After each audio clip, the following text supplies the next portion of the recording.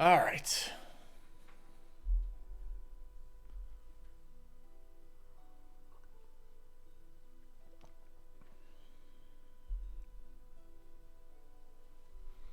Actually sounds quite fun. Difficulty.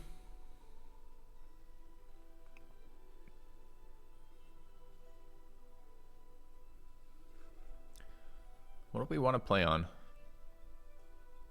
Story sounds great. Join the struggle against the world wound, the epic war between Galarian and the Abyss that has raged for more than 100 years. Up to now, the Crusader armies have barely managed to curb the overwhelming enemy forces, but not for much longer. The Demon Lords are preparing to strike a decisive blow.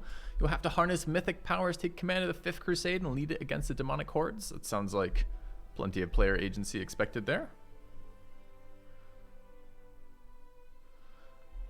Oh my god. Okay, so that is a Iron Man. Disables all interface hints in the combat. No, thank you. Tutorial on. Only skill user receives skill check experience. No, that sounds bad. Only active companions receive experience. Only companions in your party will gain experience. If there are less than 6 companions, each of them will receive increased experience. Disable this option for all companions to gain experience even if they're not in your current party. I don't know if we want that or not. It depends if we care about... I mean, it splits experience, slows down leveling. Matters if we're going to be bringing different people to different things. Crusade auto mode.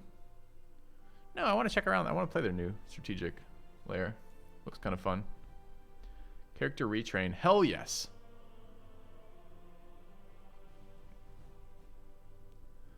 Weather effects.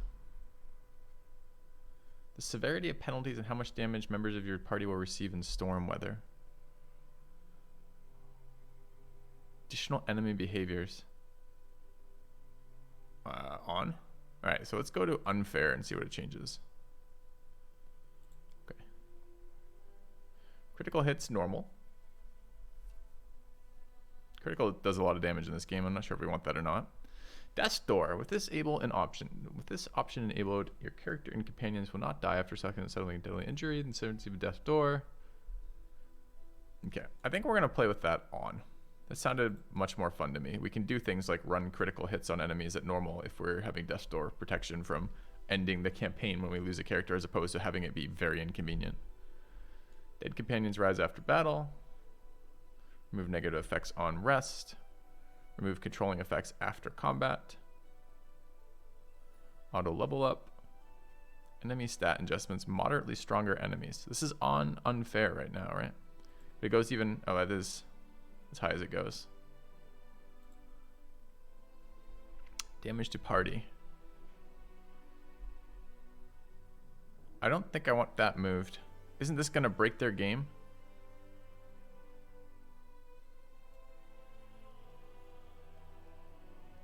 Doesn't sound good. Number of enemies. Yes, enlarge. That sounds super fun. That's one of the ways I think they should balance this. Hey, Skex. Additional enemy behaviors on. Party speed depends on the weight you're carrying. Hey, thanks for the $10, Anonymous. No message. Not sure what that's for, but I appreciate the support nevertheless.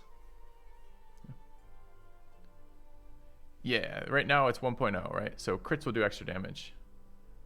So we're gonna see. We'll play around with this. Okay, so I'm gonna say this now, and I'm gonna be forced to say this a million times, but you guys are here first, so you get the first version of this, my least annoyed version of repeating this. So the previous game of these we played by the same company, by Owlbear, I guess it is.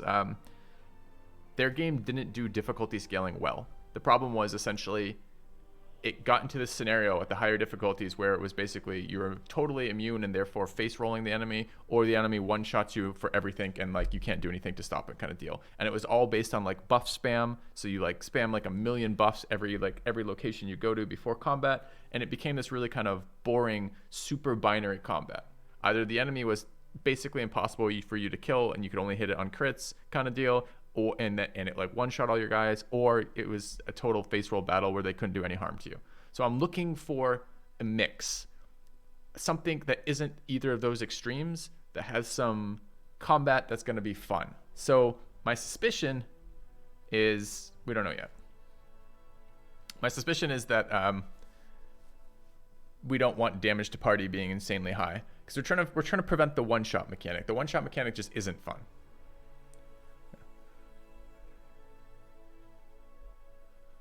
Well, hopefully if there's a bunch of buff spam in Pathfinder, which makes sense, there's a lot of buffs in this combat system, hopefully they now give us a buff manager interface as part of the core game, because that would just be silly not to if they're going to be doing a million of those. They've had multiple years to capitalize on the things that our last game did well and fix the things that didn't. So hopefully that. I did not finish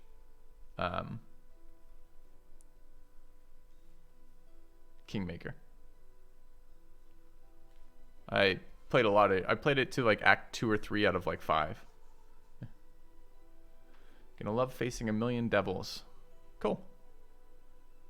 I don't care. All right, so I played a lot of D&D in my life at this point. Fair chunk of D&D at this point in my life. And as a DM, you have a lot of options for making a fight more interesting. And one of the things you can do horde fights with tons of enemies. And actually, computer games should be better at doing that, since you don't have to manually track those yourself. The computer can track that stuff. So I'm not against the idea that we have some fights where you need AoEs, and we have some fights where you're being swarmed by stuff. That's kind of interesting to me. I hope we have those fights, but I just hope they're balanced. That's all I want from any combat game, is I want balanced combat. Anyways, additional enemy behaviors on. I don't think party speed, depending on weight, is a very fun mechanic. I've never thought it's been fun in D&D. Okay. All right, so we're gonna do these custom settings. Do I have a mod in channel? I would like these screen capped. If we have mods here, I guess I could. We got 4-leaf here. I guess I could screen cap 2, but I want these. I would really appreciate a mod taking these and posting these to Imgur. Okay. Which game is my favorite RPG? EVE Online? Alright. So we're going to start here, see what it's like. We might have to turn this up if enemies are really face roll dumb, but I want to give them a chance for their game settings to be fun. Okay. Well, we might have to reload too. Their games were swinging. Okay, so those are the settings. I want to go next. Alright. Character creation. EVE is an RPG. Do you know what an MMORPG stands for? When you hear MMO, what you're actually talking about is a massive multiplayer online role-playing game, which is an RPG. Do you mean combat RPG? Do you mean single-player RPG? But all the MMOs are RPGs by definition. All right. Now, I don't want to spend 1 million hours on character creation today because it's been too long since I played this version of D&D. All right. I heard Cavalier is busted, and I heard... Oh, these are pre-gen characters, I see. Is War Thunder an MMORPG? Because EVE's an MMORPG.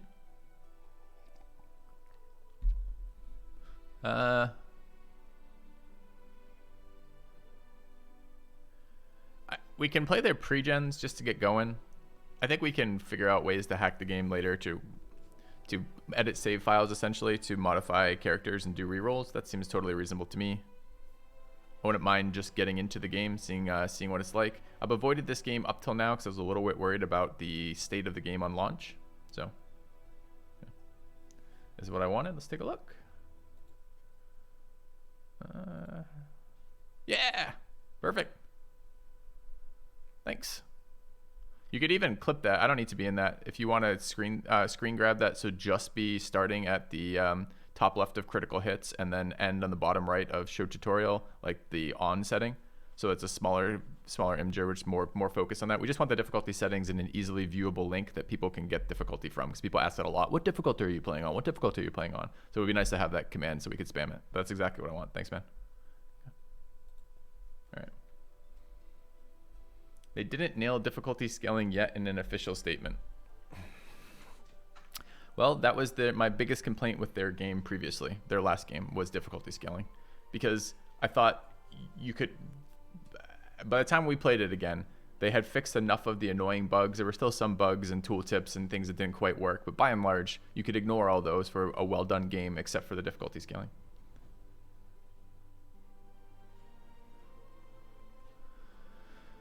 Okay, so we could run pre-gens.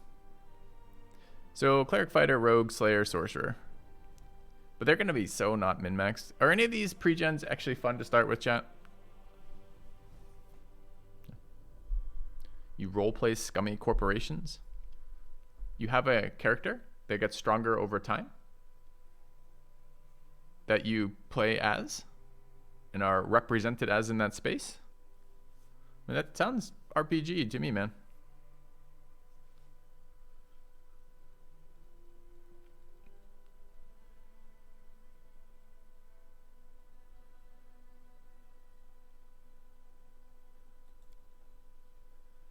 Combat feats, weapon mastery, armor mastery. Man, I want to build that Slayer again. That Slayer was super fun. Pre-made build balance. Difficulty 1. It's an interesting stat. What are these supposed to be? Effectiveness at range combat. They're telling you how this character should be played. Interesting. What's this one? Defense. Melee combat.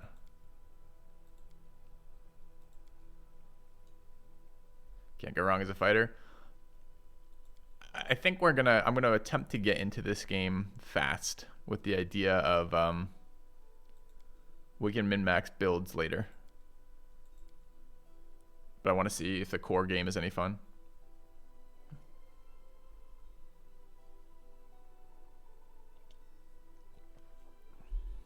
Hey, QED. How's it going, man? All right. Maybe we run Sorcerer. I know what I want to do with these. I'm just thinking right now to our last Pathfinder playthrough where we're like, do we want to build awesome dragon tank multi-view hybrid fucking sorcerers, or do we want like pure sorcerers? Let's roll with the fighter. Human fighter.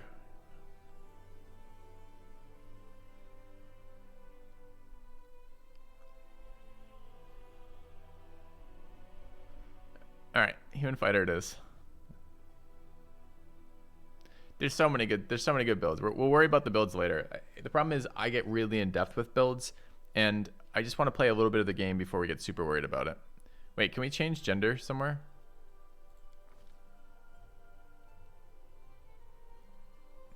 We could have this idiot, or we could have someone who looks like they were actually meant business. I guess we don't want a dwarven face. Is this a fox? Is fox a playable class? A playable race?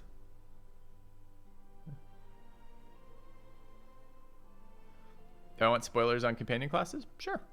That'd be nice not to overlap immediately with the companions.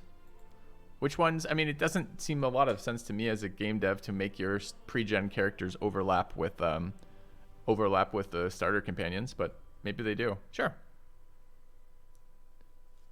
What overlaps here, Four Leaf? Yeah, I'm getting real mixed reviews from chat, also from my Discord. Some people are like, yeah, it's in really good shape, and some people are like, it's basically not playable right now. And I'm getting everything in between for comments.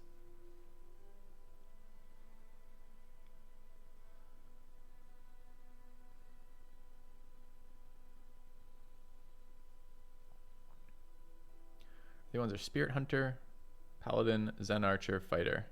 Spider effect more for bows. Okay, so really we should play any of these starting classes except the Fighter. Good catch. Mix is good sometimes. Yeah, mix has the potential to be good. What it means is half the people are wrong. We just don't know which half yet.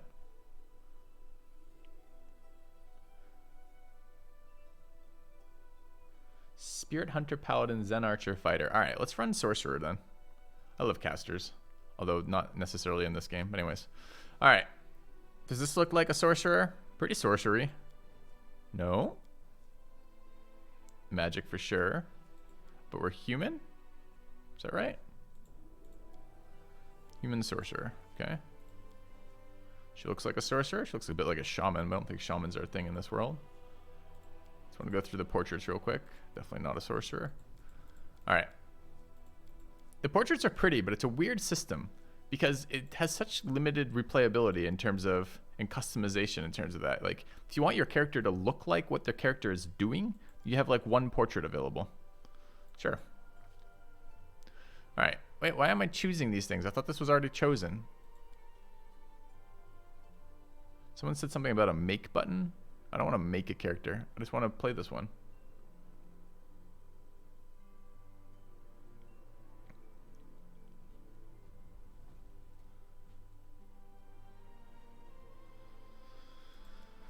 All right. Oh, I'm not actually allowed to change. Okay, never mind. This isn't a selection process. So this is just male versus female. Sure. Wait, why did our character change how they look again? Thought we looked like that. That doesn't look like that.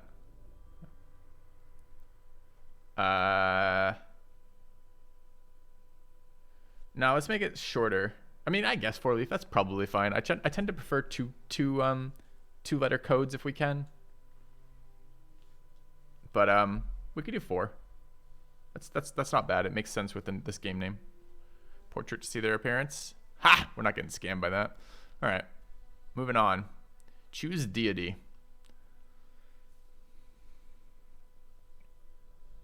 I'm pretty sure I just want a deity that gives me a bow. Flail, scythe, warhammer, glaive, scimitar, great axe, dagger, short sword, quarterstaff. 2 weapons that I don't really know what they are. Unarmed strike, longsword, dagger, trident, greatsword, flail, longbow. I mean, feels like I know which one we want. There's also a light crossbow in there. Can we use? So if we have the ability to use this from our deity, we don't need to take the skill to learn these, right? Lawful good, neutral good, lawful neutral. Okay.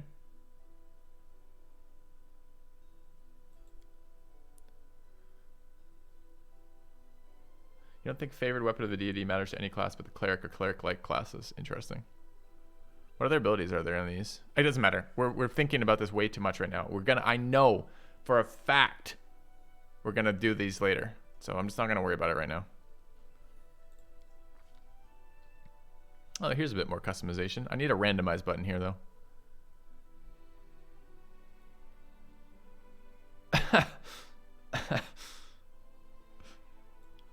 All right, let's go light on that. This is fine. I'm sure we will end up doing this. Louder? Why is I set master volume to 30%, but why is the music at like 70% and the voice lines at like 20? All right, we'll do pious.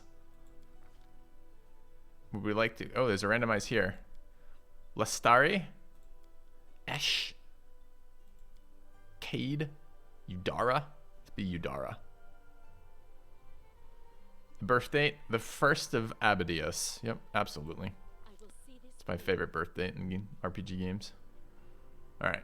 Is there stuff to do here? Dude, I don't think so. So we didn't get that proficiency.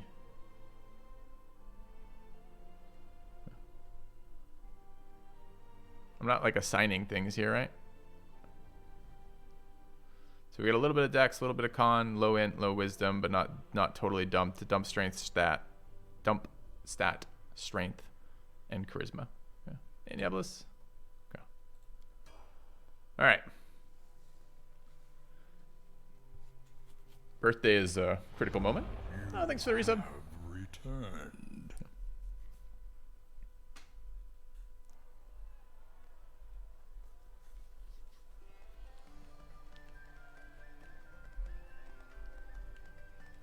Yeah, my expectations will be changing all of our builds later. Probably aggressively, too. Oh, here we are. We've arrived on a stretcher. Hey, Flipper. I'm going to have to turn up voice volume in a second. Hey, somebody. We got a wounded fighter. Can we get a healer over here?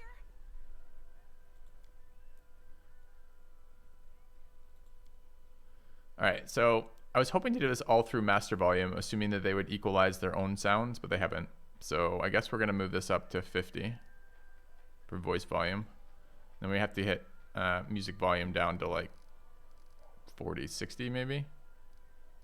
And hopefully that does it. Magic chant volume.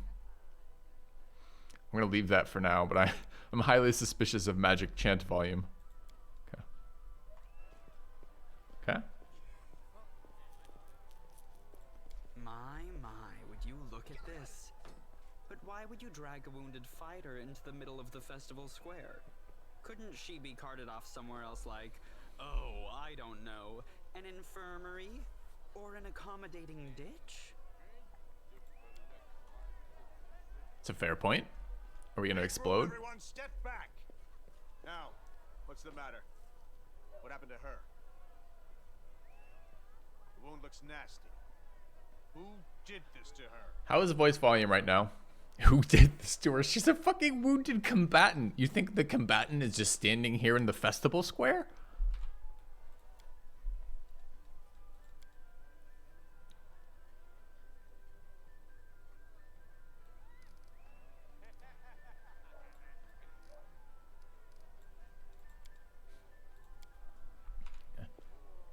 Demons, prelate. We found her barely alive outside the walls of Canabris. The walls, you say? Enemy doesn't usually stray so close to the city. Must fortify the defenses. And you, hold fast. Don't die. We'll see you right. You hold fast and don't die? I mean, this is good advice. We'll get you patched up now. But first, you there, guard. Take her weapons. Bearing arms is not permitted during the festival. Wounded or not, everyone must abide by the rules. She can get her things back after the festival. I'm so confused. Aren't we being attacked outside the walls? You've just told us to go reinforce that and not die, and now you're taking our weapons? I'm so confused. O Inheritor, leader of our troops, the sharpened edge of our blades and the unyielding strength of our armor, Iomade, I beseech you, grant your mercy, heal her wounds. Let me die is your third option. I'm really tempted. I'm doing it. Let me die. None of that now. We need every pair of hands we can get in this city. We'll get you back on your feet, and you'll have the chance to seek vengeance. Vengeance, weaponless, must not die. Understood. Thank you, Captain. My powers are not enough here. Someone call for Terendelev. You there. Yes, you. Stop dithering and gawping and make yourself useful. Go and get Terendelev. I gotta say though, fucking God, this is voice acted as a streamer. I must say, I'm extremely excited that this is all voice acted. Prelate, surely there is somebody else here better suited to running errands. She's like, I don't want to be coffee girl all day. I'll get her! Terendelev! Has anyone seen Terendelev? Be quick about it before it's too late. Now, who are you? I don't remember seeing you before, and I have an excellent memory. I've for lived in this faces. city for a long time. You just never notice me. I don't remember. I'm a traveler passing by. Who I am is none of your business. I came to fight demons. Seems reasonable. Oh, Iomade saved me from green recruits. They come without planning, without preparation, and they die before they even see their first real battle. Maybe if you let them keep their weapons. Whether to laugh or cry at the utter waste of it all. Why would you laugh? How is that funny? My dear prelate, please, for the sake of the festivities, stop interrogating this poor woman. She's been through enough already. Go on. I'll take care of her. Weird they're using our character portrait for this girl's talking. All right, as you wish. You are our protector, and a dragon at that, so I shall defer to your wisdom. But be on your guard. I've been informed she was wounded near Canabris. That means the demons are prowling just outside the walls, and the city is crawling with their spies. Others may be able to relax on this holiday, but not you or I. Not the defenders of the city. Mods, I'm happy to do this with PF. If you guys want to reuse those commands for the new one, that's fine. Forlee set it up for WOTR for the prefix for these commands. I don't care. We'll just choose one and let's go with it. Generally the shorter the command, the better for me trying to fit it into titles. But it's not that big a deal one way or the other. I loose the grudging grip of pain, cast off the veil of suffering flesh, let light and life go forth in triumph to repel the skulking shade of death. There. Thank you for helping me. Are you really a dragon? You don't believe me? Perhaps I should retake my true form and engulf this square with my ice breath to win your trust. Don't be a cranky dragon. We just wanted to know. Pay no mind to my current guise. I appear this way when I walk among the people. I would hamper the festivities if I tried to attend in my true form. Well, thank you for helping me, girl who's either crazy or a dragon. I accept your thanks, but my work is not yet done.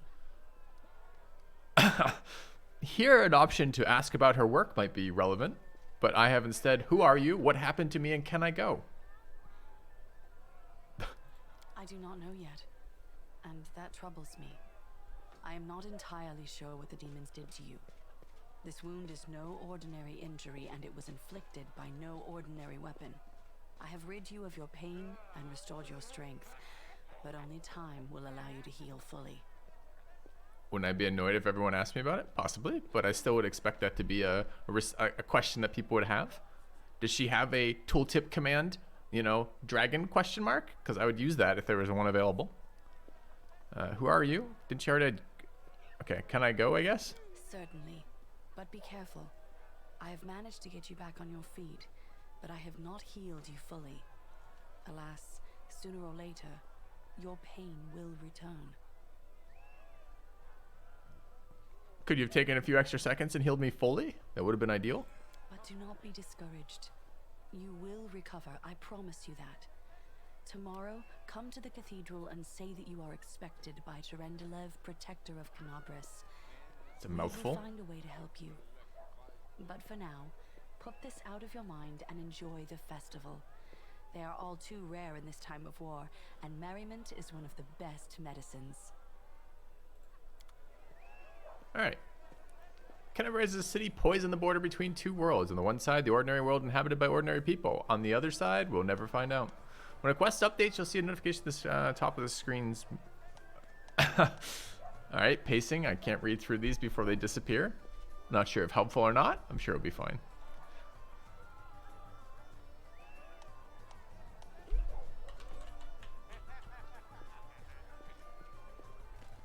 Okay. Alright.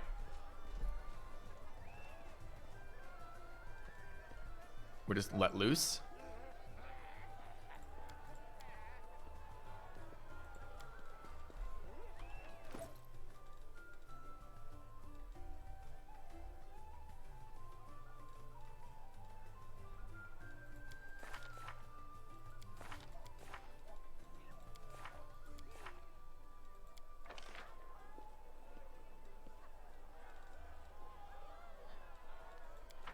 Okay. Can move subframe. Yeah, suppose I could move subframe. This is set up for oops. Set up for something else. We'll move other things around too if it gets in the way. You're welcome to point them out, I suppose. I might regret that saying that, but I think it's reasonable on the first day. Okay. All right. Well, what the fuck are we doing then? How do I get tab? Okay. It's good. Just steal their beer, I guess. Characters and objects. You can interact with various objects, such as doors and chests, by right mouse buttoning them. Okay. I know, that's why I went to this one. What are we aiming with? We're gonna punch them from here?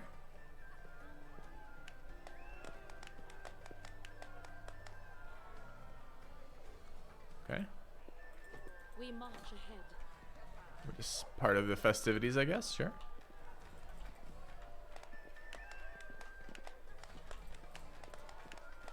Is Ember a person? They're the only named person over here. Let's go talk to Ember. Nope. Our path leads on. I think the guards just let me take from this chest. Nope.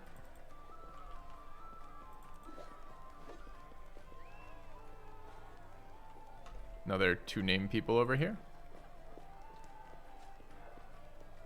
Also can't talk to them. All right, what was this journal?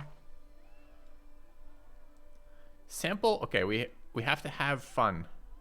We must sample the special festival drink and hit the mannequin. All I right. will guide us.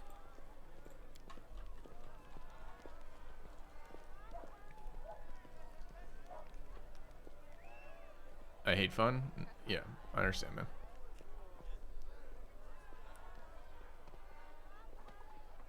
Really? You want to punch a wooden mannequin?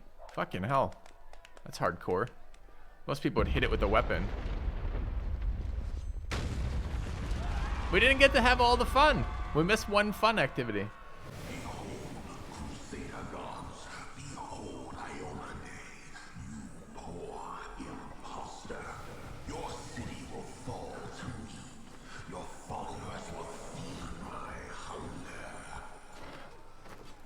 These fucking guards are on it, though.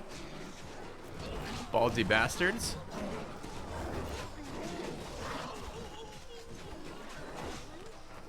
Yeah, the DM says, this is one of the players said, this is boring. The DM says, fine then. 100 demons attack you. Lord of Loki, Having fun now? my city. And then the party broke up and you never played together again. It's cool looking, like the wings of insects. Let the feast begin. What a shit dragon! Two tapped. Discari's here.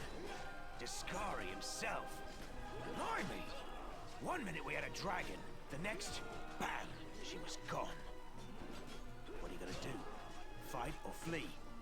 If fleeing's your plan, let me help you out. I've got a scroll here with a good protective spell. I think I'm gonna look for a way out of here. Give me that perspective. Give me that protective spell. Right away. Stand still now. No fidgeting while I cast Oh, this on. false life. That should be fine then. Plus a couple HP. Good luck. Try not to get eaten now. The halfling's words are drowned out by a terrible rumbling and the rustling of countless tiny wings. Aww. Angels. Oh, wait.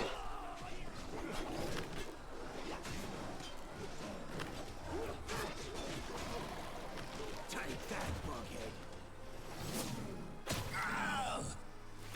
A mortal gnat snaps its jaws at the Lord of Locusts.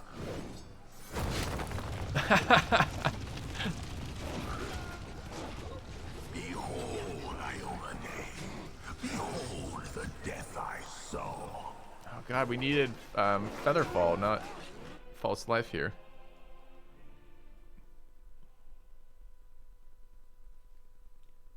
The festival organized to raise by the gods.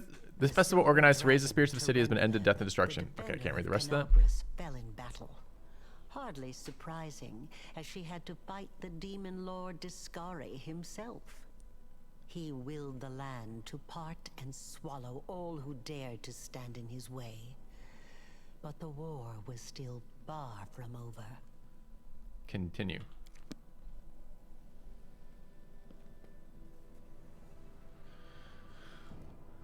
All right.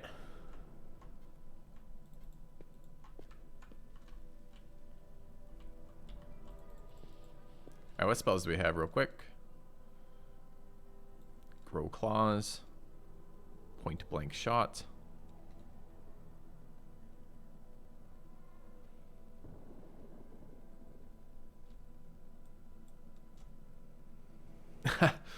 Chad, I can expand the tooltip. Look what happens when I expand it. We go from here, which is the entirety of the tooltip, and then I expand it, and it's still the entirety of the tooltip, but it now takes expanded amounts of space. Nice. Okay. Magic Missile, Burning Hands, Ray of Frost. Go.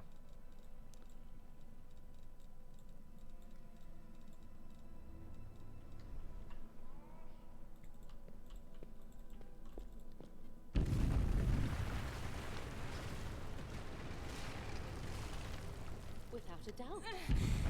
Holy mother of... A small woman with messy brown hair winces in pain, uttering a stream of curses through clenched teeth. She is pinned to the ground by a couple of weighty boulders. Hey, stay with me. You actually got pretty lucky. You fell down into a black hole. But at least you're not on your own. You've got a great companion. Everything's going to be just fine. Tell me something. Can you feel your legs?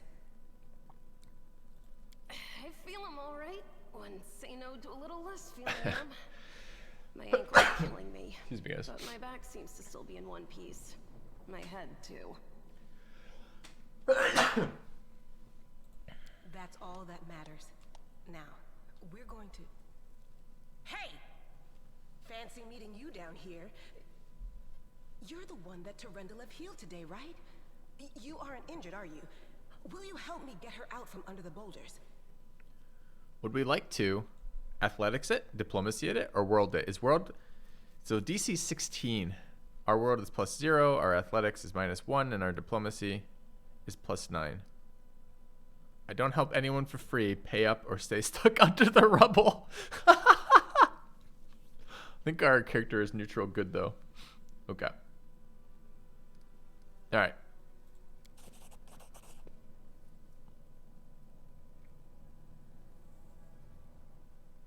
Succeeded. Really? We rolled a fucking 20. I wonder if that's guaranteed. All right. Easy experience. Look at you. It's good to meet someone who uses brains first and brawn second. Damn it all. I think it's broken. Oh well, I've had worse. I'll just make myself a splint out of something. Thanks for the help. I wouldn't have lasted long on my own stuck under there. I'm Anevia Tirabade, of the Eagle Watch. I was overseeing security at the festival square. I thought maybe spies or demon worshippers might have something nasty planned.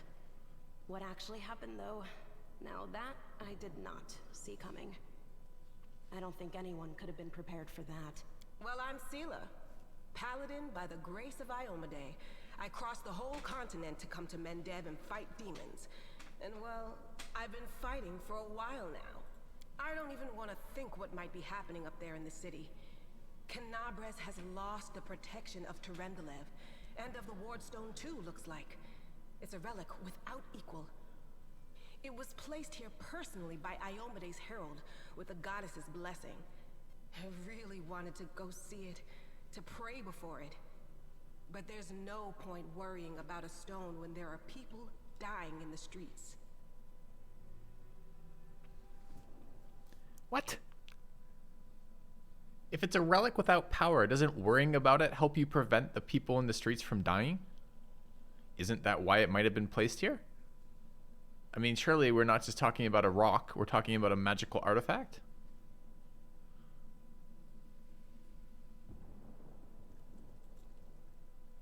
Yeah, things are looking grim enough, but don't lose heart. Wardstone or no, dragon or no, Canabres will never give in. Simple as. Well, we've introduced ourselves. What about you?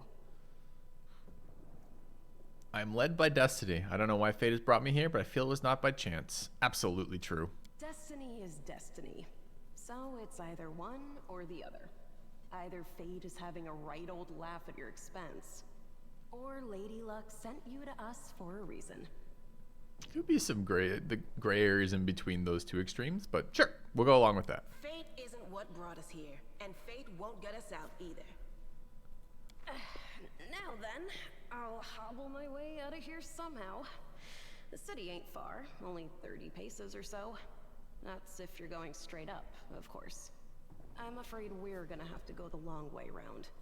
To summarize, there are 3 of us with 5 working legs, 3 pairs of decent hands, 2 clear heads, and 1 made of wood. That's mine. Underground monsters beware! Anevia, you stay behind us. You're in no fit state to fight. If we do come up against anything, the 2 of us will try to manage on our own first. Well, onward! May the good deities lead us back to the open sky soon. End dialogue. Find the way up. Alt 1 to Alt 6. Backspace selects everybody. Okay. Backspace selects everybody. This is 2. Still can't select her. Okay. Is there a mini map? There is, but I have to open it. Why isn't there a mini map? She's not part of my party, but she's moving like she's part of my party. Forwards. Wait, is this forward? No.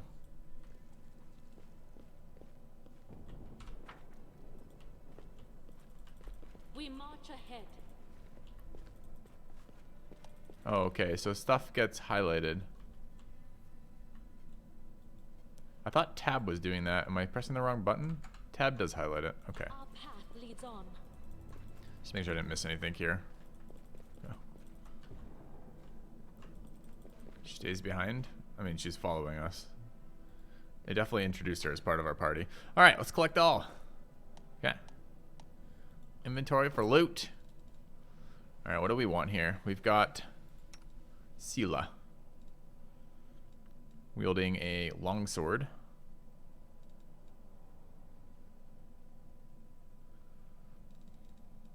A short bow. A torch. She is strength based with a bunch of fucking odd stats. 13, 13, 15. 13 is excusable if you're trying to do dex bonus off medium armor. Is that even true? I actually don't think 13 dex is excusable. I was thinking strength. Alright, don't know why she has these stats, but we're not going to worry about it right now. Do we want a flail?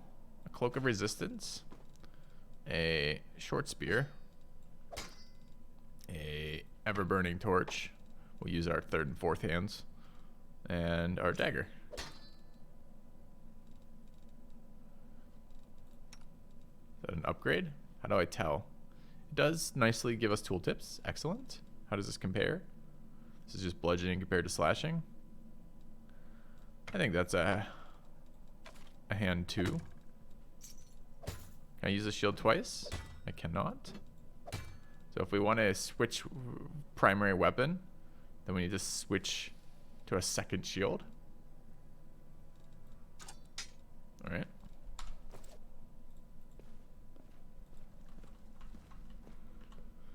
I will guide us. Loot!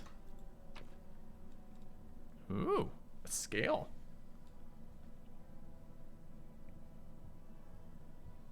Restore life to a deceased party member. Okay.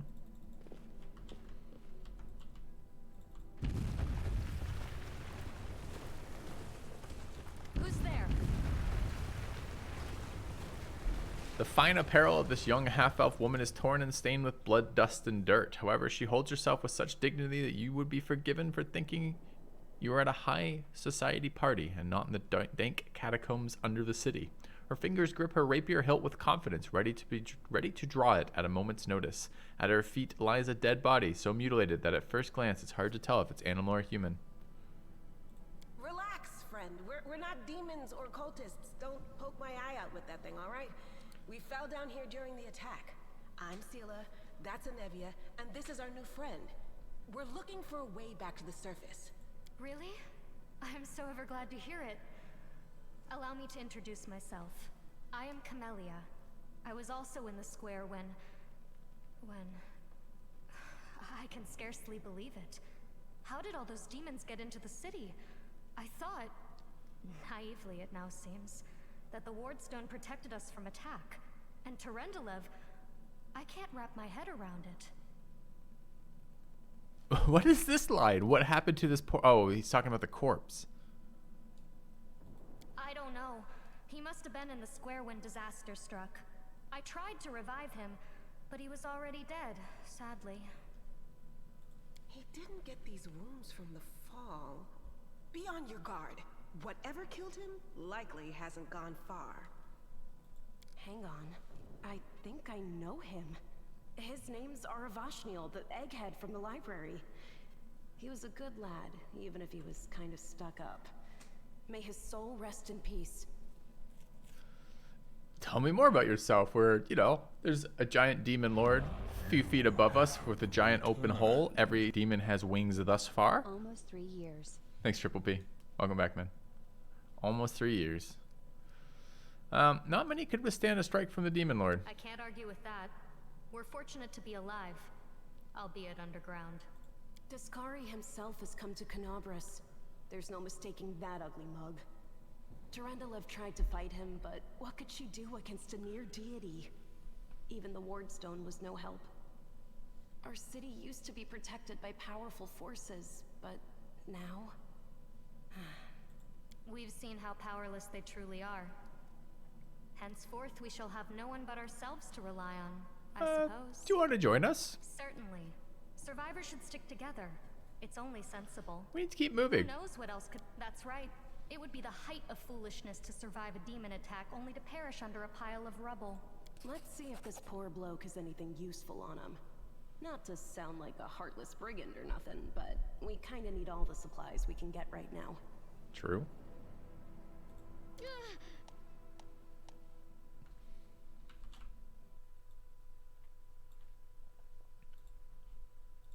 Sec chat.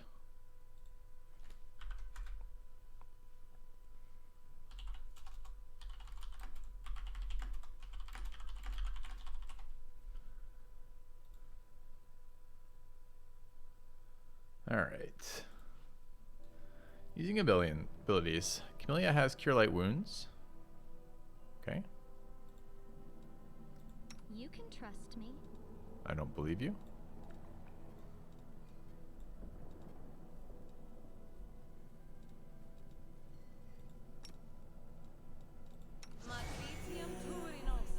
Okay. I stand ready. Light spell. Alright, so they're telling me there's going to be management of light sources. Do we have a light spell? I very much doubt it, but we could check. We have flare. We do have light. Who's got it? She does. Open your heart to me.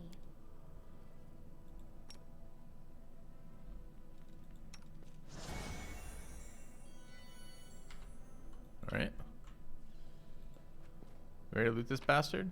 No.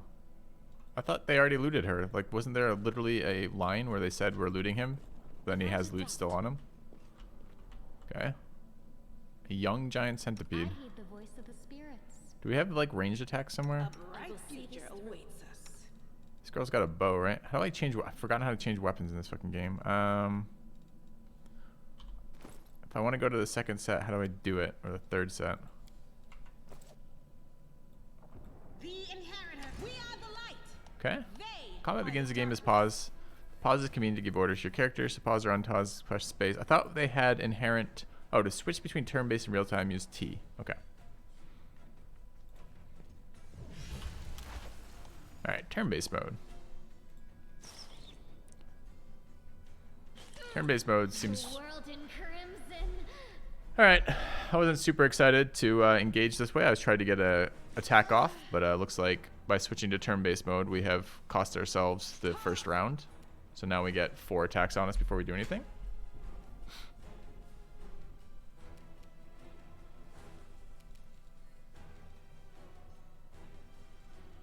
Alright, whose turn is it currently? Sila's.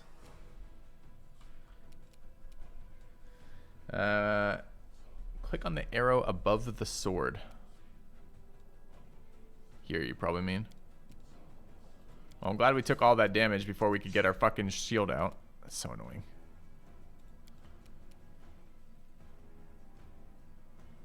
Can I see health points? Into the fray. Excuse me. Alright. Well. Can I wait? I think we... I can't remember if this game has wait actions or not. It's been too long. End turn, speed up animation. Shrink this down. Move action, standard action. Stealth, artificial intelligence. Can drag. Can't drag.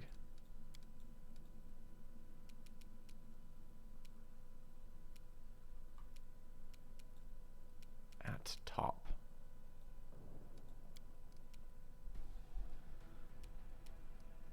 Think this is delay? Oh, is this delay, but it's currently the round thing is sitting over the top of it? I have to click delay first, and then I can do this. Yes, I'd like to click there. Choose the position in the queue initiative. I'm clicking here, dude. That's why. Okay, if I actually hover the spot I want, it doesn't go there. There we go. All right. So then we would like to disengage. Is that an option we have available to us? Got a lot of shit over here already. Oh my god, there's a lot of stuff here I forgot about. All right. Let's see what they do for management. Charge is going to be a good one.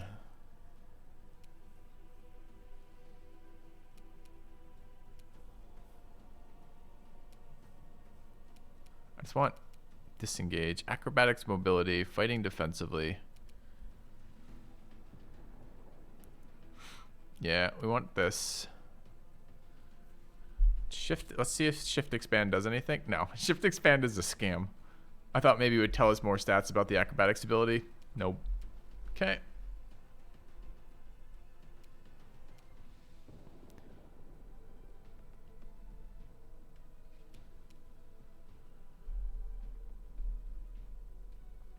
I mean, this is a nice ability. Oh, it's number of rounds equal to 3 plus your charisma modifier. Okay. So what we'd like to do, what are these? Potions? Okay. So we're going to try this thing. Acrobatics mobility. All right. What do we roll on for that? She is... Spellbook, journal, inventory. Where would I find... There's her... It's going to be one of these, but I don't remember. God damn it. There's a lot of rules in this game I've forgotten. This is her. Under character, you think? I don't know about that. There's mobility. So we're only rolling at a +3. What do we have to beat to move away?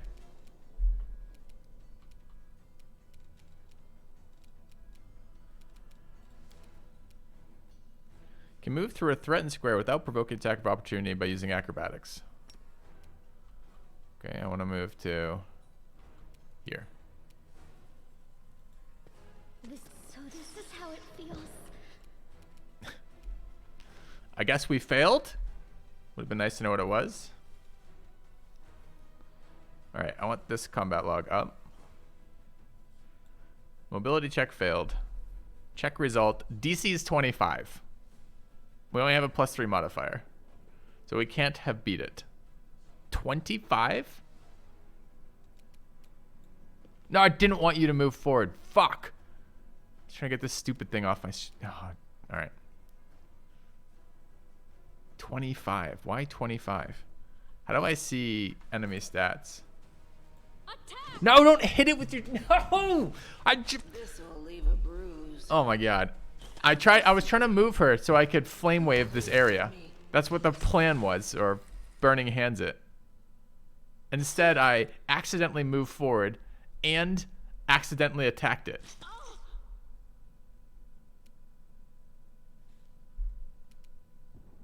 Can I please? Okay, chat. How did I find? All right. What's the up? Okay, this is some of this is on us because it's been a while since we played a Pathfinder game, and some of these are actual things. This is just remembering how to do things. How to inspect is Y. Okay.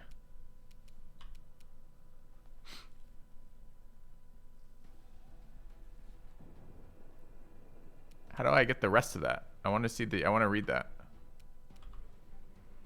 Why? Why?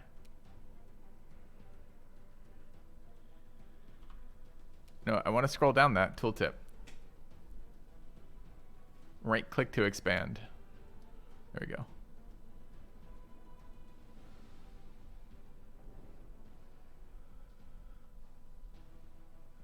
So their combat maneuver It's 21 plus 3. That's 24. Where are they getting fucking 25 from? Okay. We'll never know. All right. So, I mean, she's already... I don't know what that I guess right click to expand. Maybe we can learn what this is. No. There's an icon here. Hovering it doesn't tell me what it is. Right clicking on it to expand the tooltip doesn't tell me what it is. It could be dead. It could be unconscious. If she's dead, no problem with burning hands. If she's unconscious, it's particularly cruel. Yeah.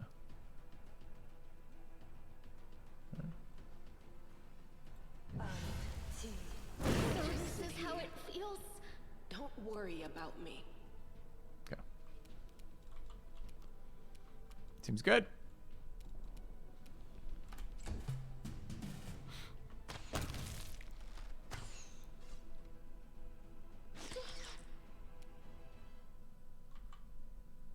Wait, why is it going through all my people's turns who aren't here? So are we in melee range right now? Can we take our 5? Swift free.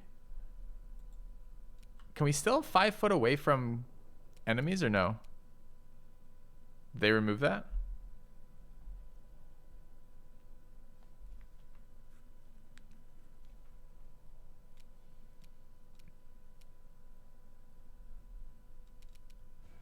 Alright, move action, standard action. That's our spell book. With shift. We used to be able to do this really scummy... It's not scummy. I guess it's game mechanic. I don't know. You used to be able to walk out of attacks of opportunity with a 5 foot move, right?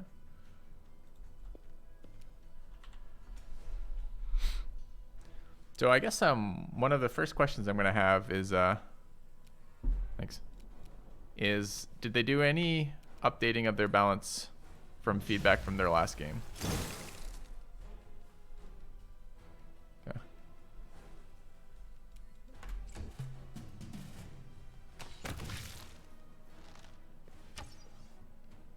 All right. Good fight, team. You reach at 1 health. Well? Is that plot armor? Do you have any spells that might help us in this situation? You've got lots of spells.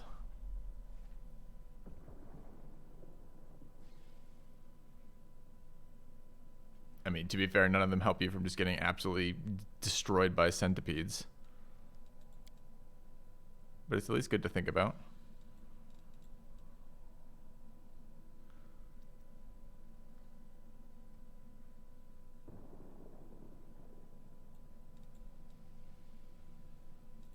Alright, you don't actually look like you have much in the way of healing spells, which is fine. Rely on me.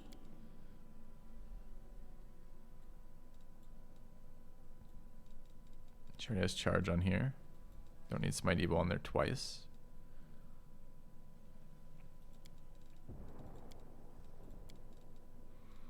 Wait, I thought you had Scroll of Cure Wounds or Spell Cure Wounds. Was that my primary character? Together we stand. Oh, I'm not going to level 1s. That's what I wasn't doing. Okay, so what are your level 1s? Do you have any? You don't have spells. Aren't you a paladin? I guess you're level 1 paladin.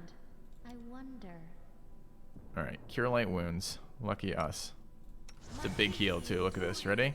Bam! Plus 5. You can trust me. You're going to be helpful as a 1 hit point melee fighter, right? Alright. First fight, highly successful. Would recommend. Forwards.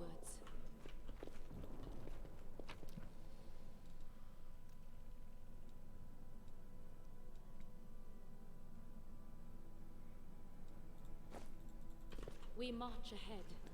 Paladin ability in the A. Together, we stand. Do we have our divine healing, whatever the fuck it's called?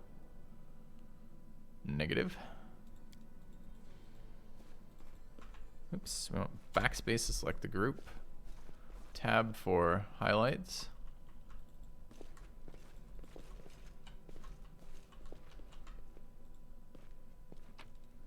Second scale.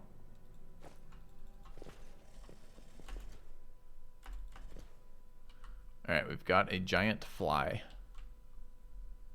Alright, we'd like to try... No reason to pause. I guess we can just open with charge. We learned last time that opening with anything besides charge is a scam. Do not fear. Do not waver.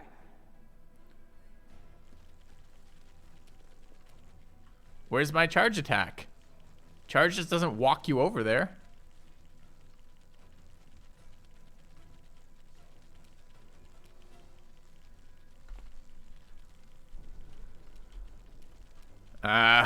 Scammed by charge.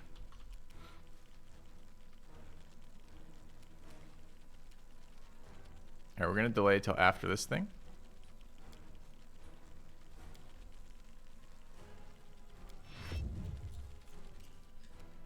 It just went, I guess? Oh, it's a surprise round.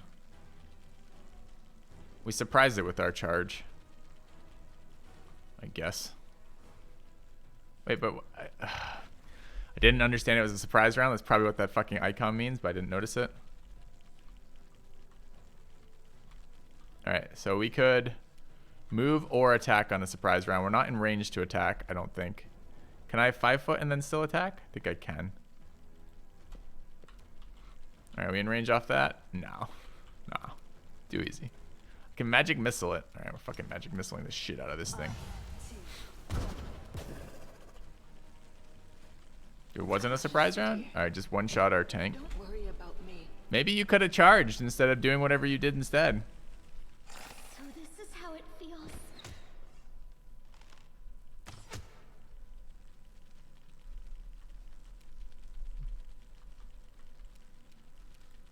Easy magic missile. Feel my wrath.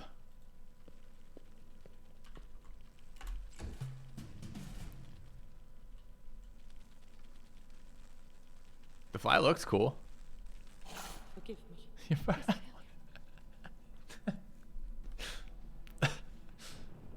Uh-huh.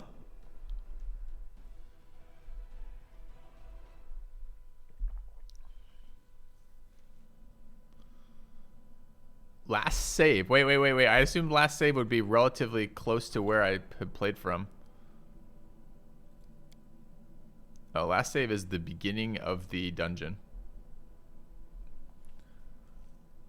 Okay. We march ahead.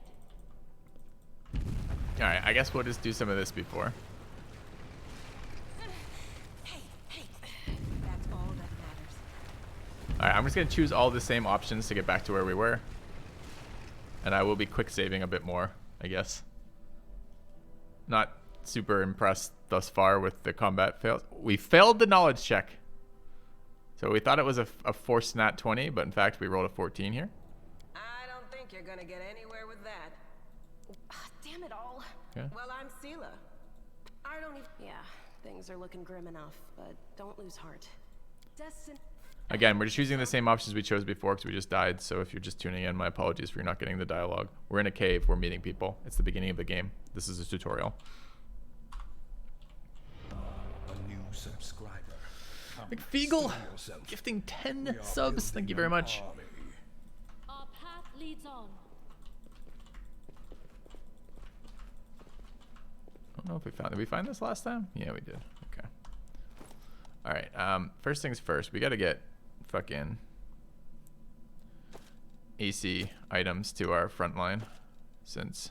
This doesn't suit me. Why?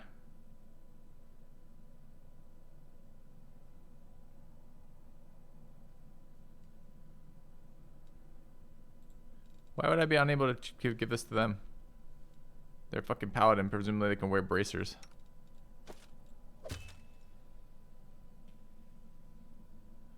Not her color. Okay.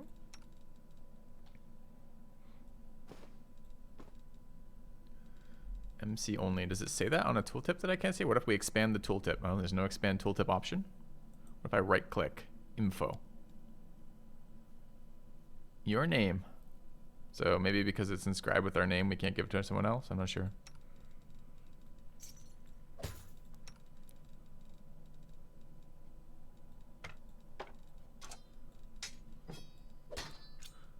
fucking armored to the teeth. We'll take a dagger and a spear and a knife and a torch. Done. All right. Quick save there. Let's move. I will guide us.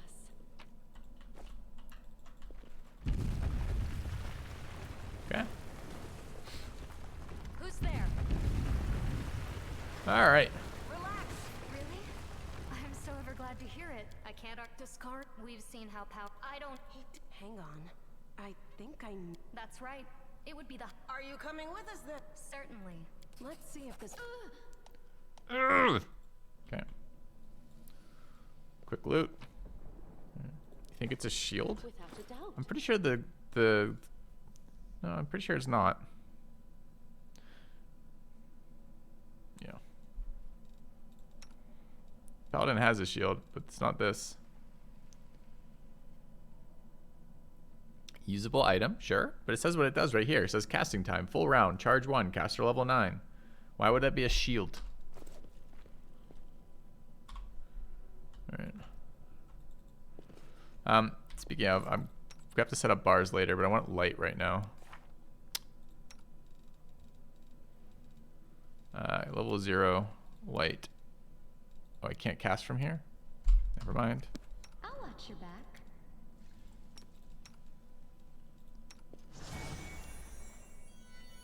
Together we stand. Alright, let's go. Forwards. Alright, we're going to try opening with charge again. No reason to pause. This used to be the best way to do anything. One evil creature? One enemy creature, smite evil. Until the target... Duration until the target of the smite is dead. A paladin can cast powers of a good to aid him in struggle against evil. Swift action, choose one target. If the target's evil, adds a charisma bonus. Do we know what a bug is? The inheritor. No. Guide my Okay. blade. Which is fine. Alright. I tried to open with a bow shot last time and it didn't work, but we were in turn base, so we could, or weren't in turn base. I don't really want to pull the bow on this unit because they all go in between and then they do damage while we don't have a shield out, so that's not going to happen. Hey, Jarf. Or rather, thanks, Jarf, for the gifted sub, and welcome UB85. Jarf 25 gifted a tier 1 sub to UB85. So we do have a bow. We have a ranged attack here with a cantrip, so we're going to kind of cantrip Ray of Frost this, I think. Rely on me. Well, So we are turn-based, right? Hold on. I think I just moved to turn-based mode.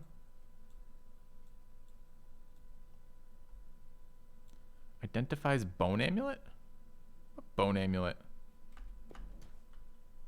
I might have turned it off.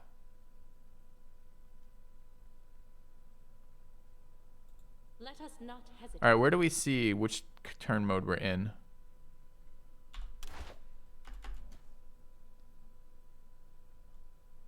Bottom left, one of the buttons is turn-based.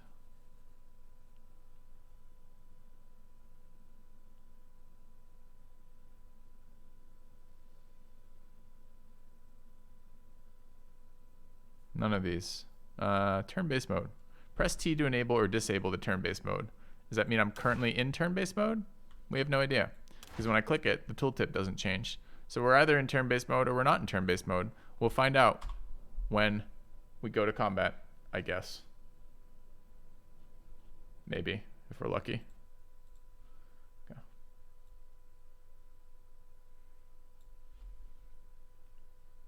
When it's clicked, it's redder and turn-based mode is on. It is redder, technically, than gray, but it might not be redder than more red. Okay. We're going to attempt to open with a frostbolt. Defeat is not an option. Okay.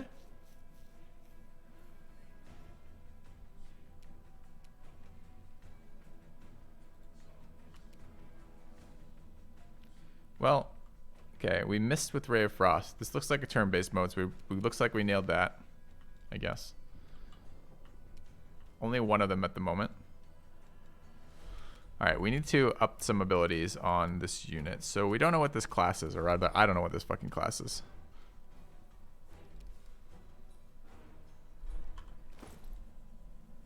She's a level 1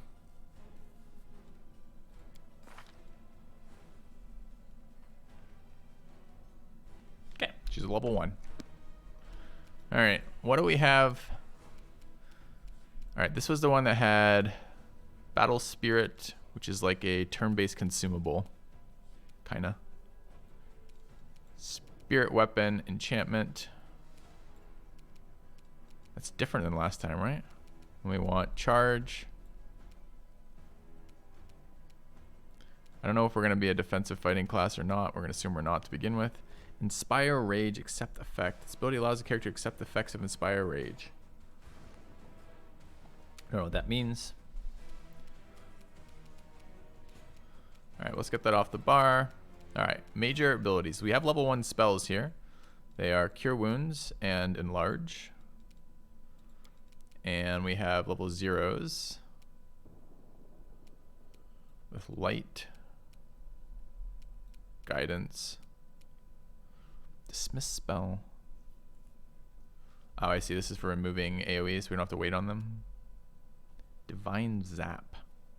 It's not a very inspired name, is it?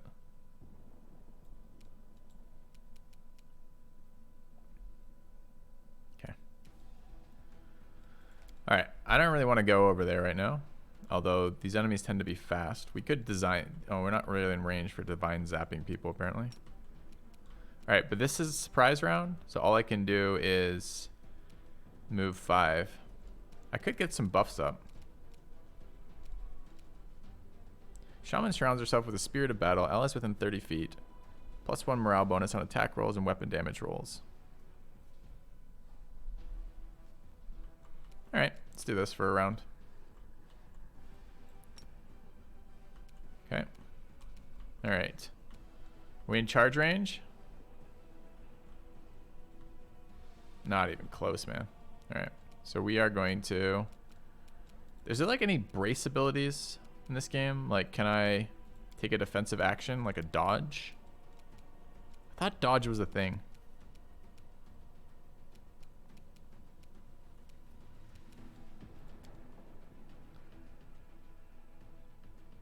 Okay, I want to be in the way with some zone of control, so I guess we're going to here. Wait, I just right-clicked to move there, and you didn't move there, and you took my action. So what the fuck? Game. Game. Game!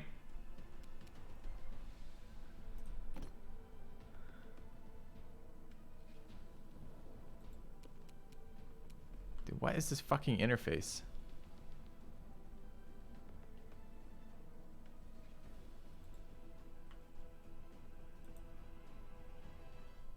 I might have had 5-foot move click before, but I'm back on the 20-foot move. Why aren't I actually doing it?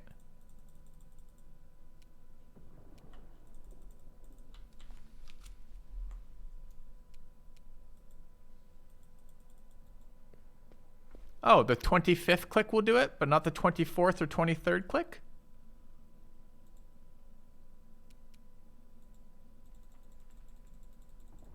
And what's wrong with the last little bit of my movement? We just don't want to use that last little bit?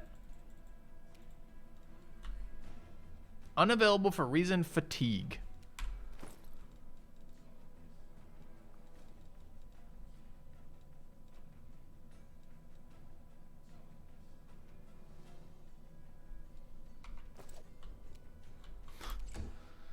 Alright, game.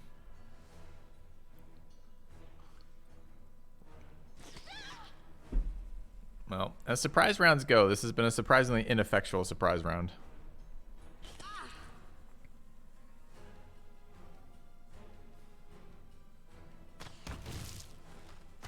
Thank God we've got an archer character who we can't control. Yeah.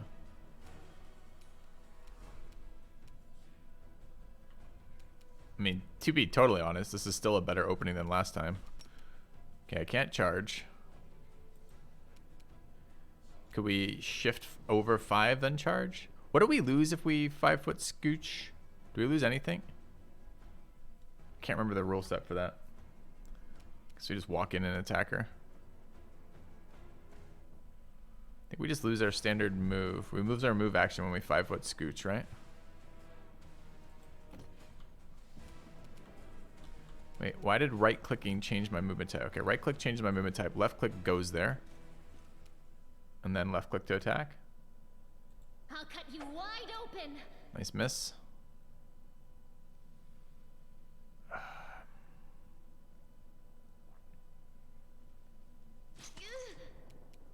She isn't downed in one hit. I guess that's good. All right, we have other spells here, including Burning Touch or Burning Hands. I'm probably casting this in melee right now, though, right? Unless I scooch. How do I get scooch shift?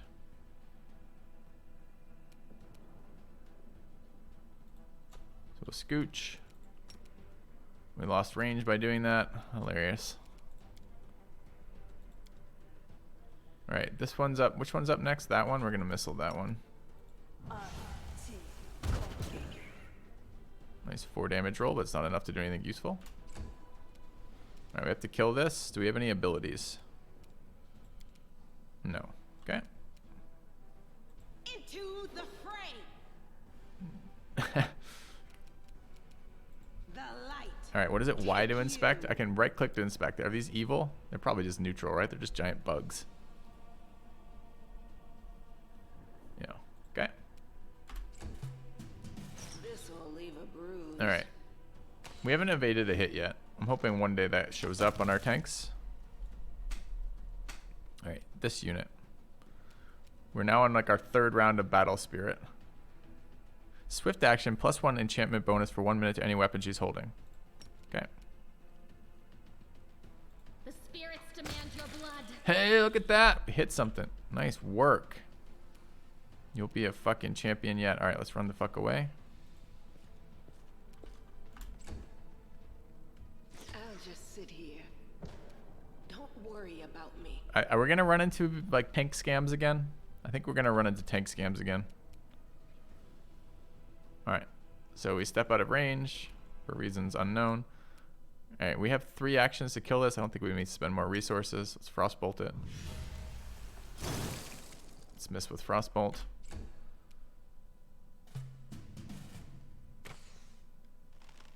Not super excited about those misses. We could try a charge action. Charge gives us what?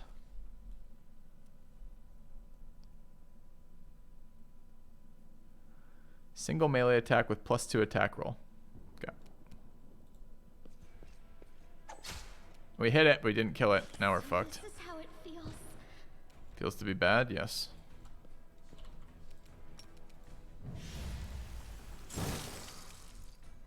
All right, NPC Archer, carry me.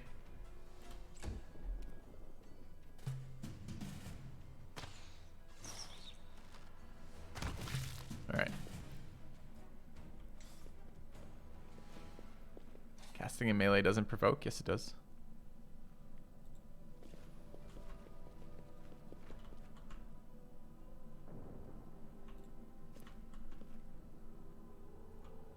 Alright, I mean, seems like a perfect encounter. Our tanks tanked. By tanking, that means they just fell over the first time they got looked at. And then we missed all of our attacks. Opponents didn't miss a single attack. And every time they hit, they do half our health. This is on 1 times damage. Okay.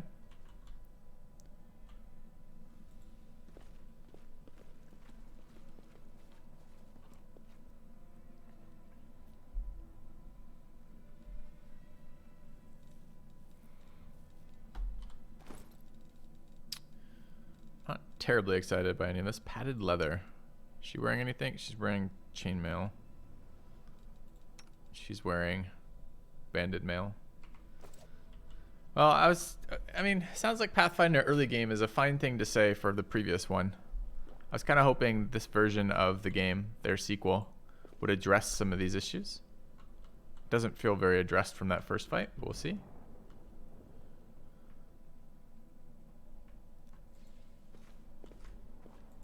We march ahead.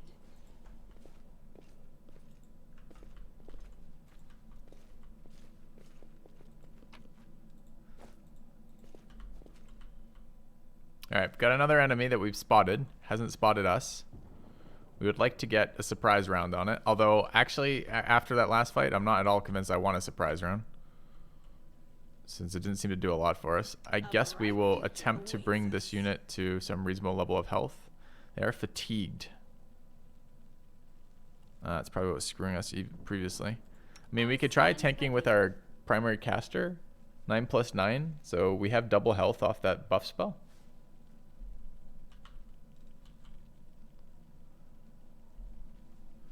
Hello, Professor Pandemonia. Can we rest? I don't think you can rest on this screen. Ah, that's not true. You can rest, but you can't rest with hostiles nearby. Is the stuff for that. These spells are not very good for us, right? So we have point blank shot. I can't remember if that's a hit roll or not.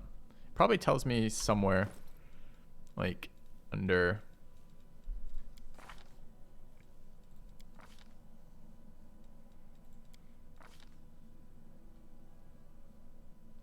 There. I don't know why that wouldn't be in the normal tooltip. +1 bonus on attack and damage rolls. Okay. So it is accuracy as well. Alright.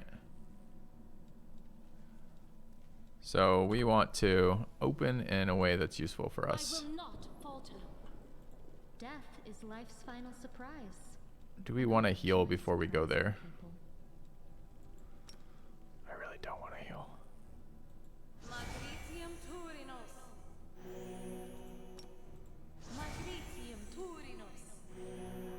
Enjoy your 1 HP.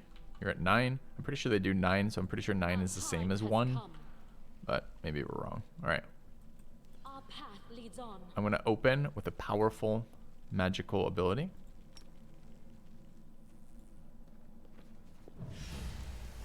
Do not fear.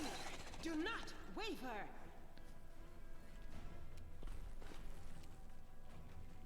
Is a surprise round. She's in the front. Do we want to roll fighting defensively? -4. Do we have 3 or more ranks in mobility?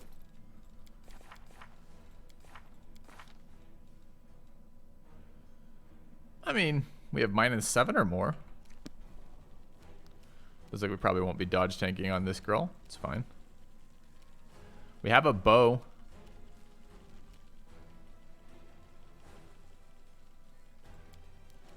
Although I doubt we're in fucking range.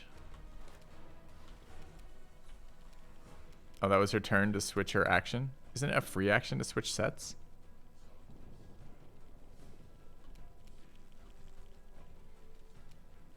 Apparently not. Can we hold action? I don't remember if there's a hold action in this game either.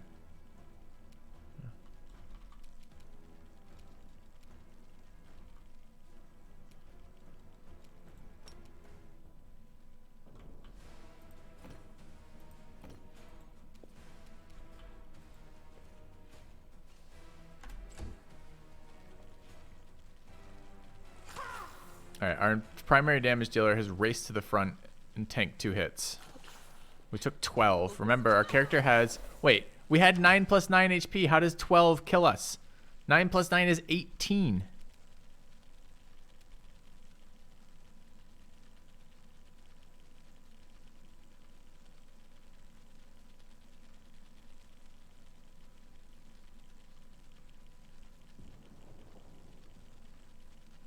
Fly deals 12 damage.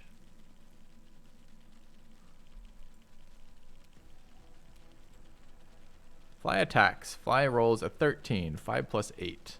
Target's armor class is 13. So it's a hit. Okay. Fly deals 12 damage. We had 18 health. Why are we at 0? How do we have +9? A guard cast a fortitude buff on a health buff on us before then. In the first stage. Where's the rest of my fucking HP?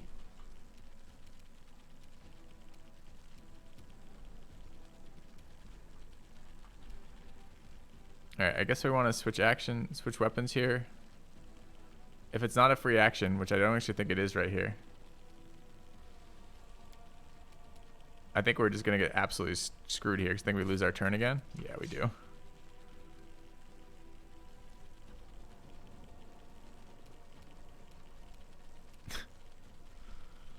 Alright, we got scammed again. We tried to use a ranged attack from a sneak attack.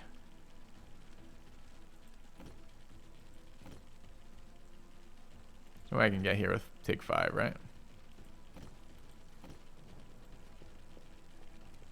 No. Okay. Good round so far. Alright.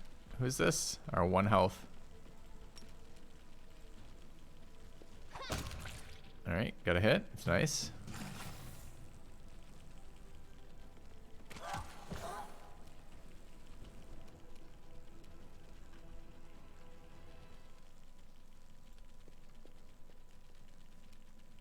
The Inheritor, guide my blade. The world in crimson. A miss from the AI? What? They haven't missed before. Into the fray. You are today's sacrifice. I'll just sit here. Don't worry about me. Go for their heart. All right. Got there on the final attack. What happened to the other girl? She's fine now? It's good. I was getting a bit worried.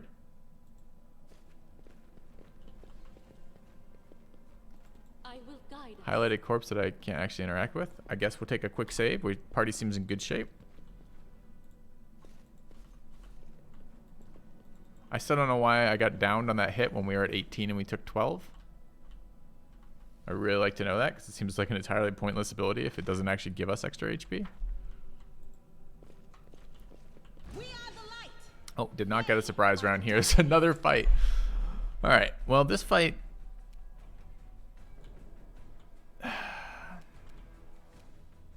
Is this a surprise round in our favor? Apparently it is.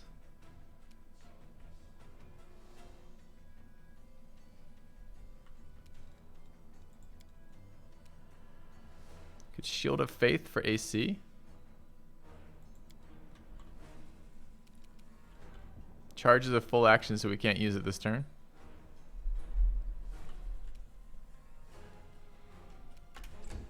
I guess we just skip. All right, what is this?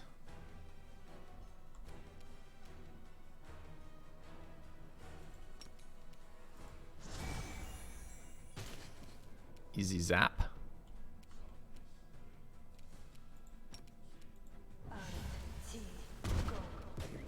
All right, that was the actual surprise round. Let's see how our tank holds up.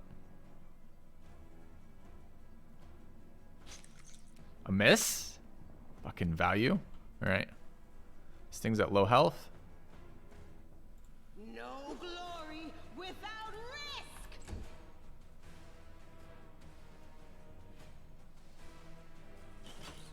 Okay, another miss. Tank doing tank things. Impressive.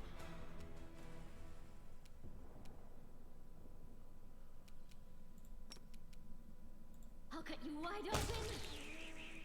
Okay.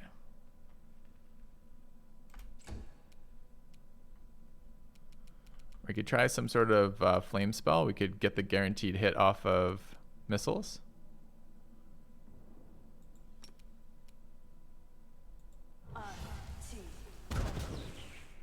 Ooh, we hit it for 2.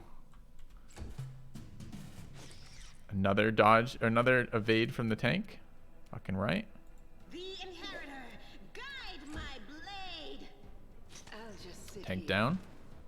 Don't worry about me. Not even on my list of concerns. Where's our archer? She's just not contributing in this fight. She's just standing here watching. Any chance she wants to help? This is kind of important. We're low resource here.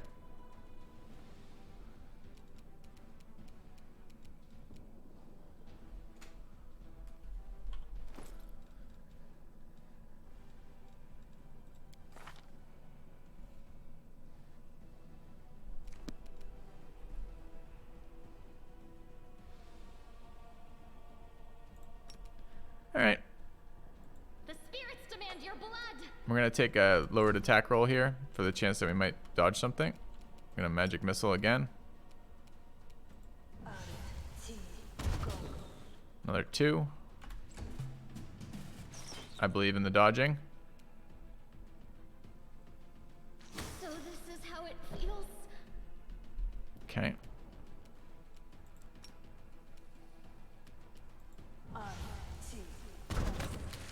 That's a better hit. Killed it. It's nice. We need to... Why can I only... Why have I lost my move action? Okay, I haven't. It's just the selection. All right.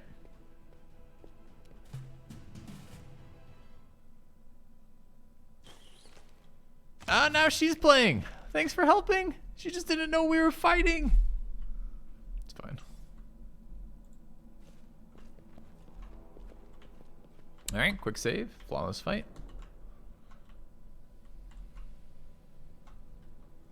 All right, what's going on in this cave?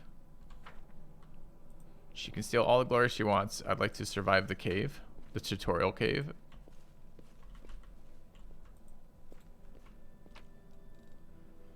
Scroll of inflict wounds, light mace, cure light wounds, braces of armor. All seems good. All right, let's go ahead to this character here. Go to their inventory.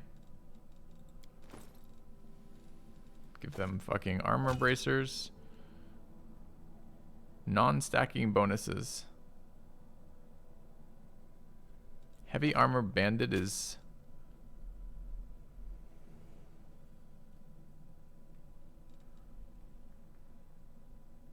Wait, these bracers grant their wearer an armor bonus of 1, just as though they were wearing armor. Ah, doesn't stack with armor from other things, so these are both armor, so can't do that. Okay. Can we wear double bracers? No. So we just picked an item that doesn't work with anyone then, right? Because she has special bracers. She can't use them with her armor. And she could use them, but we have to, again, have to take the armor off. So that's an item we can't use, I guess. Okay. How's the light mace? Looks worse than the longsword. No, you can't move that 4-leaf. It doesn't go to anyone else. It just won't go to anyone else. Alright, so I guess we're quaffing healing potions in the off chance we get one more hit out of it. Open your heart to me. We will win this war.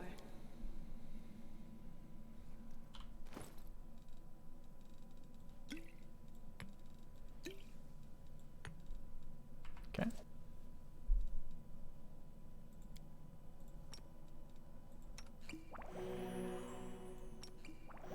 Alright, so 2 healing pots brought us to 9 of 13. I don't think we have any more healing magic. I don't think we have any more offensive magic either.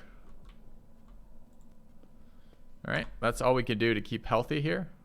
Maybe our last NPC character will be part of this. By the way, this is with the enabled. If we die, we get back up after the fight. I don't know if we've died yet. Generally dying is out the back door for HP, but nevertheless. Without a doubt. Okay, another enemy. I think I want to get an opening combat round on them, but I'm actually not convinced at this point that it's done anything. So Let us not hesitate. I'll attempt.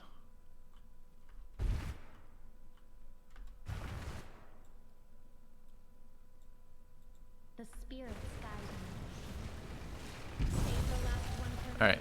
I'm not sure if we got a hit or not. No.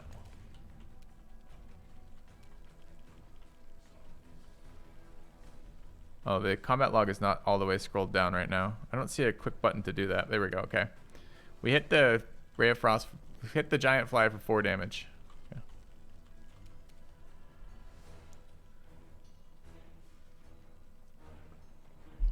Oh, I mean Death's Door. Okay. Well, I mean Death's Door then. Can we divine zap it? Oh yeah.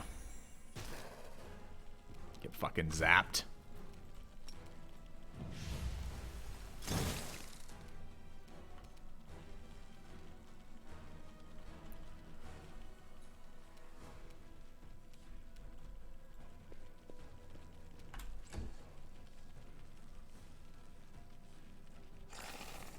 Nice. Tank did tank jobs. Archer insists on shooting in melee range. Okay, they used full action to get to us. Who is this? We don't want this on. Do want this on.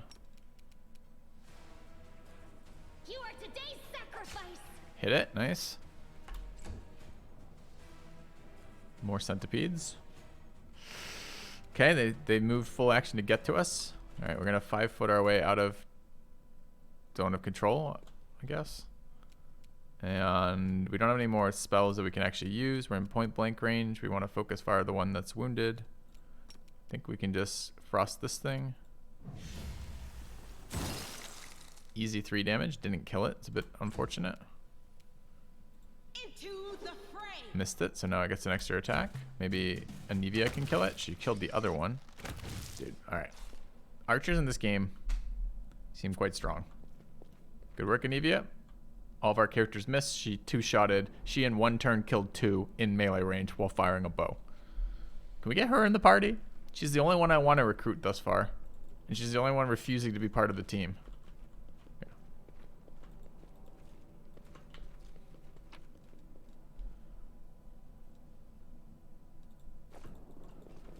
Crafting stuff. Forwards.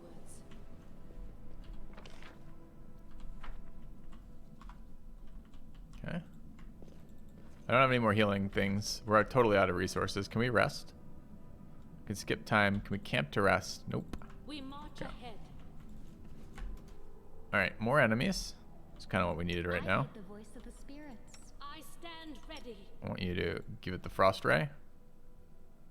I will help where I can. Together, I'll watch your back. we stand. Alright. We missed.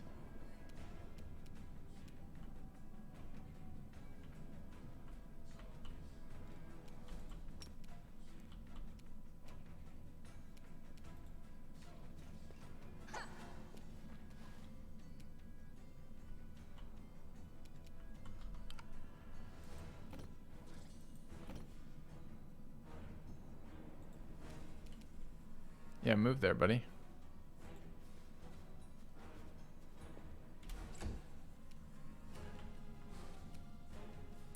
Good defensive fighting here in the off chance it misses us.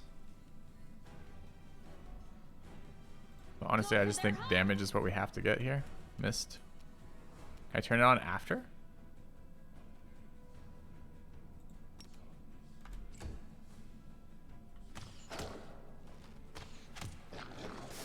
This is how it feels. -2 dex. Can't charge it. It's either... Oh, I can't charge because of fatigue. Okay. The light take you.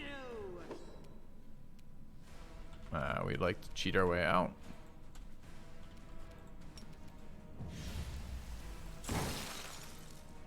Easy damage.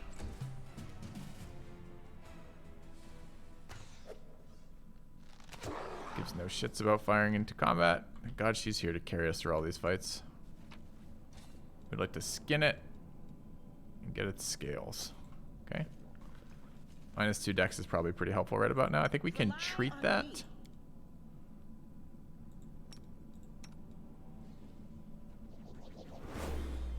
Oh, maybe we can't. Okay. Our path leads on.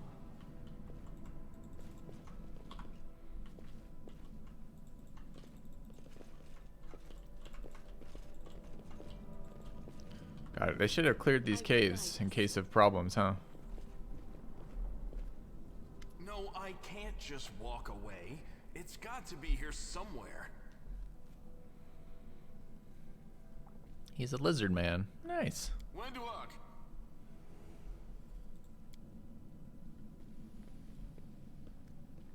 Lan, did you find it? Who is that? The do-gooders here to save our mongrel souls, no doubt. Wait.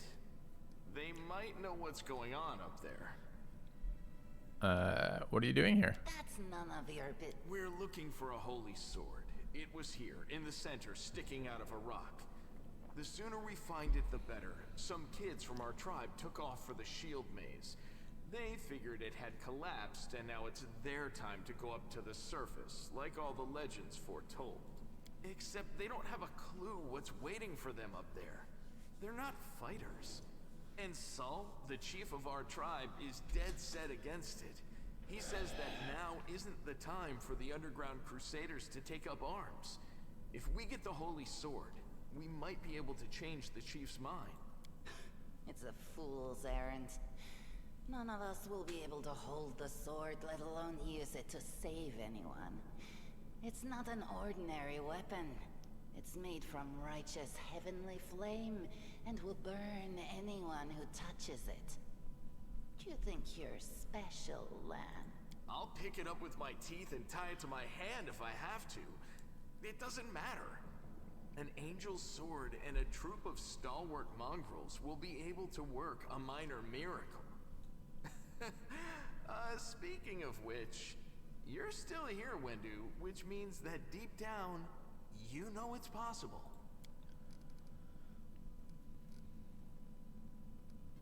I don't want to learn more about this. I want the sword, but I don't want to talk to them.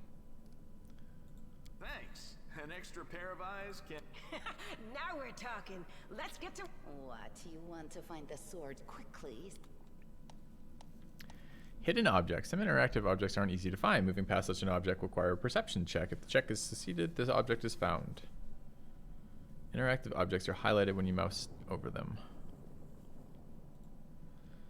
So do we currently have our light spell? No. We should do that. Oh, we do have light spell up still. I lied.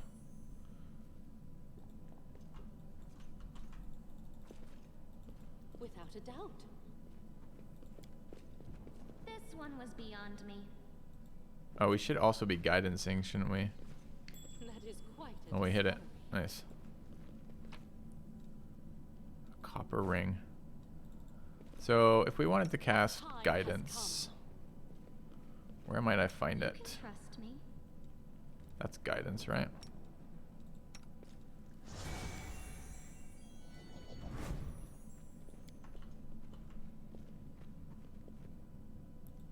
Forwards. I was successful in my search. A handful of gems. Nice. Does that mean we... Perception check failed, failed, failed, succeeded. So we should definitely be guidancing more. Open your heart to me. I don't know who has the highest. I guess I should look out. Okay, which has got our best perception right now? Perception 5 on Camellia. -7 or +1 there and +0 there. It should be still Camellia. I think she's losing some right now from... No, it's wisdom based, so we didn't lose any off the decks. All right, so we should be guidancing her.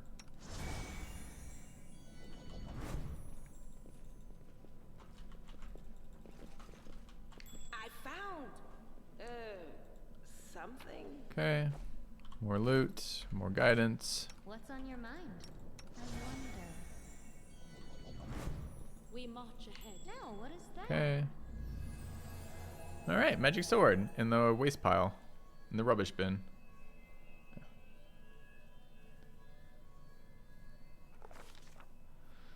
All right, strange flash pierces the gloom, and Udara feels drops of searing blood run down her chest. The wound healed by Terendov reopens and weeps scarlet, but there's no pain or weakness. A hazy scene appears, a cave chamber.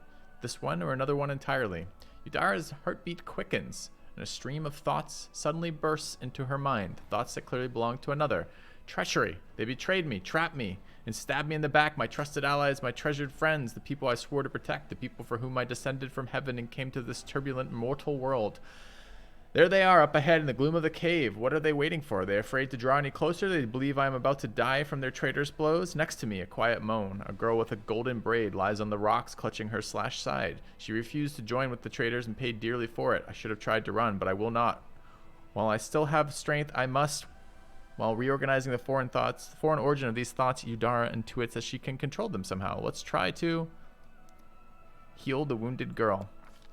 A spark of healing magic illuminates the eerie, murky scene before Udara. The wounded girl opens her eyes and whispers, "Lariel, you said that everything was going to change soon. You said you and the other warriors of heaven would be leading us on a grand mission to stop the demons forever. Is that true?" The frenzy of foreign thoughts come faster and faster, like a rushing river, and images flash by one after the other. A priestess in colorful robes observes the stars, a young female paladin praying, clutching her glowing sword, a majestic golden-winged angel gazing into the distance, his face covered by a helmet, but his voice ringing clear. "Only if you're willing and only if you're ready. There is no going back. And don't waste your strength healing me," the girl whispers. "Your mission is more important. You take it. It is near." There in the vision, the cave and the darkness in the cave stirs into motion. Something massive appears from within its depths. A vague shadow, an outline, a nightmare come to life. A wave of odious chirping and rustling emanates from the shadow, the sound piercing like hot irons lancing through flesh and bone. The traders fall to their knees before the shadow in reverent ecstasy, and the wounded girl thrashes in her death throes.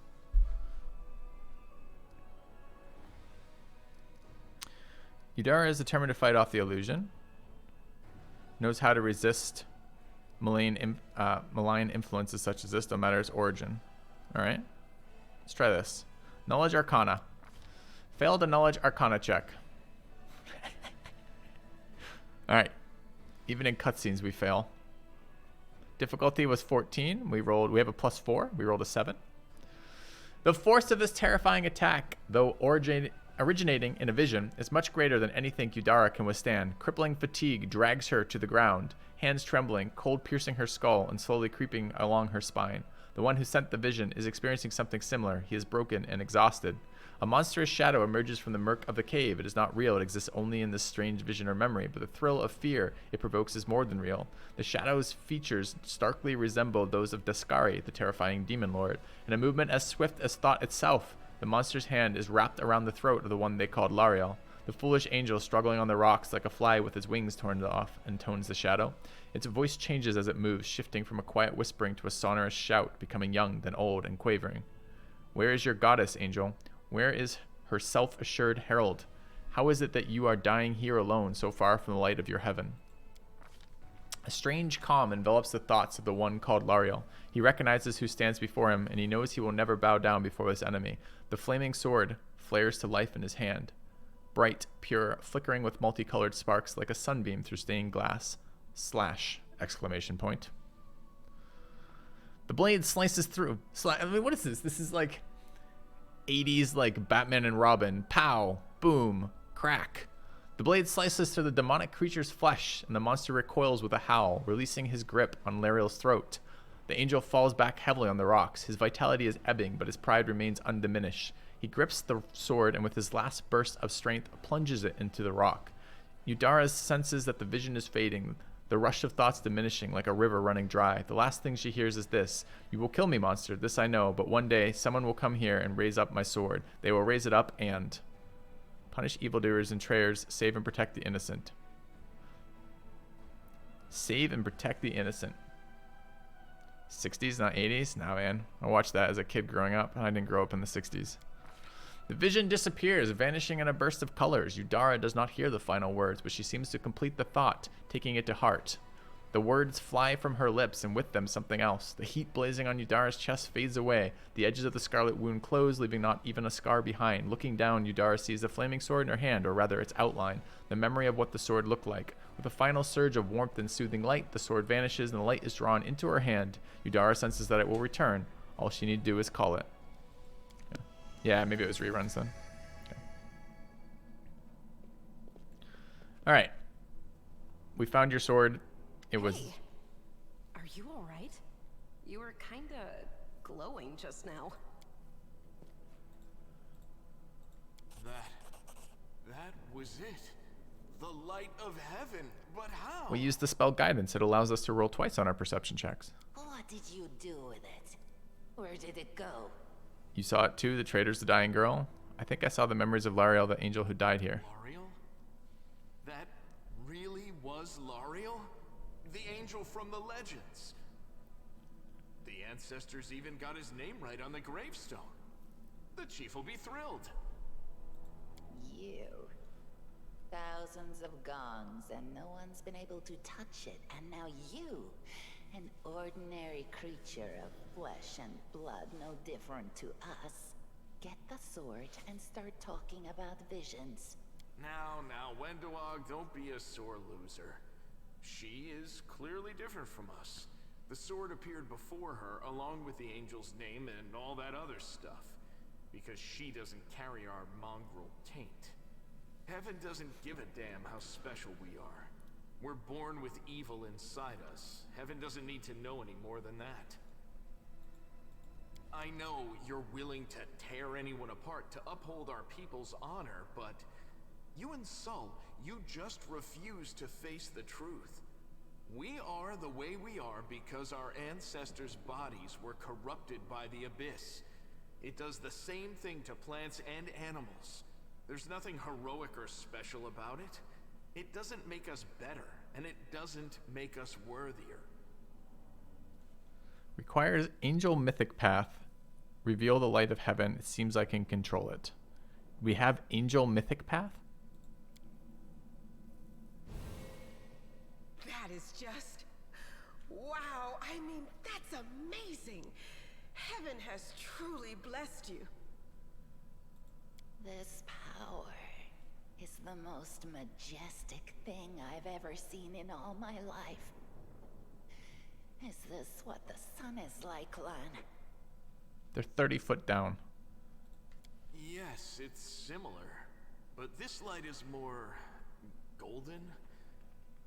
Chief Sol needs to see this. Now that we have the power of angels on our side, he can't say no. He'll have to assemble a troop to storm the maze. You Uplanders care about your kids, right? Help us save ours. Without them, we won't survive. And then, the perils of the maze won't be so bad if we go together.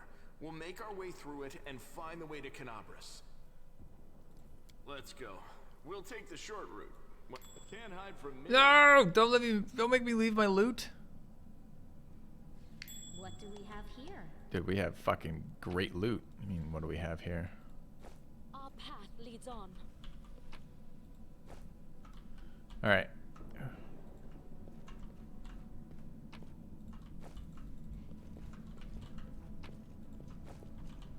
Alright, I don't think we could have failed that roll. I bet you it's protected by DM fuckery. Imagine hiding imagine being like a super disciplined DM, but kind of bad at like building storytelling. So you're like, yeah, I hid this angelic sword behind a perception roll, but everyone failed it.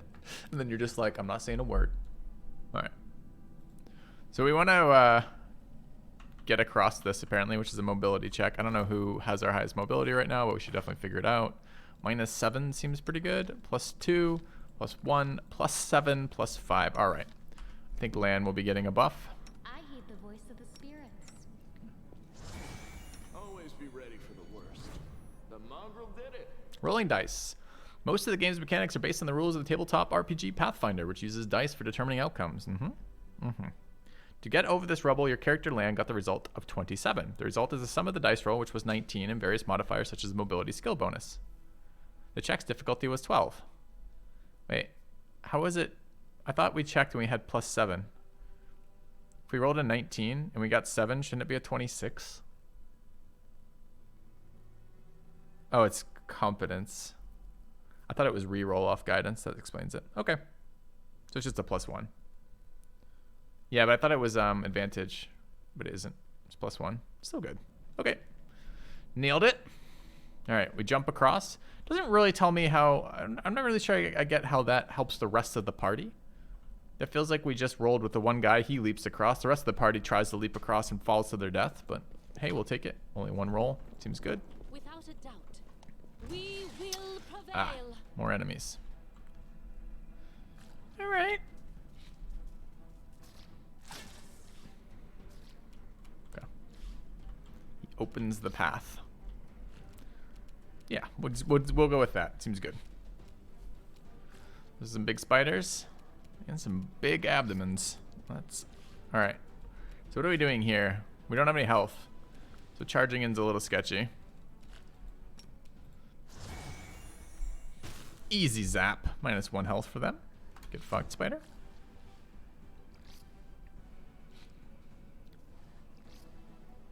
No attack. Wait, what? Didn't I just use this character and skip the turn? That wasn't a surprise round. Why are we up again on the same girl?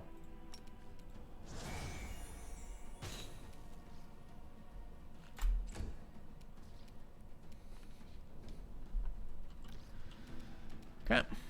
No glory without risk. Might be able to acid these things.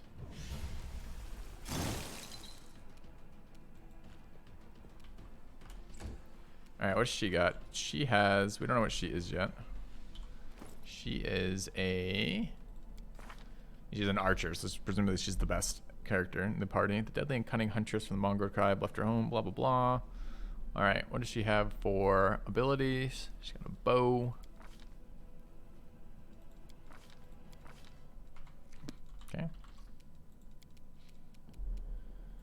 point blank. So we know we want to be within a certain range, within 30, and some potions, and no basic abilities. So just auto attack, essentially. All right. Get a little closer to make sure we're within point blank range and take a shot. They'll beg me to stop. Don't think I can attack again. No match for me. All right. This guy, perfect strike. What is this guy? Also has a bow out. No armor. Presumably he could wear the bracers of armor after this fight, or before this fight if I had checked. Okay. Also has point blank, I guess.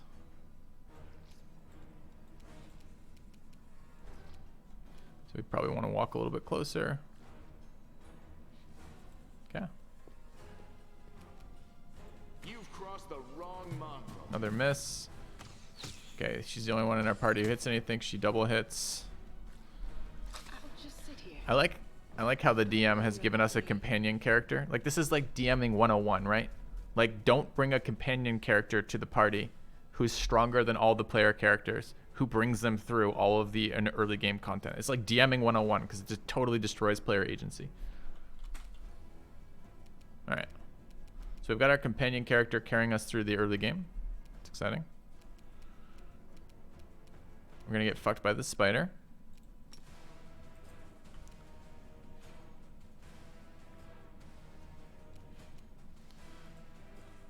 Okay. I'll cut you wide open. Took a defensive roll there because reasons. I guess we still haven't fixed this take 5 thing. Let's try to get a kill on this low hit point spider. We can't hit it.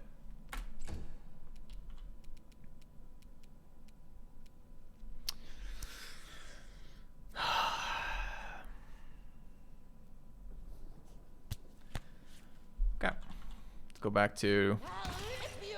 Hey, we got a hit. Nice.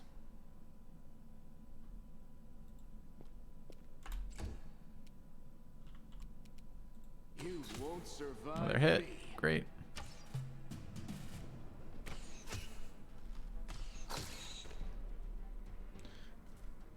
Forgive me. This failure. The spirits demand your blood. They'll beg me to stop. Endure this. All right. Carried by NPC character. Tank got downed in 1 hit. No one else hit anything.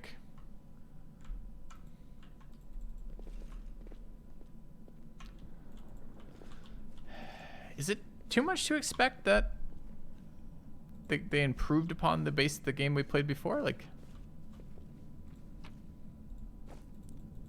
all right, I guess we can distribute some items.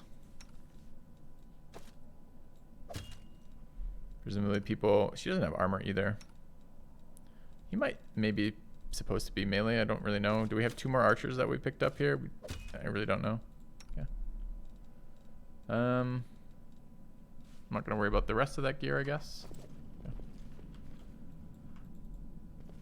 Yeah, I just don't quite know what to make of that yet. So we have rubble over there, which is a mobility move. I don't necessarily want to move over there yet. What else do we have available in here?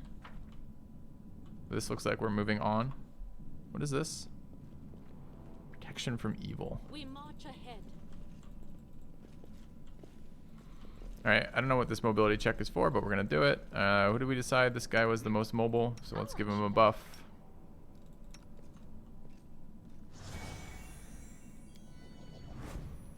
No, you. I'm all ears. Go there. Thanks, Lan. You're so awesome, Lan.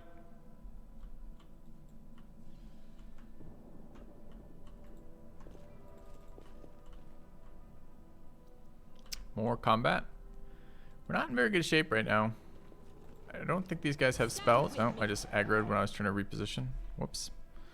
All right, so not a surprise round here. Oh, it is a surprise round. Now what is that?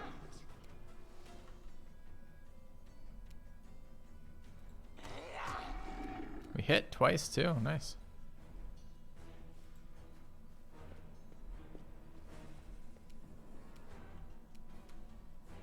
I think earth elementals are more or less vulnerable to acid. Power attack, slam. Immunity is poison stunned, precision damage, sleep paralysis stunned.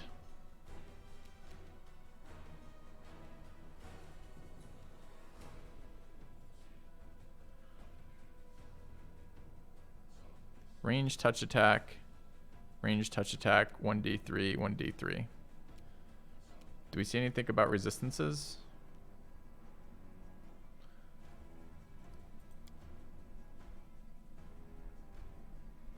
There's absorbs based on damage type too, right?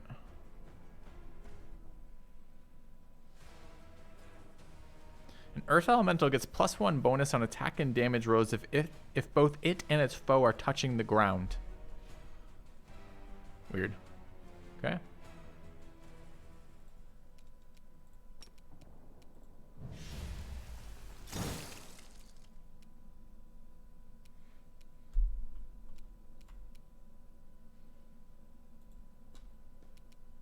Make every strike count. All right, good luck. You are today's sacrifice.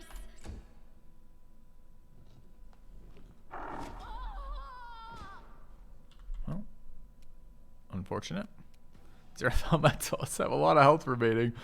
All right, we'll take advantage of our unique abilities here and shoot it with bows.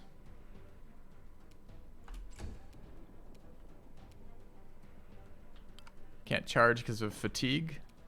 Why this character is fatigued to begin with, I don't know, but it certainly makes things a little bit sketch. I guess we're just going to move towards the earth elementals in such a way as to roughly protect the archers from with zone of control.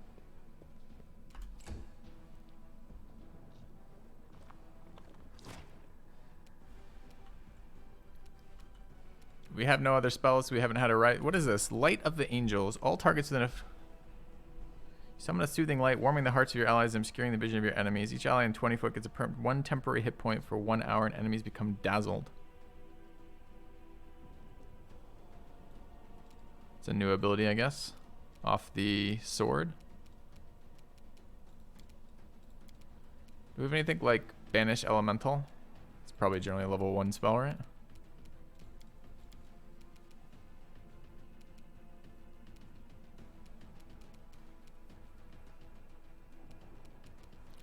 Alright, I mean, we need to get the elementals in range. I guess that's going to be next round.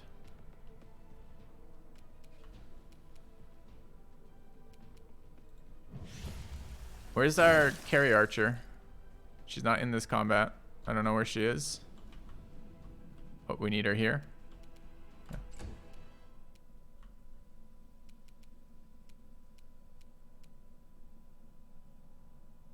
You've crossed the wrong mongrel. Got a hit in.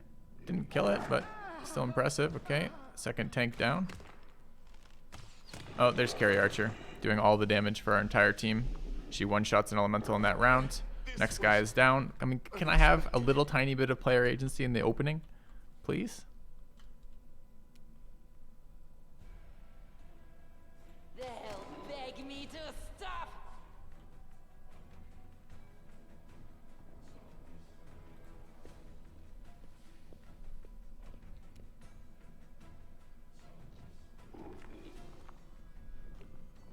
Rip Yudara.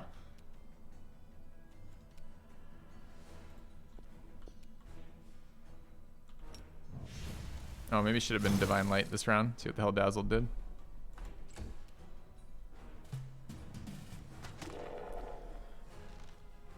Thank God you're here, DM character.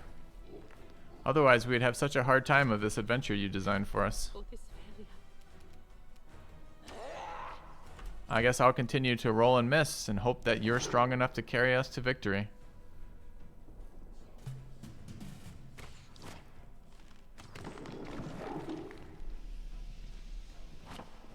The small earth elemental misses your carry character. What would you like to do?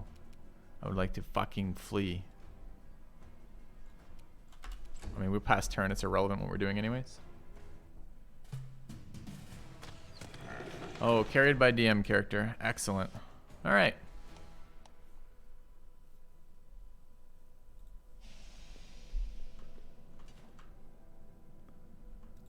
All right, all of our characters are now Death's Doored, which I guess because the elemental is hit hard enough that they knock these two out the back door for Death's Door. So they technically would have died in the base rule sets, but I know better than to play with that option not enabled here.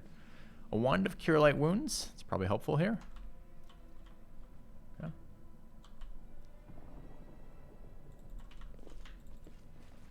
All right, do we have to re-roll the check to get across? Are we in trouble yet? I don't think so.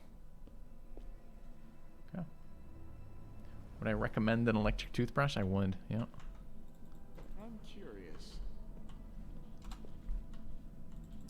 All right, quick save. Hopefully we'll survive this tutorial. Do I use the Wand of Cure Light Wounds? Is it going to matter? Difficulty class 11, caster level 1. How many charges? Charges 15.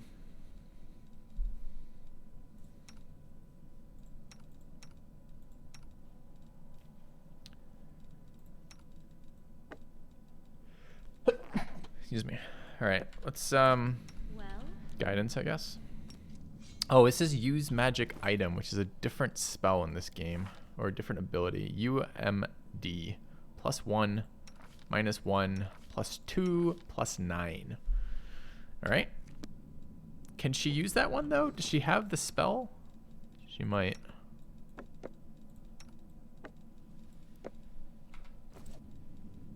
Open your heart to me. I guess we're going to full heal here so no one dies, or hopefully no one dies. Then we'll drain this wand. It's fine. I can find the wand. Wand is an item. Items are here? Yeah. Okay. Use magic device failed. Difficulty 24.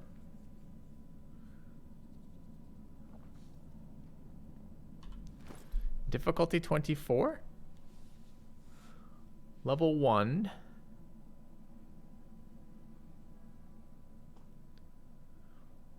Can be used with a skill check DC 20. Maybe we just don't have access to this spell. So we tried it initially on this girl, but her UMD was super low. Let's see if it also requires a roll here. What's on your mind? I wonder. Didn't use a charge though. I thought it used a charge when you failed. Okay, this one didn't have an item roll for that. So I guess because it's available to us. All right. I mean, it healed for 2, so it's going to take us a quick minute here to get... Oh, those are much better rolls.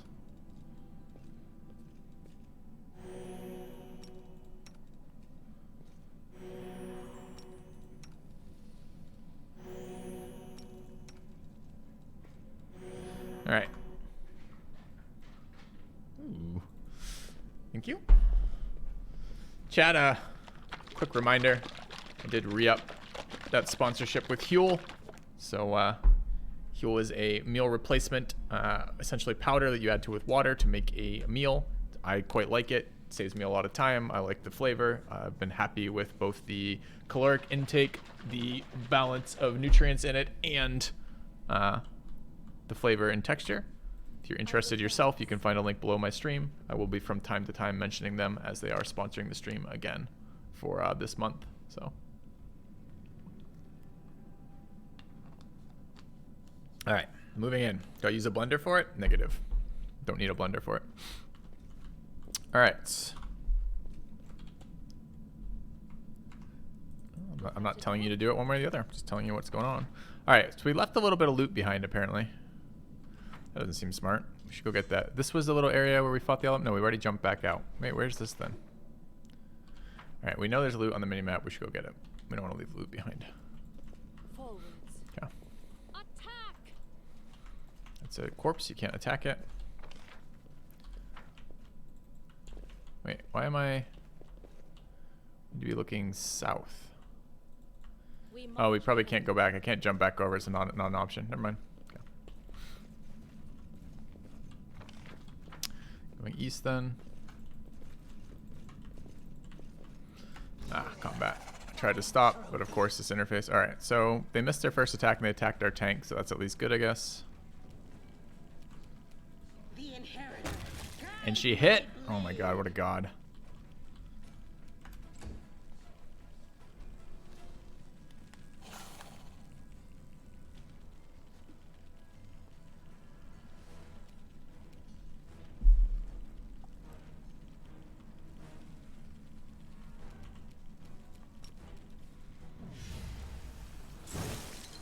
Unlike our main character who has hit literally nothing this entire game.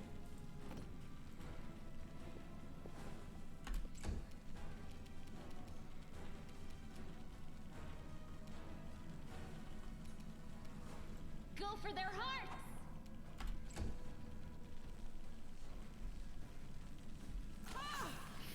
Diseased. Demon plague.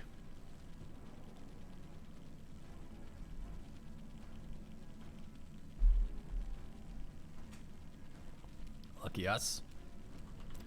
Alright, got our bow. No match for me.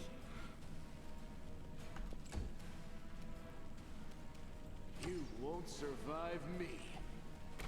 2 attacks miss. Where's our carry? Where's our carry NPC character? If we don't get it soon, we're wiping here. I like how half the time they just don't engage in combat. They're like, nah, you're fine for a couple rounds.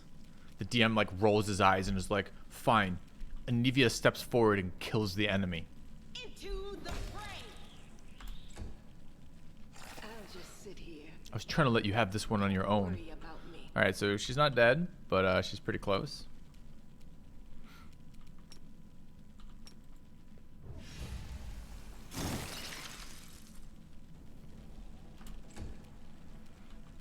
No, you're giving me false agency. It's not the same.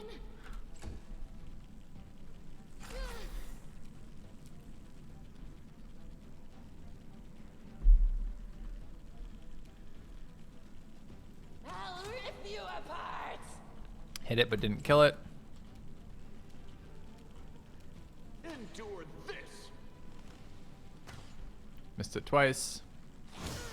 Downs our tank. Not down yet.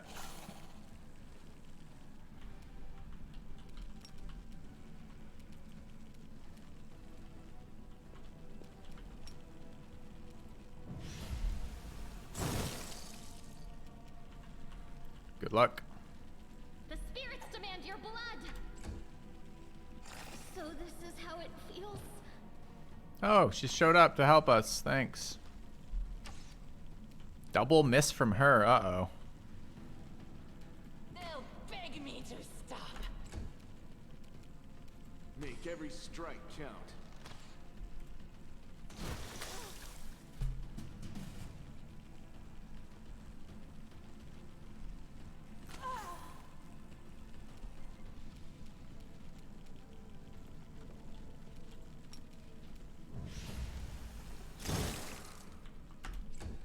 Can't rest in this area.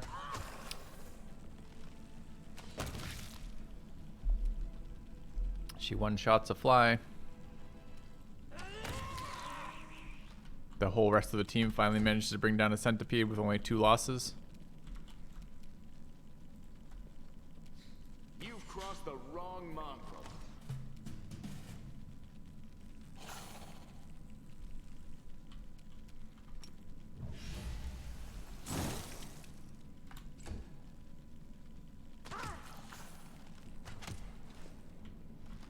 She's so powerful, she doesn't even need to account for attacks of opportunity. Nice. Thanks. Glad she's on our team. Thanks for making such an interesting character as my companion. Alright, a little bit of healing, I guess. You can trust me.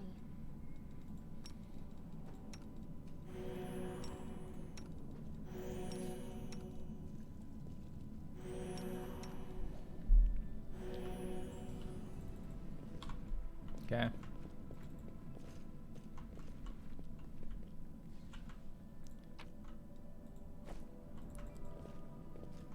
Probably the crossbow is probably just a better weapon. Is it a light crossbow? Masterwork light crossbow. It's going to be better than our cantrips. I don't know if I have any arrows. I have to equip arrows in this game or no? No. Okay.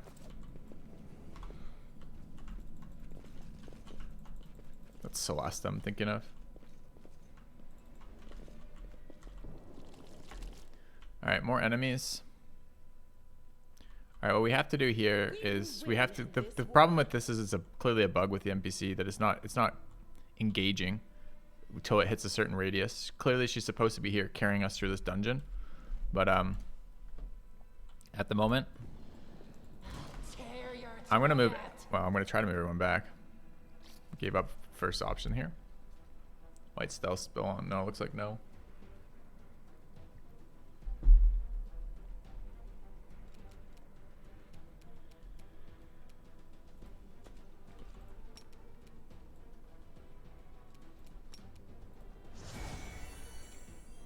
Not sure it matters here, but it might. It would make sense if it mattered. Tends to matter in other games, but I'm not sure if it's mattering here. You won't survive me. Or it tends to matter in D&D rather. Okay.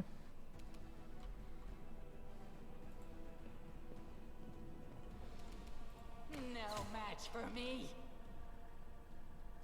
I feel like these spiders have gone twice and our paladin hasn't gone yet at all. I'm all right. You're not alright, you're about to die. The light, take you.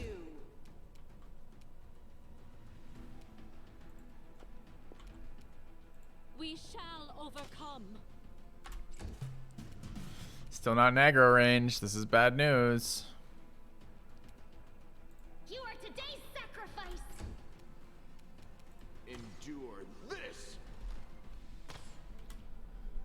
This will leave a bruise. Okay, she's setting up to die though, because she's now at 1 of 13. Setting up to backdoor the shit out of her life total. I'll rip you apart. Do I want to even look at these attack rolls? Let's take a look. Attacks young giant spider with longbow. Attack number 2 out of 2. Attack result 18. We rolled a result. No, we rolled a 16. We got a 2 modifier. The target's armor class is 22. Remember, tutorial dungeon. So that means we only hit on a nat 20. Shooting into combat, though. I forgot about that as a thing. I mean, it's not like she has melee weapons, right? Okay.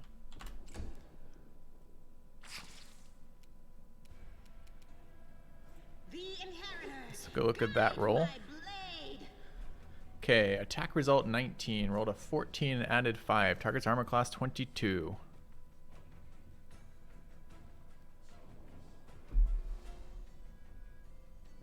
Alright.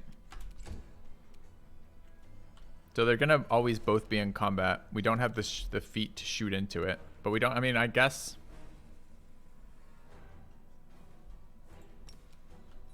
We're gonna free claws, and then I guess switch to... How do I switch to claws as an attack mode?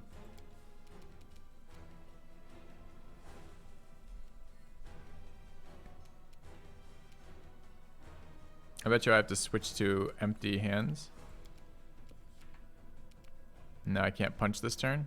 Okay, well, next turn then. Okay. Go for their hearts. They don't have hearts, they're spiders. Alright, does he have minus for shooting into combat? I'm sure he does. Perfect strike, free action. You must declare you're using this feat before you make your attack roll. You can roll your attack roll twice and take the higher result. You may attempt the perfect attack once per day for every 4 levels you've obtained.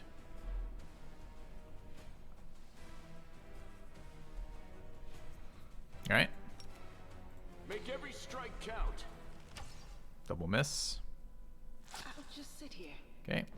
Clear our tanks down. Now the plus note is we should get a shot here where they're not in fucking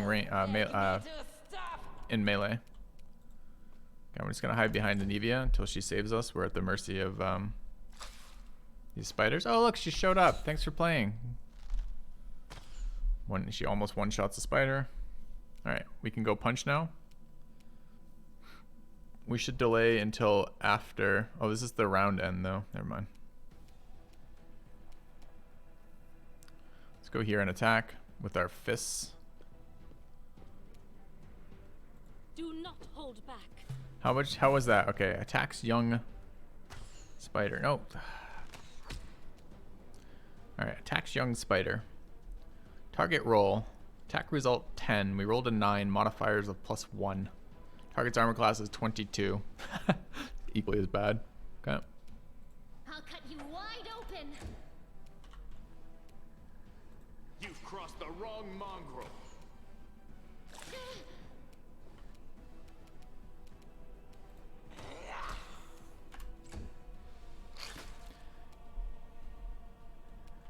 What, are you not taking turns anymore or what? Strike as one.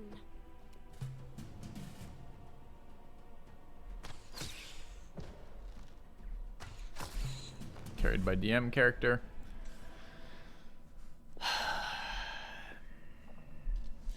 Looks exactly like the last game for all the same problems we just finished playing with Pathfinder. Alright, I'll spam my consumable. Let's try to get out of here without all my characters dying. Okay. Our path leads on. Yet another obstacle. More spiders.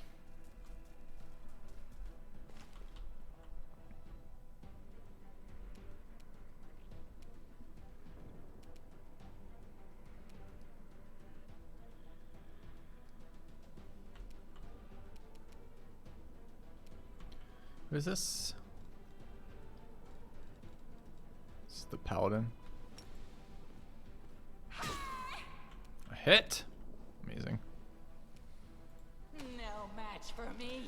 Miss. One shot kill. Yes. From them hitting us, all of our characters miss. We don't do any damage. We're getting carried by an NPC player right now that we can't control. You won't survive me.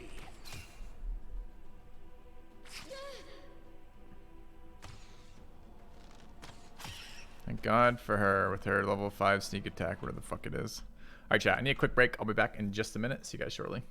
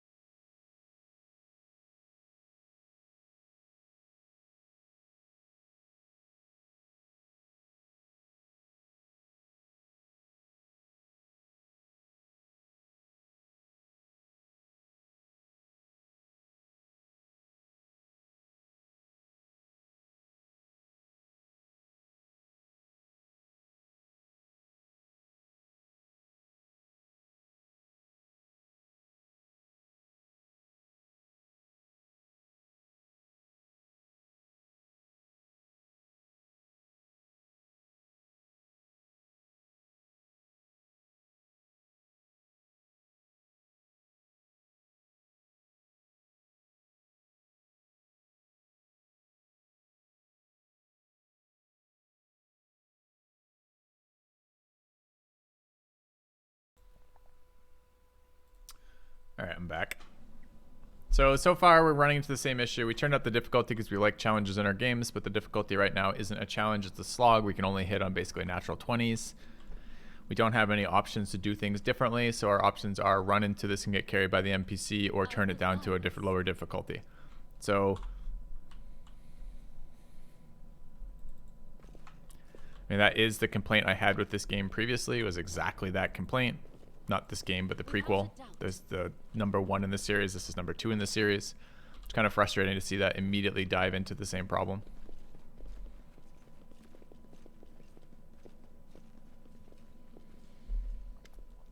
If I were playing on my own right now, I'd just stop. I'd be like, oh, it's the same problems with the same game. Good luck.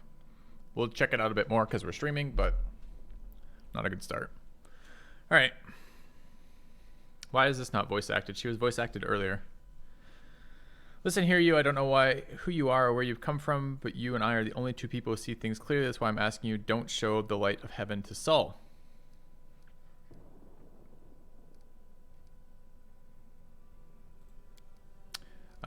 I do want to save the kids, so I'm not going to risk the future of the tribe for the sake of a few stupid kids. Chief Saul is hesitant, and for good reason. He also understands how dangerous it is for the tribe. Land's the only one who benefits from these childish games of heroism. I'll go alone if I have to, and find them or whatever's left of them without any heroics, relying only on myself, risking only my own life. You and your friend, you can come with me. Perhaps we can make it to the end of the maze together and find the way to the surface. Okay. Well, and ensure the light should be shown to the mongrels. I thought you considered the mongrels to be great warriors. The descendants of great warriors believe that my people are worthy of greatness, and we are strong and can do many things. That's why we were chased down here. We scared people, but it's one thing to be hunting in the caves, another to fight in the shield maze. I've been there, spent my whole life training so I can make it through all the way to the end. There were more of us trackers at the start. We were young and stupid. What's a couple of monsters when there's a whole world out there waiting for us? That's what we thought, but we weren't prepared. The maze isn't just a physical challenge. It's cunning and full of traps. It's dark as the primordial night. And if you close your eyes and listen, you can hear whispers right behind you and soft singing in the distance that seems to rise and fall with the beating of your heart. Weird writing. Okay, I'll think about it. Let's go. Okay.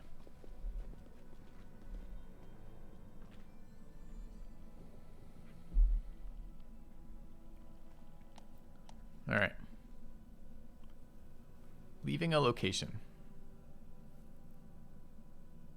Click this icon to leave a location. Okay. Good work. We did a chat. We left a little bit of loot. We died every fight. We never hit a goddamn thing. Let's see what this feels like.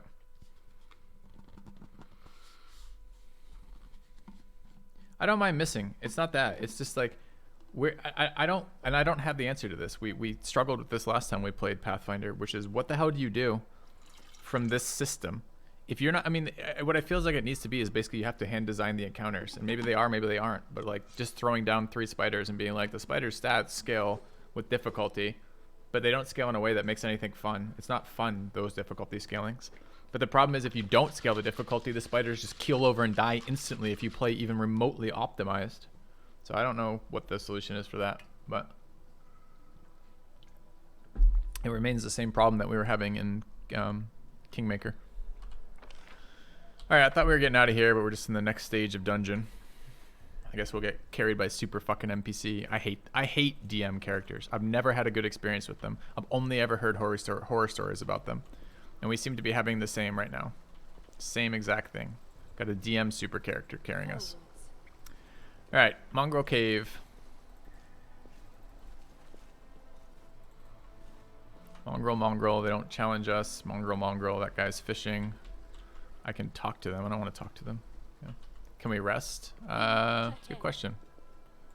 No, cannot rest yet. So we're still fatigued on the Paladin. Got a Masterwork Greatsword. Are any of our characters strength-based right now? The Paladin is, right? I mean, the Paladin's entire purpose in life is to stand there right now. And, like, again, like this happened last time with all of our melee characters, too. You basically, to be in melee range with anything, you had to have insane AC because everything basically two-shots you. So I don't think I can take the shield off her. It's not really high enough AC, but like I would love to use the Masterwork two-handed weapon, but I guarantee that's suicide. So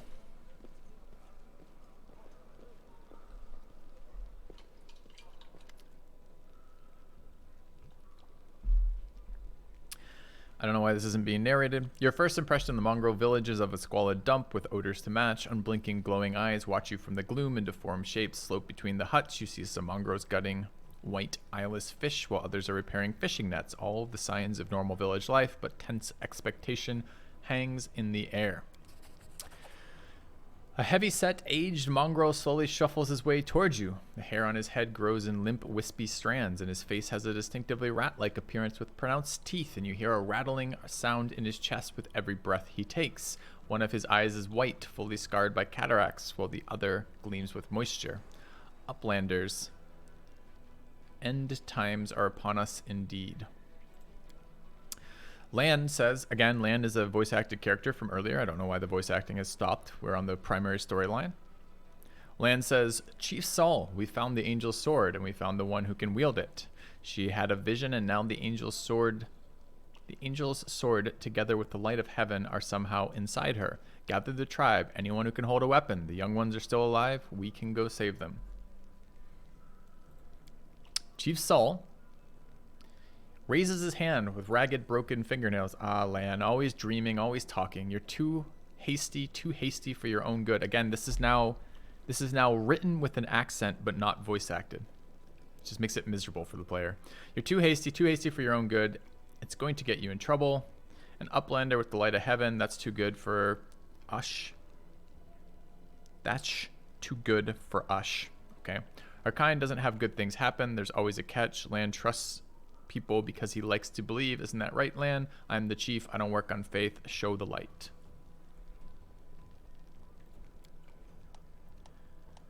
I mean, I'll address chat in a minute. Dialogue options restricted by the mythic paths throughout the game. Okay. He stares at you intently like watching a bird. Wendug stares at you intently like a cat watching a bird and shakes her head in warning. Is there someone else from the surface here? I'll help you find the lost mongers in the maze, but you can quit hoping for a magical sword to appear. Lawful requires reveal it. Lan speaks the truth. Lan is mistaken. We didn't find the sword.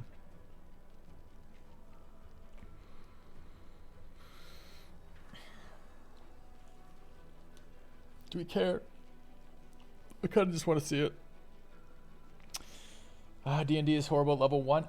No, chat. No. We're not giving game devs passes on this. This is a D&D port. They do as much or as little with it they want. They have total control of crafting all the encounters, and they are in fact playing this as a game for its player base, right? They're creating a game for your experience.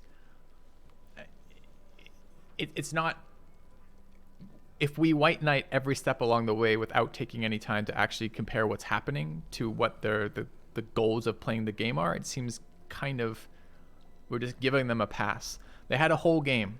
Their last whole game was this exact system with this exact world, and it's making the exact mistakes in this game as it made in the last game. I hope it gets better. We're going to play out a couple levels to see, but it doesn't feel like it right now. It feels like the exact same fucking problems. I mean, we can say it'll get better at higher levels maybe, but what did we get up to last game? Like 15 or something before we quit?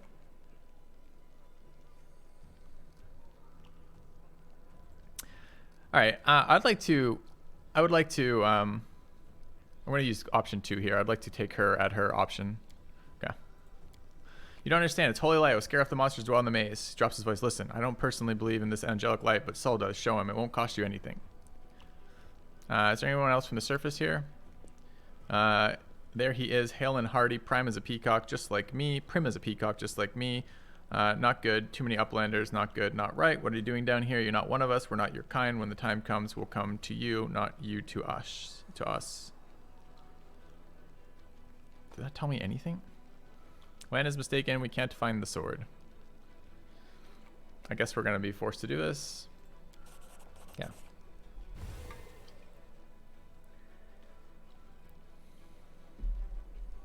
All right. Performed a lawful action.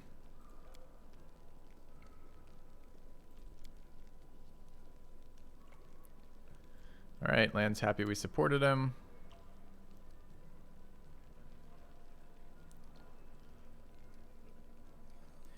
She says their blood is on our hands. I'm not responsible for others' decisions. And why are they making decisions? Because of you. You're a murderer. I don't know why this isn't narrated. Why is the first part narrated if that's the end of narration? Like the rest of the game is not going to be voice acted at all? It makes it so much harder to stream when I need to read all this too. All right, Chief, understood. Let's hope that if you, I mean, I don't care. Like, your storyline hasn't engaged me at all. Okay. Lake Peoples, thanks for the sub. All right, so we have a level up. We're now level 2. Presumably, according to chat thus far, all of the problems will be solved. It's just level 1 that gives you no options. Okay. Why play the highest difficulty and complain about being too hard? And then you throw in an emote suggesting that you're not asking a real question. You're just going to give me shit. I guess I would respond to you with the fact that imagine you're designing a game and you're trying to give players a challenging yet engaging experience. And that's what you use difficulties for. Some players like to play at lower levels. Some players like to play at higher levels. The players playing at higher levels would like more engagement with the game through combat mechanics and the mechanics of the game. But your difficulty scaling doesn't increase players' engagement with the game. It makes these super boring fights on the low level. So you move it off low level because you don't want super boring face roll fights. But on the high level, it's equally super boring. It's just super boring in a different way. All your abilities miss and all the enemies one-shot you. See the problem? There isn't a setting that is fun. So me playing on the highest difficulty and complaining about the difficulty is just a different form of complaint than I'll have to do if I play on the lowest difficulty and complain that every fucking fight is a steamroll. So it's like, what we're looking for is difficulty scaling that keeps the game engaging and fun. And they didn't do that in their last one. It was my biggest criticism of the game, and the reason why we had to stop playing the game was because there was no sweet spot with difficulty settings.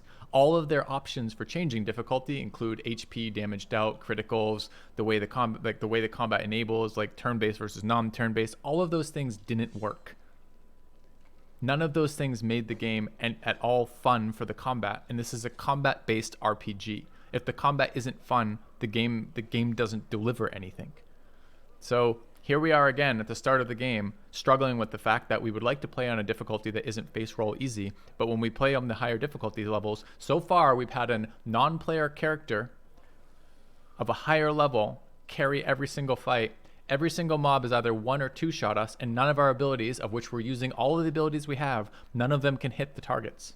Do you see the problem? Do you see how this might not be a streamer plays on high difficulty complains it's hard problem? This might actually be something a little bit deeper than that.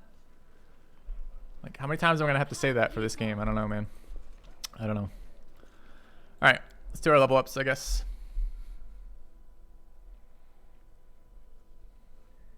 We're just we'll build pure sorcerer for a little bit. We need user mods. There were no user mods that fixed it last time for us. I'm beginning to get really concerned about D&D systems as a whole. You just might not actually be able to get D&D combat systems and CRPGs, like combat-wise, that make it fun. I mean, think about it this, like, how could you fix that, for example? You could make interesting combat designs. It's nice that we have turn-based combat. Turn-based combat allows you to make a lot of informed decisions without having to deal with the real-time elements of like rushing those decisions. It'd be nice if there were things like cover, places to move that were relevant, actually be able to like control an area of effects to deal with swarm types of things. If enemies weren't just impossible to hit when they got harder, they might have other abilities. Like maybe they're, you have to treat different enemy types differently. Casters, you want to get melee on them, so they have stuck in melee casting spells inoptimally, right? Like, but none of this shit is done in these. It's just, it feels like the devs of this have said, we like the D&D system, we're going to give you the full depth of the Pathfinder system, which is super cool. As a min-maxer, I love the full depths of the Pathfinder system, but we now need enemies that will adapt to us using the system they've done. So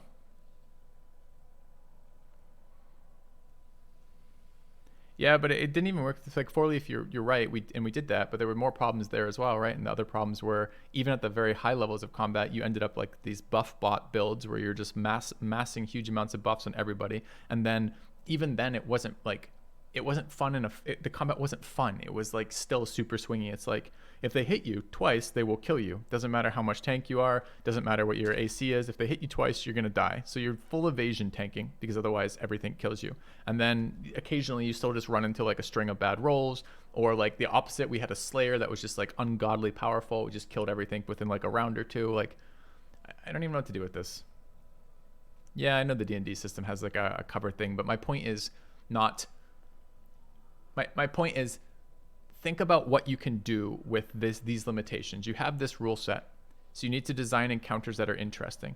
And one of the things to do with that is to design encounters that are interesting. Like, here's like where your character comes in. You're fighting an uphill battle versus goblin archers, and the goblin archers are not particularly strong, but they have an uphill advantage on you. What are you going to do as a player to deal with that? Here are your combat options, you know, or vice versa. You know, like you as the player, like see a set of enemies. You know, how do you react to this? Maybe there could be some skill rolls. You know, like you encounter an enemy and it's like, well, your party got the jump on them. How do you want to take advantage of this? Do you rush into combat starting on top of them when they're archers? Do you set up an ambush? You see what I mean? Like, you don't have to just go like, here's the rule set I have of how the dice rolls work.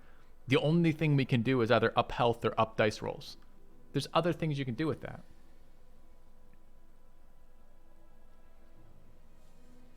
Anyway, so I guess we'll roll through it. We're gonna take another level of sorcerer. Is this a? Okay, so we're gonna go to sorcerer 2. We took precise shot. Oh, we have precise shot. Thought we didn't have that. I don't know yet. We haven't got far enough in. It's just immediately disappointing to have the biggest problem with the last game be highlighted as the first thing happening in the next game. And that makes me extremely dubious we'll be playing more of this game, because it's just like, what am I going to do? Like that was never solved in the last game. All right, so we're going to sorcerer 2. Okay. How do I select this? Is there anything to select? Next. All right.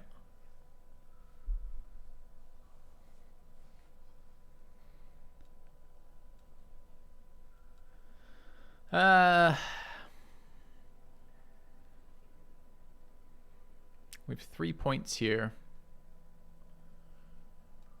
We want Arcana.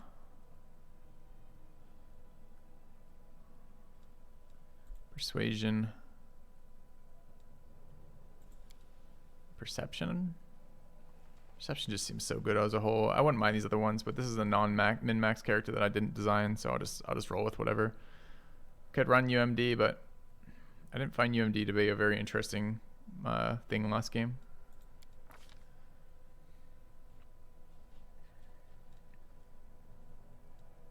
All right. Take a look at our paladin.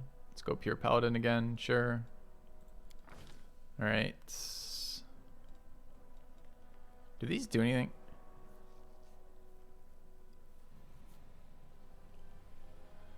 Stealth, knowledge, religion, possibly. We have persuasion as well.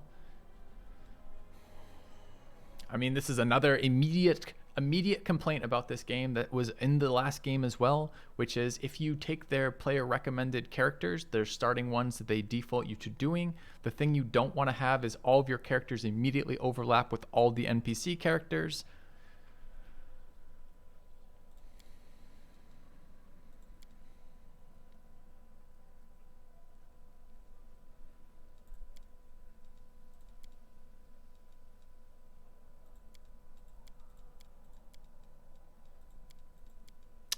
All these look pretty bad for us, except for persuasion, which we just took on the other character.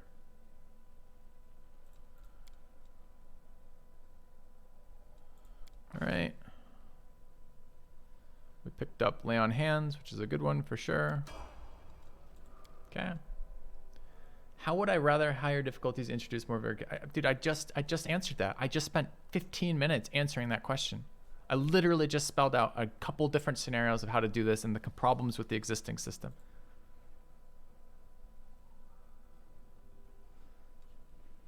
I guess we're going next here. What is this? Spirit Hunter? I'm not using stealth. Stealth was an absolute scam. We'll take trickery because she's got a ton of it and something different. Perception seems useful as well for the same reasons. We're trying to spread out skills.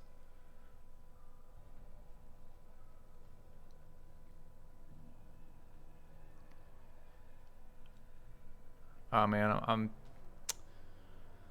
I'm feeling that sting of disappointment right now. Let's take Lore Nature, I guess. I can't take Lore Nature. Oh, I only have 2 points. That's fine. Okay. All right, I don't know what the fuck this is. Shaman. Okay, A shaman learns a number of magical tricks called hexes, which grant her powers or weaken foes. At the second level, she learns a hex. At 4, 8, 10, etc., she learns new hexes, okay? Using a hex is a standard action that doesn't provoke an attack of opportunity. Saving throw DC to resist a hex is equal to 10 plus half the shaman's level plus the shaman's wisdom modifier. Okay. We can choose between these. We have...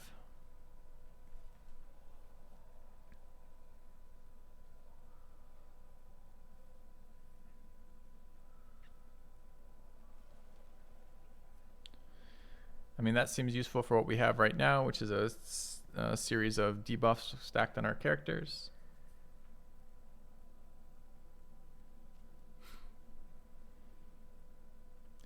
Redesigning combat encounters 4 times for every difficulty is an unrealistic amount of work for the devs. It's unrealistic for players to be expected to play a shit game with shit combat mechanics. The whole thing about world building as a DM is you have to build the world. It's no good just saying, here's our generic difficulty. It's a boring difficulty where everything is boring because it's too easy. But if you turn it up, it breaks all the combat mechanics. Well, where's my solution in that? We started boring and ended boring. Like, what have we done with the difficulty setting?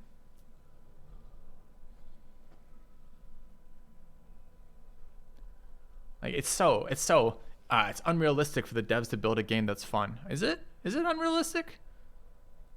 Do we really just hold them to 0 accountability?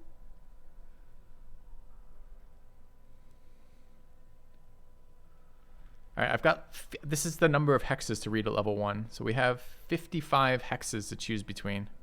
We have no idea which ones will be good later. Difficulty aside for a second. Well, that's one way to change the difficulty of encounters is to use terrain, but the combat system in this game doesn't particularly utilize terrain very well at all, right? Sometimes you can get like above, you can get high ground, like shooting down kind of stuff.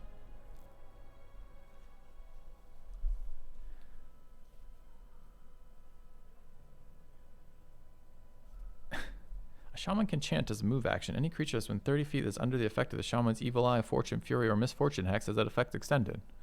Draconic resilience, evil eye, fortune.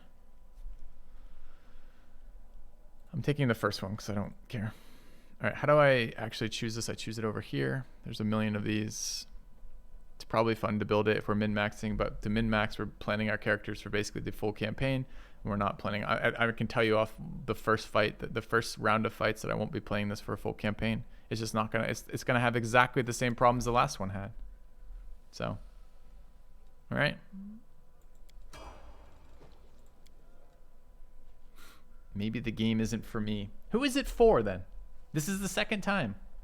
So tell me what you love about it, because I played the first one and I wanted to, and I can tell you all the things that I liked about it, all the things I didn't like, and how ultimately the things that I didn't like about the game made the game unplayable for me. So I'm really curious. What are the strong points of this game, and how do you survive the weak points by those strong points?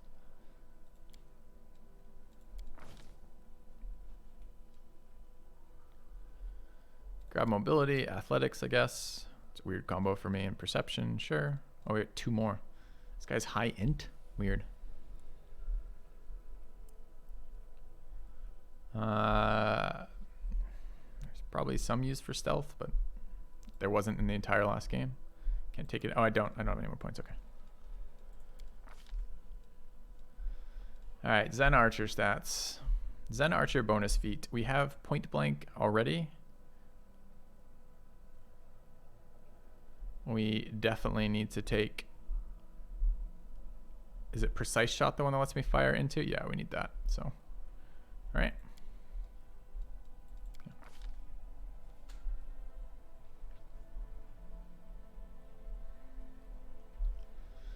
All right. It's the second level. Zen Archer gains a weapon focus as a bonus feat with 1 type of bow. Aren't longbows just better short bows?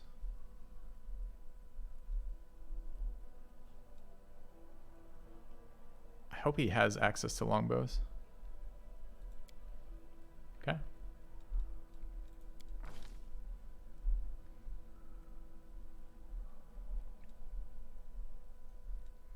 Yeah, I call it bells and whistles. I hate games that give you a shit ton of bells and whistles that aren't connected to anything.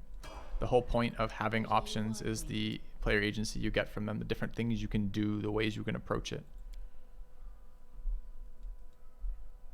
I mean, you don't get much in the way of role playing with set options of these two. So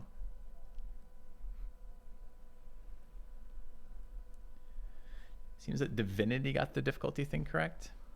I don't remember. I didn't enjoy Divinity.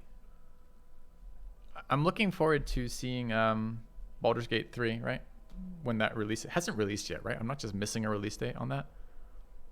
I kind of liked the modified D&D rule set with the intent that it might be good. I don't know. It's a big studio, but I didn't love Divinity either. All right, what is this? We're just taking generic. I mean, I'm just gonna level pure classes right now. So.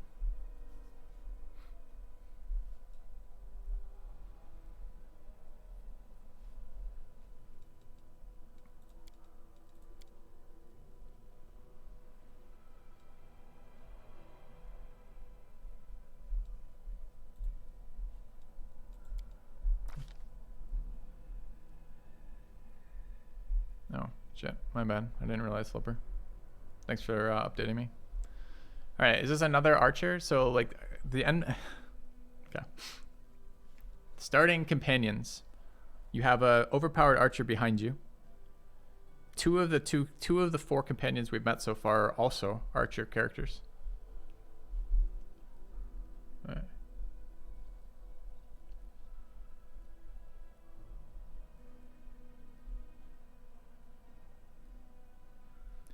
Fighter gains +1 bonus will saves against fear. Okay. We choose one of these. We can take a weapon focus. So we already have point blank shot at level 1. So, and precise shot. So this character already wants to be. So if we take a weapon focus, it's what? Accuracy? Yeah. Okay. Divinity was probably the best RPG ever made. Okay. I didn't like it. I didn't think it was very good.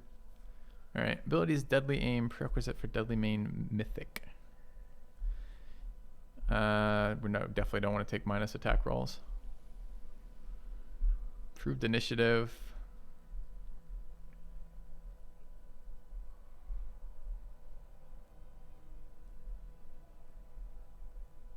You're making a full attack with the range bonus. You can fire one additional time this round with your highest bonus. All your attacks take a -2.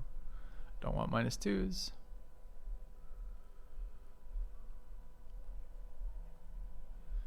So we're probably just on weapon focus as a fighter. Are we a second focused longbow already? We could take shortbow here, maybe? But I'm like nearly certain a shortbow is just a 1d6 and a longbow is a 1d8 when there's like no other particularly redeeming features of shortbows, right?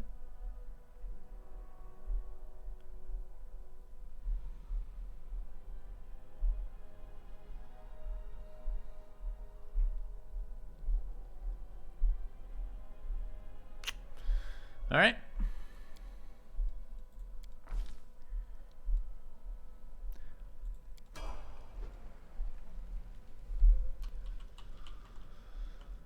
All right.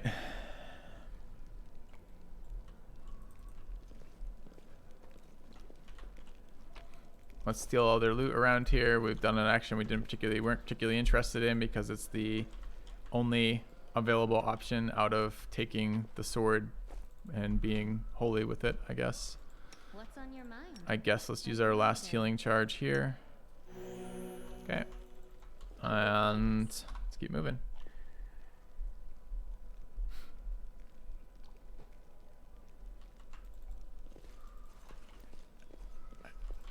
I don't know, Flipper, can we say that? Like, can we say combat RPGs are good when the combat isn't good? Like, I struggle with that. Like, oh, there's more loot that I haven't found around this area.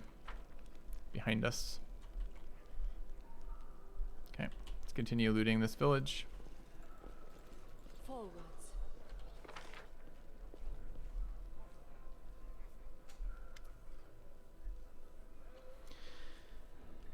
Human face at least, and here I thought I might be gazing upon the twisted visages of these troglodytes for the rest of my life. An elderly man in expensive but not ostentatious clothing approaches you. Ostentatious? Clothing approaches you. His face is peppered with several healed cuts and bruises and twisted in an expression of extreme discomfort. Allow me to introduce myself. My name is Horgus Gwyrm. Yes, that Gwyrm. You no doubt heard of me if you spent any time at all in the city. I have a business proposition for you. What kind of business proposition? I don't know what's happening on the surface right now, but I'm determined to find out. You have no intention of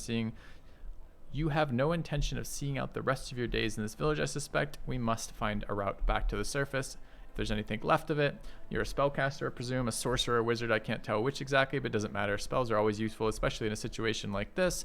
You're strong if you have you are strong, it will be no trouble at all, but alas, I am not as fit as I once was. I can't go crawling around through caves playing at scouts. My proposition is simple, leave me back to the city and I shall pay you 1,000 gold coins.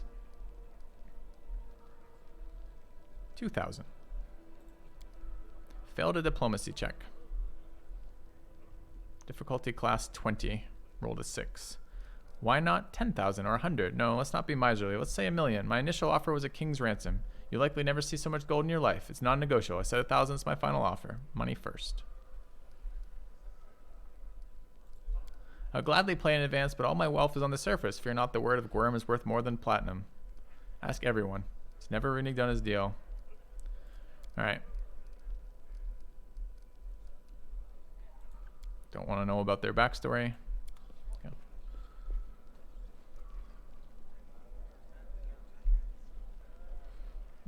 People enjoy being overpowered and steamrolling the content. Really? Because it's really boring to play. It's really boring to repeatedly play encounters that have the illusion of being interesting tactically, but then aren't once you play them. Like that's, I don't know how that, I don't know who loves that, but it sure as shit isn't me. We march ahead. I don't know, chat. Is this just a exact sequel, like a second story built in the same engine? I was hoping for bug fixes and mechanical updates. Yeah, I had that same experience, Wiggum. I found it repetitive, not particularly interesting. I found environmental effects to not be very fun as just a game mechanic in general. What's the point of having like sorcerers and magic users and people who can cast fire and whatnot if like the end result was 5,000 things cause fire, put fire near anything and it all explodes? Like it led to a lot of situations for me too that were just like, oh, I missed a fire trap interaction here. My entire party dies from activating a trap. Go ahead and load and do it again. Fucking hell, like how is that a fun mechanic? Like what do I get from that? Solasta combat was good. Solasta was the best port I've seen of actual D&D mechanics into a game.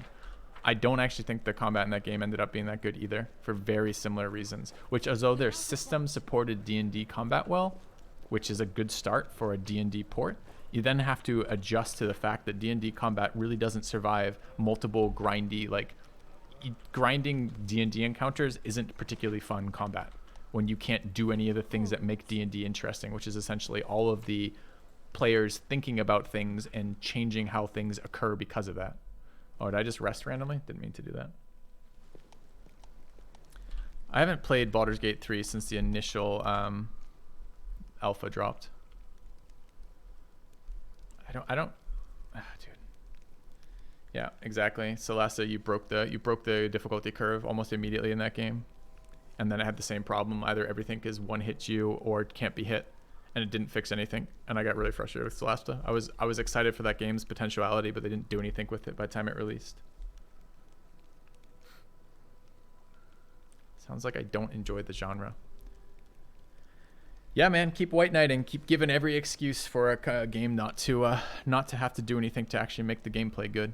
It's me who doesn't enjoy the genre of D&D, despite having played hundreds of hours of D&D in front of an audience, uploading it to YouTube, having some of the most fun tabletop gaming experiences ever. It's me that doesn't enjoy the genre when the game isn't done well.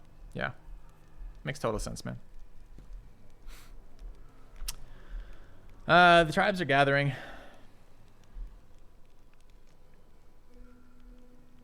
What do you think happened to Wendug? She's always stubborn and she left. Sure the maze is the only way to the surface. Yes. I don't want to go now. I was still looking around, but I clicked the thing which apparently triggered this event. There's more loot in here.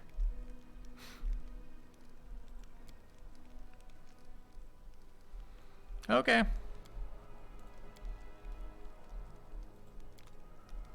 Alright, we have this fucking garbage here. This needs to be treated, right?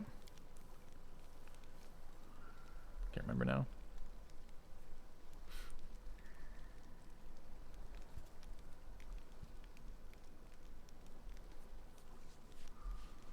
Yeah, I mean, think about it this way. When you played D&D with a good DM,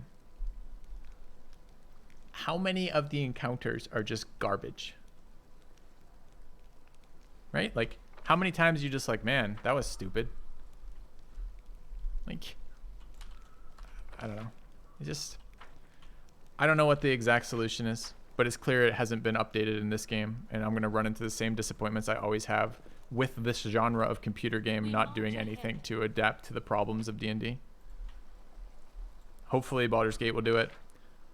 I was hoping this game was going to do it, but I can tell you within 5 minutes of, I guess, an hour or two now of playing this, that it's not going to. Oops, I just clicked out of the game. Leads on. Okay.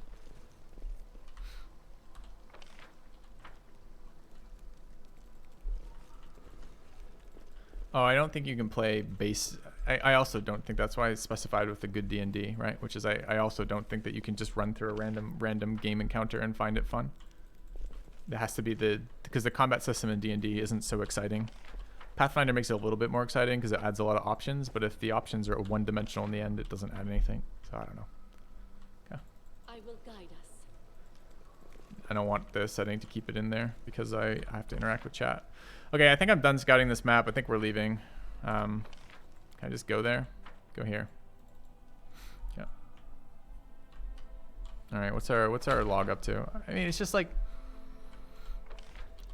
I encourage you to defend the games that you like, and I encourage you to express your opinions about what you like and don't like about games. But I really, if you want to be part of the conversation we're having, it's really important that you engage with the points that have come forward.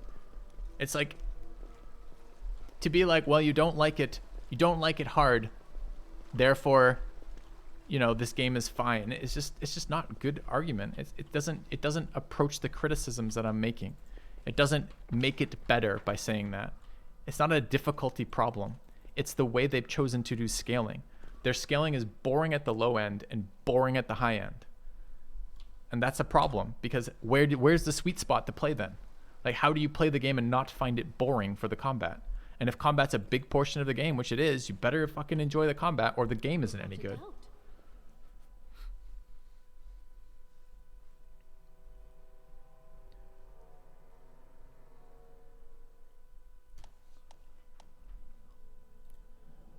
And I'm happy for you to white knight a game if there's something to white knight about it. I'm not okay with just being like, well, I like the game, but no justifications for that. I mean, I guess you're welcome to your opinion, but we're talking about critically what to like and not to like about the game. That doesn't offer anything for that. It's not a matter, I mean, it isn't really a matter of being worse at it. I mean, I guess it kind of is. If you don't engage, but this is like the same problem with humankind, right? If you're really bad at the game, then just having the cool, like, having the dialogues and the coolest effects and like the neat looking enemies, that's enough. But if you're playing the game and engaging with the mechanics, which presumably you're going to be doing in a fucking CRPG, that's the depth of the game, is the combat mechanics. When you engage with the mechanics, the game doesn't get better, that's a huge problem, right? So I don't know. I'm already bummed by this game, which kind of sucks.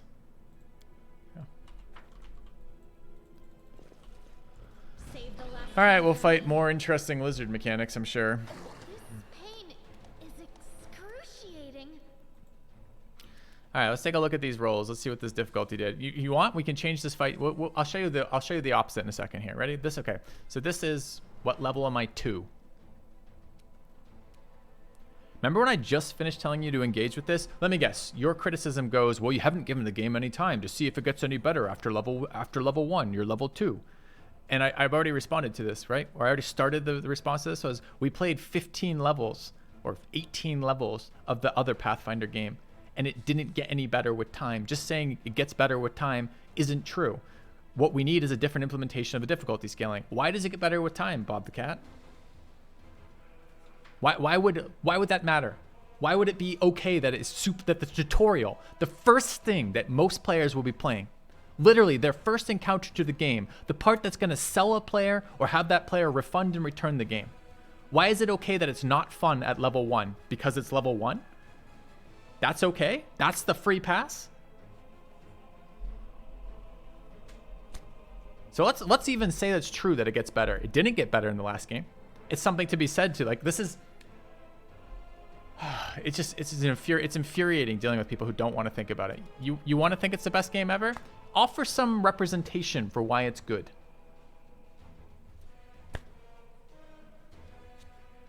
You clearly like it. Tell me what's good about it. I'll cut you wide open. The spirits demand your blood. All right, let's take a look at our roll here. Attack roll 11. 5 plus 6. Target's armor class 29. Okay, we're level 2. This is not level 1 anymore. We have all the extra options that getting to level 2 have done for us. We've taken all accuracy perks. Let's take a look at this guy. AC 29. So to hit that, with a modifier of 6, we'd have to roll a 23. What dice do we roll on? Oh, it's a d20. Okay. All right, sure. We'll continue with the engaging gameplay. You ready? The engaging gameplay is roll on this till I hit a 20. All right, well, let's also take a look at his attack versus us. All right, so his attack roll, he has a plus 17 modifier to his attacks. So we have a 15 armor class, so he can't miss. All right, but we're level 2. We have all the options that level 2 has brought us.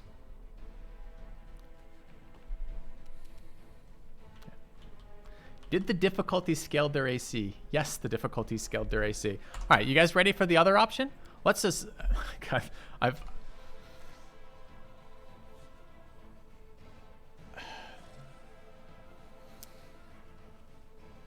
Imagine some things here. One of your difficulty sliders is called difficulty. What you want is you have the low end, which is all your shit hits. The median end is as soon as you start putting any stats into accuracy, all of your shit hits. And the high end, which is nothing hits until you put all your stats into accuracy. Are any of these fun? I feel like, yeah, Blingley, you're saying I feel like I'm witnessing Filthy have a stroke on camera. I feel like I am encountering like these human beings who just don't absorb information in any way, don't respond at all. I'm like dealing with like caricatures of arguments right now. You're playing on a very high difficulty setting. The game wasn't balanced for it. Oh. Well said, well said. I should turn the difficulty down because then it will be fun where it's balanced for it, right? The problem with the lower difficulty games on these games is the settings aren't fun. They aren't fun on the low difficulty settings. They're boring. So you turn up the difficulty setting to increase the challenge to try to make it more interesting, and it doesn't do that either. So when is it fun? I keep asking the same question and not getting an answer. You want to defend the system? Sure, defend it. So show me the defense of that. Tell me how this game gets good on any difficulty setting. Oh, it's fine. It's not balanced for hardest. Okay, what is it balanced for? And balance, presumably you mean set up for fun on that difficulty.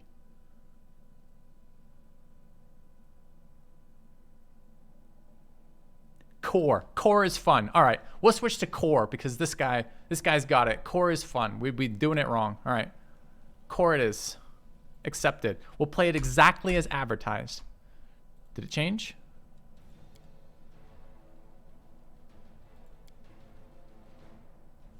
Choosing this difficulty is not recommended for the players not familiar with the Pathfinder system. Okay. Apply. Saved all change settings in difficulty. Save. Okay.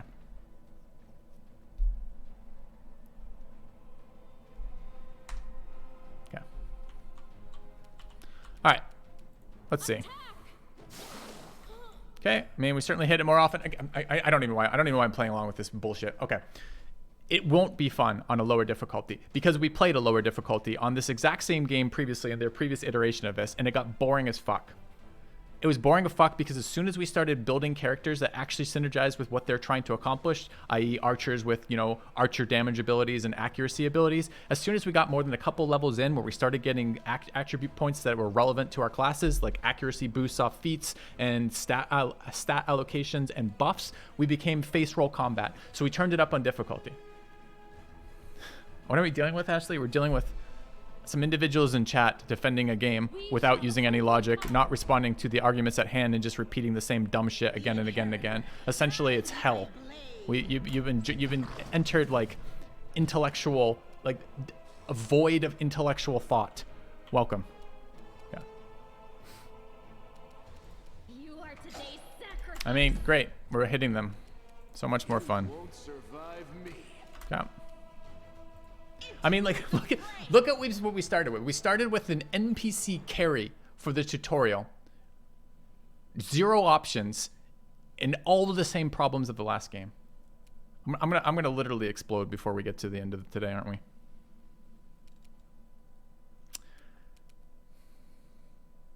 I don't know. This is pointless.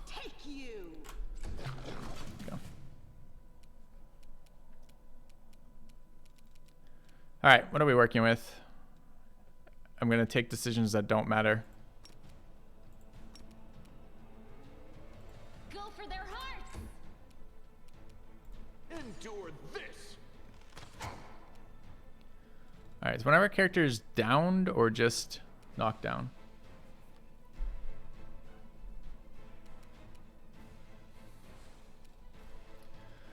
This is the paladin. We could lay on hands the downed character. Our downed character is going to get deleted in about 1 second. I'm not sure why her turn got skipped. There's probably a status effect on there that I'm not parsing on. No, there's not. So I don't know. Figure it out later, I suppose. All right. There are flanking mechanics. The flanking mechanics are built into the attack rolls. All right, there's lay on hands, other and self. I mean, we're just going to let her get down. There's no point in trying to heal her. No.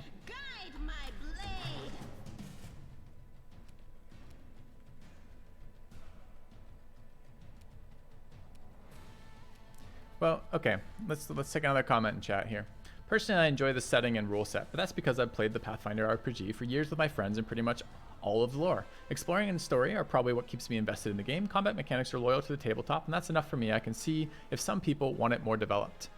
Well, I'm now 3 hours into the game as a new player starting, and so far it's been 100% combat.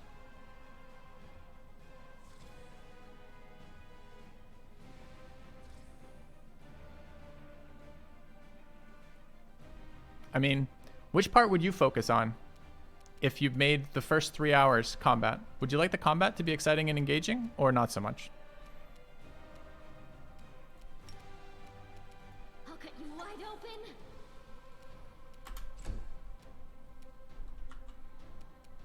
Make every strike count. I mean, think about it here. What are my options in this scenario? Okay, let's forget for a minute that we just turned the settings down, so now we're hitting as opposed to entirely missing. What are my options here? I can take 2 tank characters in a limited corridor and block with it, which we did the entirety of last game. We found that 2 tanks for a 6-man party was perfect. We can have all of our ranged characters spend about inside 30 foot for point blank bonuses, but not in melee range of the enemies, so they can stand and attack. And we will rinse and repeat and do that every single fight that we encounter for the rest of the game, starting now until the end of this game. The last one was, I don't know how many 100 hours did we get into the last one with no change in that combat mechanic. So we thought to ourselves, hey, it's kind of boring to end up with this exact same combat mechanic all the way across. Why don't we try changing the difficulty setting? We'll up the difficulty setting. And then it becomes you only hit on a natural 20. And if the opponent does hit you, they one-shot you.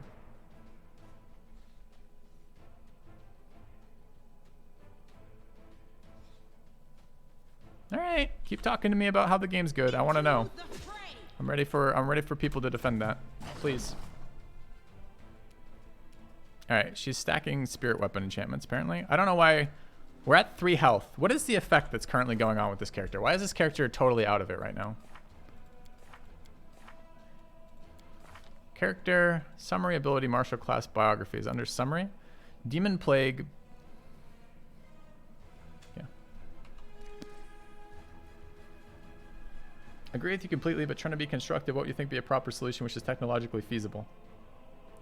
I answered that, I offered that for the very first thought, which is if you're going to design a combat RPG and you insist on using this system exactly as it is, you need to look at your encounters and really work on balancing that. You really need to work on thinking, how is this going to be fun and for the player? What types of things can the player do in this situation that give them options that make the game exciting? And so far, all I've just seen are generic encounters. You find a lizard in a cave. Is there any terrain relevant to this? No. Are there any things you can do relevant to this? No. Are there any actions you can take beyond just your basic combat actions? No. If you start specializing in combat actions, the difficulty you're on gets too easy. So what? I don't specialize in combat actions in a combat RPG where the first 3 hours of this are combat only? What do I do then? What do I do to make the game fun? Why am I playing it? I don't understand why she was lying on the ground for this entire duration.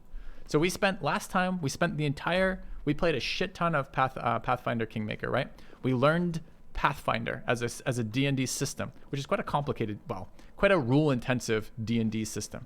All right, that's fine. I'm glad we did. We wanted to see what the game could offer us, and it still didn't get anywhere with it. We still had to stop after a while because it was exactly the same shit all the way through.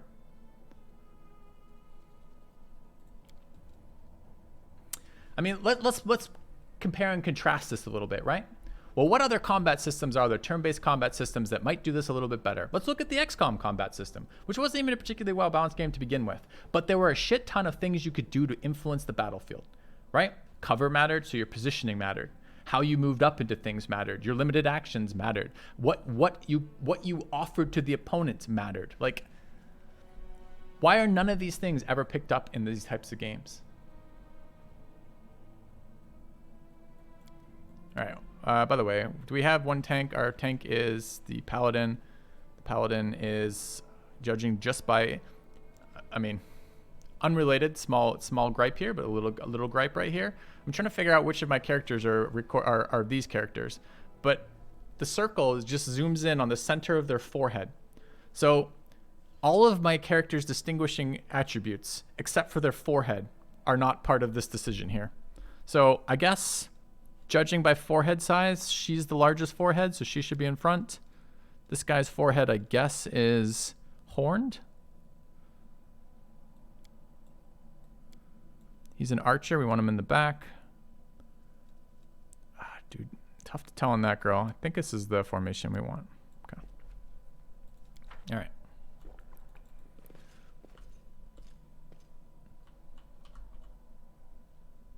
All right. There are tons of cover and status rules.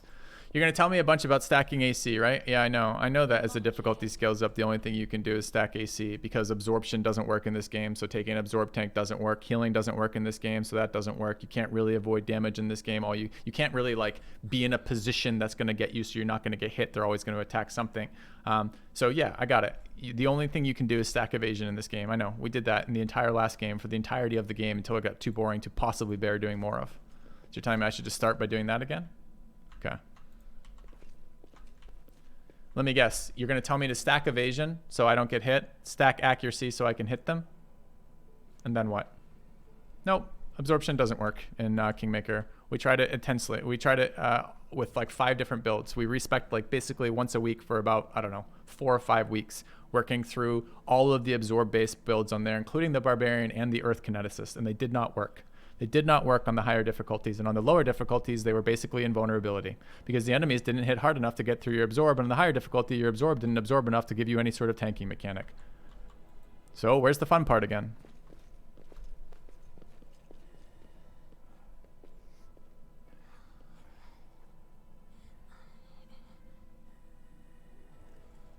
Avoid attacks by using spells.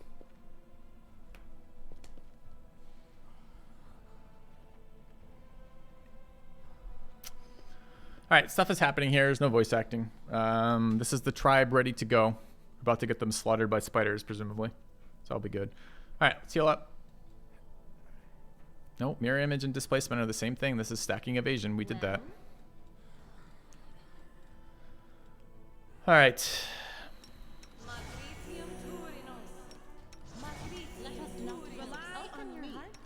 Do we have any other heals in here? Probably. Lay on hands.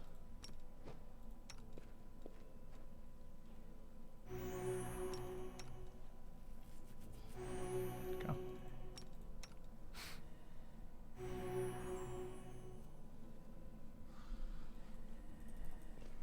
Yeah, I don't know how Baldur's Gate is going to do it. If it falls into the same traps, it's going to have the same problems. It's going to leave me frustrated again. Core seems balanced so far. Fuck, dude. You want to engage with anything I say, or you just want to keep making dumb comments? What would you like? What's it going to be? Our path leads on. Call me again if you need to.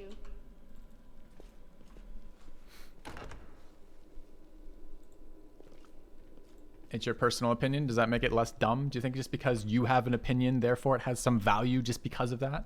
You're inherently valuable. Your opinion is therefore inherently valuable, independent of anything that goes along with that, and independent of thinking through the repercussions of what you've said, the meanings of what you've said, or what it might do in the greater context of a conversation we're having. You have an opinion. It's your personal opinion. Therefore, it's fine. Really? Yet another obstacle. It's fine. He's got a personal opinion, chat. We're good. We're good.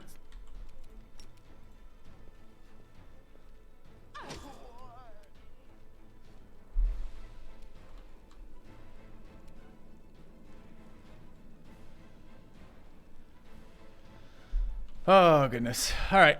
Let's take some more of these combat fights. Let's hope it gets fun.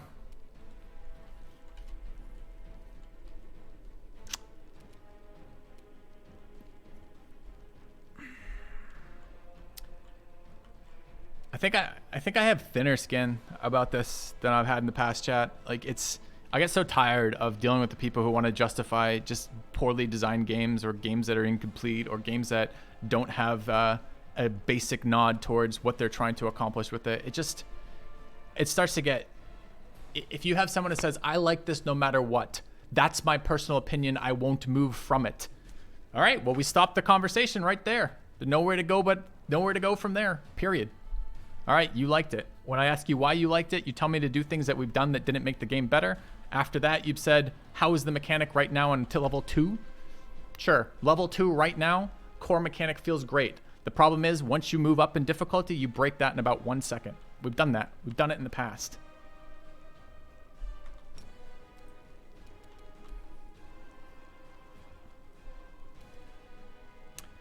What do I think is a well-designed game? I mean, where do you want that from? I feel like I've made it abundantly clear what the problem is. We've started a CRPG game that has thrown us directly into a series of combats. Every one of the combats has been boring. We've changed the difficulties around. It remains boring on these difficulties. We've played this entire game. This is using the same rule set. This game, what would have made this a well-designed game is compared to last game, they would have looked at the flaws of their last game, said, hey, the big flaws with our game, we have fine storytelling, we have a fine depth of game. It's a very deep game in terms of all the things you can do in it and the amount of time you spend in it. We've got a lot of different characters, some different storylines happening. The biggest problem of our last game is the combat didn't scale for shit. If you play it on its basic settings, it's too easy. If you up the difficulty settings, it's hard in a boring way. So it's boring at easy combat, it's boring at hard combat. So what point does it get fun in your combat RPG? What do I think a good game would do? I think it would look at the fact if it's trying to be a combat RPG, it would try to make the fights fun. Seems pretty reasonable.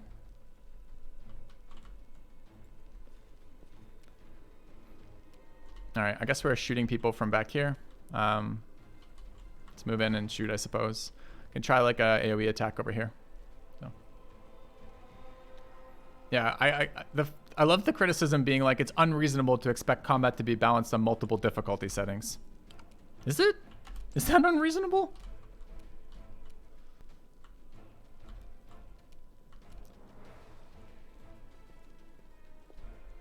In your combat-oriented game? Is combat an afterthought?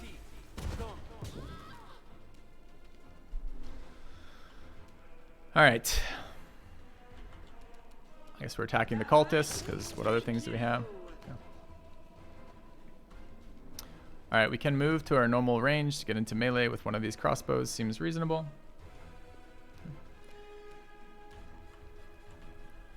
I mean, there's so many ways to fix this. You could make the core combat more interesting. You could spend more time on the combat encounters but put less of them in. You could not have as many difficulty settings, but the difficulty settings that you scale actually be things that people might want to scale with, because it might change the fun level of the game for them based on their skill with the game and their understanding of the mechanics. What do you have? You have a casual mode difficulty. A casual mode difficulty is the people who want to move the characters and press the buttons, and they don't really want to get steamrolled as they try to do that. And then you have a more interesting setting for the less casual player who wishes to engage with the mechanics of the game but still have fun with the fights. Both of these things would make the game better. That's what I would want to do in a game like this, right? Like, it's frustrating to me because we played Kingmaker. We wanted Kingmaker to be great. We gave it 1 billion hours of testing it. And this is the sequel to that. This is the game where the people said, oh, okay, we've seen the mistakes we made in the first one. We like this system. This is still a game we want to make. Here's how we're going to make it great. And I don't see that yet. At the moment, I just see the same fucking game. So we have a different storyline in our combat RPG and the same shit combat mechanics. You see the problem on what you focused on?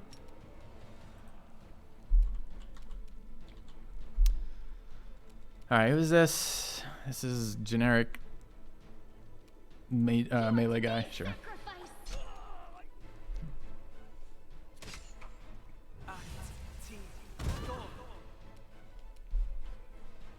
I don't think it's a greed thing. I don't know what I think it is. I don't understand it. It's what makes it frustrating for me as a player. Like, I want to engage with your game and I want to love it. It'd be great if that were the case.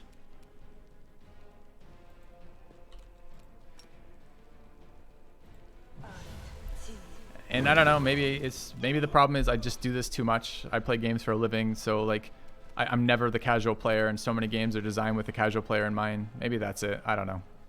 But it's frustrating after a while. All right, by the way, this is core difficulty mechanics. What have we done?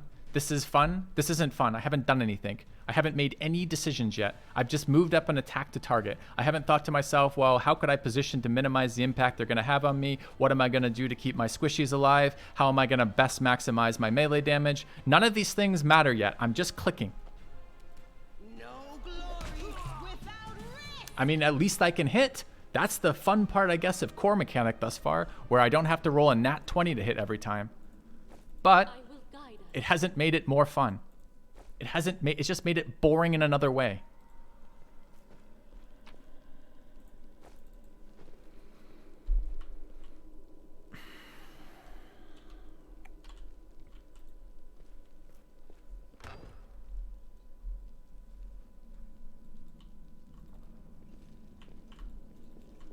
I found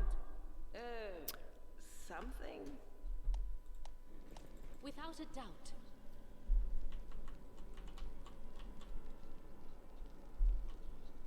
Dude, the loot in this game looks like the exact system as it was before. All right, you guys remember? Let me just spell out the problems from Pathfinder Kingmaker loot. You ready? The loot looks something like this. A, you had to optimize your party to actually engage with the loot you were getting, because the loot was not particularly, it doesn't change on each playthrough. So the loot you get is independent of the characters you start with. So the DM is not basically adjusting loot tables to what you're playing, because for some reason that's not in the game, which means if you run a bunch of classes that use similar weapon overlap, they end up not having enough neat weapons to use between them. All right, that's the first problem. The second problem is Pathfinder really, really benefits you as a player mechanically from specializing in a weapon. Okay, the problem is this game doesn't evenly distribute weapons. So if you specialize in some weapons, you'll just never find them versus the strong weapons that come out of there to begin with. Additionally, they add a lot of neat enchantments to weapons, but that often means if you're not specialized with that weapon, you basically don't get to use that weapon. So the bulk of the loot you're just not using unless you specialize your group to try to accomplish all levels of armor and weapon types. Now, that doesn't help the fact that all armor and weapon types are not equal in this game. There's some very big outliers as to which ones are better than others. The other thing was a pretty bad inventory management system that spammed you with a lot of low value items that you ended up just selling all the time without really understanding why you would want to pick them up in the first place, as well as the fact that there aren't a lot of different armor and weapon types in D&D. There's essentially one type per, and then you get a +1 on it, a +2, a +3, and some stupidly overpowered status effects on it. We'll see if that's still the same in here. My bet is it's going to be exactly identical. Will that be the same? I don't know yet. Let's hope not. You can trust me. I would love to be pleasantly surprised.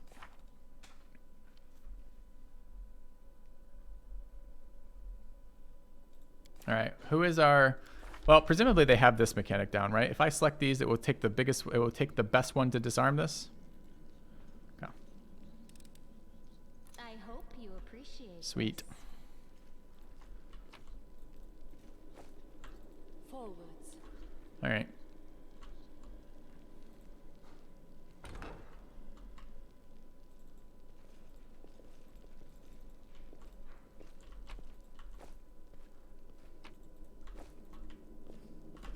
Enemy combatant. His back is turned to us. A bright future awaits us. Endure Defeat this. is not an option.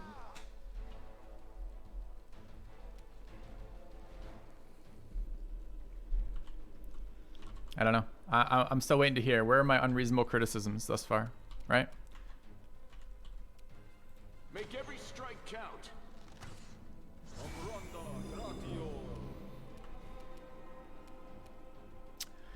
All right. What options did we pick up?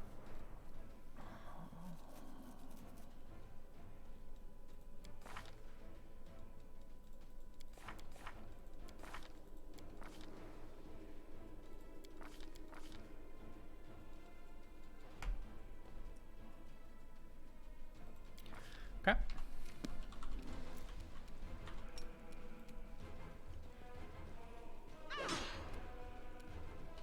We'll run our melee in.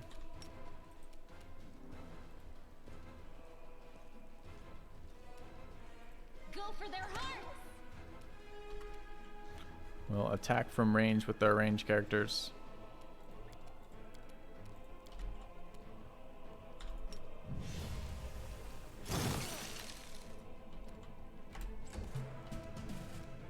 You've crossed the wrong mongrel. This will leave a bruise. Okay, hits us for 13. The Inheritor, guide my blade. I'll cut you wide open.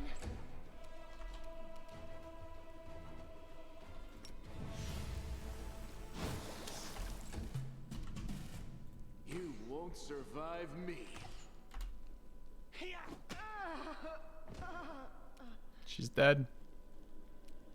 So, our tank had exactly 2 hits worth of health, I guess. Cool. Spirits demand your blood.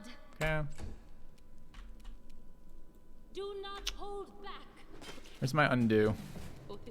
I just see what just happened there? I tried to left click attack. Instead, I left click next to them. Apparently, the left click next to them had them move into and through a zone of control, which triggered attack of opportunity. Endure this.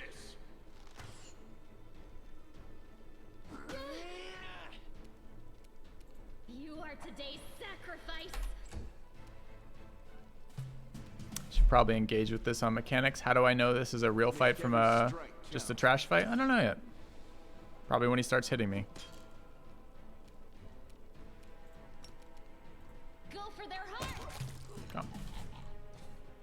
All right, I guess we have to resurrect her because otherwise she's permanently dead. I think we have 2 of those. Somewhere.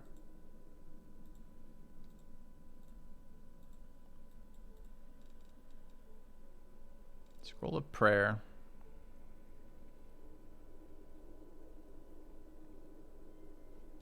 Does it matter who uses this?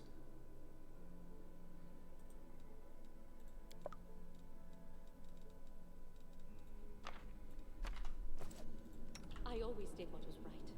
Therefore, I became righteous. Does it mean whatever I do now becomes right? Because All I right, am she's back. We will win this war.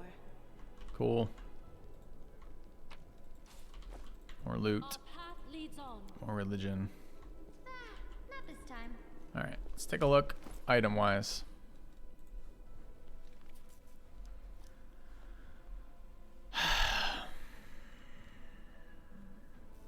Maybe the game isn't for you. It's fine.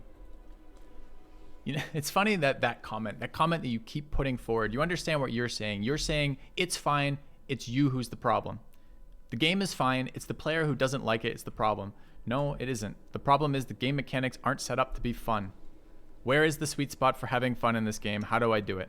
Besides being a total casual who doesn't care about the mechanics, playing a mechanic-focused min-max D&D game, but doesn't care about mechanics and isn't going to get role-playing or storytelling through a single-player, combat-focused RPG. It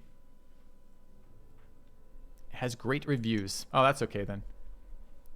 That's fine then. It's fine if it gets good reviews, but when you play it, it's shit, right? That must mean I'm wrong. You're telling me I'm wrong again in a different way.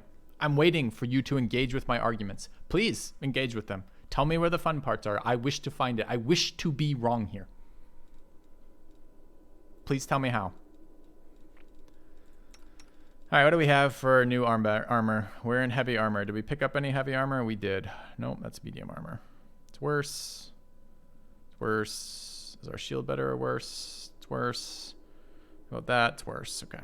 Let's take a look at what she's wearing. She's in medium armor. How does this compare? This is slightly better.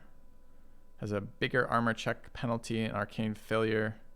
It's maybe relevant. I don't know this build yet. I haven't worried about it. Okay. What is fun if it's not a subjective thing? So outside of the casuals who don't care about these systems, again, imagine what we've designed. Remember, we've designed a combat RPG using a existing D&D rule set, presumably for people who like that D&D rule set. The particular D&D rule set they've chosen is a heavy build-focused D&D rule set with a number of overlapping synergies to build powerful combinations. That's what the Pathfinder rule system does better and what's the other word I want from this? More efficiently and better than the other D&D rule sets. So we've engaged with this rule set, presumably for a reason. Why this rule set? Presumably the game creators like this rule set and want to build a world inside that rule set and playing with that rule set. All right, so we're going to be building a build-focused, combat-oriented, synergetic system. Why then do none of the other things work with that? How come when I build synergetic, combat-oriented characters, they break the game wide open? They make it boring to play on the low difficulty because you face roll, and they make it boring to play on the high difficulty because it becomes a mechanic of max AC, max damage dealing, same fight every single time with exactly the same types of things you do again and again and again. But then there's 1,000 encounters like that. Where is it fun?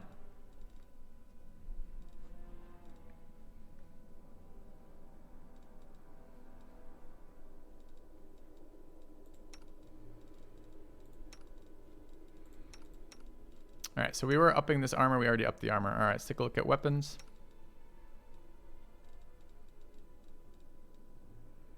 Heavy crossbow. Do we know what our proficiencies are with these characters? Probably somewhere we do. Abilities.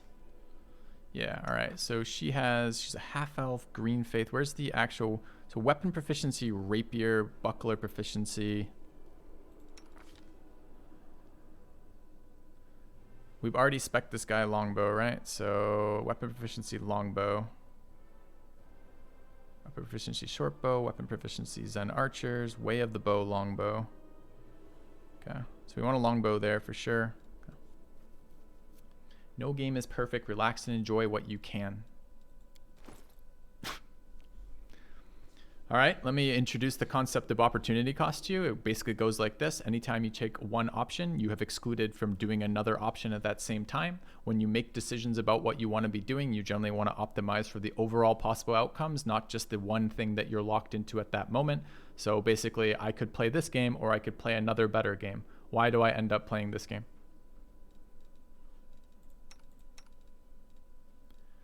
All right.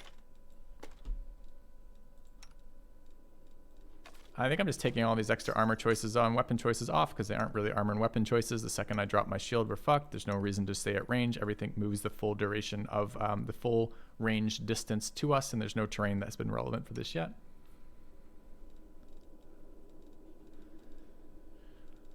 The sorceress can't use weapons and doesn't need weapons, uses cantrips instead. I think later on we could get, I don't know if she has martial proficiencies or not. Weapon proficiency, dart, sling, throwing axe, javelin. Those are all pretty bad. Okay, but there is a list here. What is this under? It's under martial. Okay. So looking here, simple weapon and rapiers. Looking here, short bows and long bows. And we have longbows preference there. Here it's simple and martial weapons. Okay. So basically all of our longbows need to go here. Nobody else. I don't think crossbows, I can't remember if crossbows are simple proficiency group. They are. So heavy crossbow is a simple proficiency in this game. Oh, we should use those somewhere then. What were the...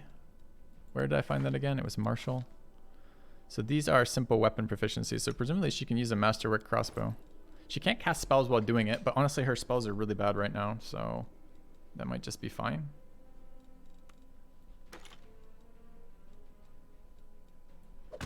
Okay. What is this? Short bow. What is... So we have 1,000 weapons that are all irrelevant, right? This is just variations on the same weapon. It's a Masterwork Glaive as a reach weapon, but we don't have a reach strength character right now. We probably can't afford to do that. What's our defense right now? AC 22. AC here 20. So we definitely would like to use the Paladin still. Okay. You're worried about me. You hope I get calmer. I don't know, man. I don't think that's where I want to go. Okay.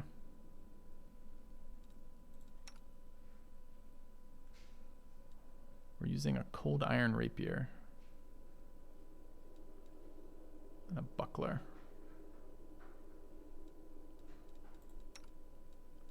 I'm just trying to figure out if this heap of loot that I looted actually changes anything. It doesn't, right? Like none of this mattered a bit.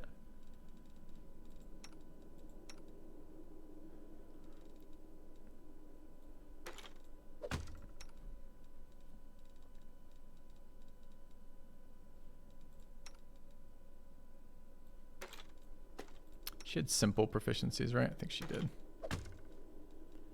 Okay. All right, so all those loot options didn't matter. How about the rest of this stuff?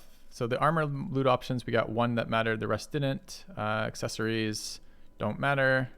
Bunch of crafting items. We haven't really opened the crafting interface yet. So we picked up some spells as well. Saving throw, fortitude negates stun. Scroll of sound burst. You blast an empire. Okay, so that could be useful. That's a stun. This is just a nuke ability. Oh, we have 8 scroll. Why don't these stack? Ah, because this is light wounds and this is moderate wounds. Bear's endurance for starting the buff train. Chat, answer me this. Is there a buff manager in this game? So the last game suffered from buff bloat, like super hard. Have they built in an in like part of the base game buff manager or no? All right, Paladin needs healing pots. What is this? Reduce person is a shrink effect. It's good for tanking sometimes, probably on a dex based. Large person, not useful for us. Not really useful at all for us, honestly. Healing. There's a mod for that? Okay. What is this? Mage armor. Could be useful on our mage. What is this? Feather step.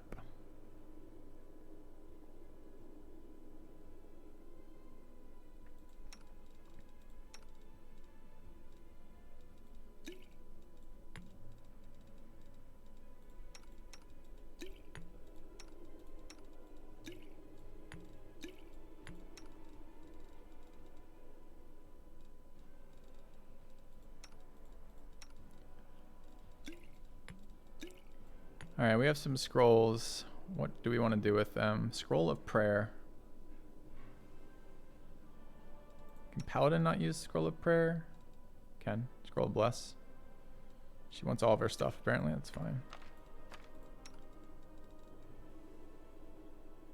Can be used by this character. Spirit hunters can use scroll of inflict wounds, all right?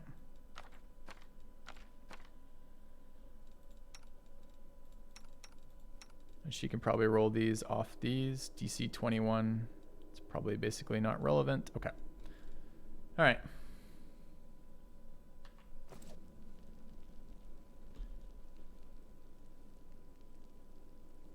How long did character creation take?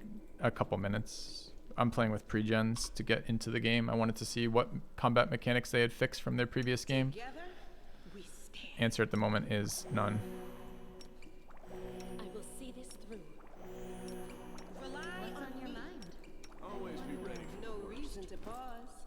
All right.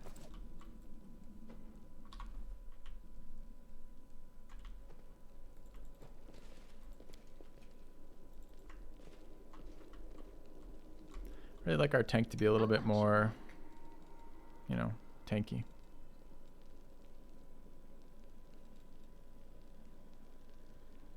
says 24, okay.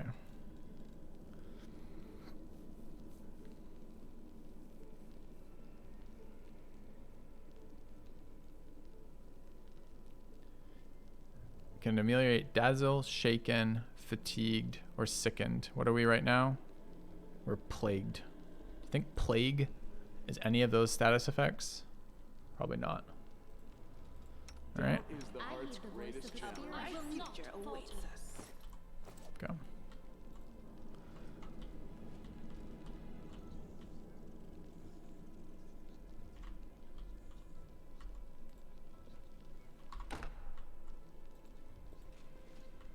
Now, what is that?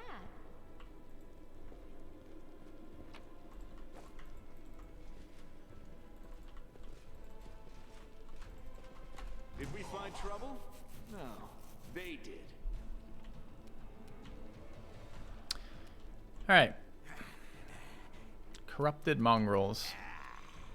This is, we apparently got a surprise round on them, or we're just maybe not. Maybe we're just going ahead of them in the turn order, so they're flat-footed. I think that's what we're actually seeing here. You've crossed the wrong mongrel. I would actually like to shoot him with the crossbow. I didn't pull it out in time, so I guess we won't be. Charge in there. We're going to take a bunch of damage doing it.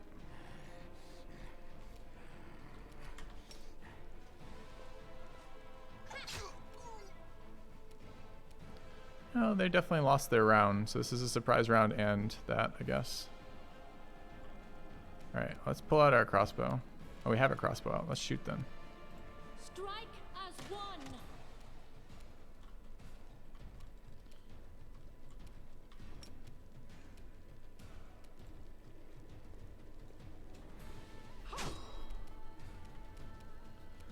Alright, new round.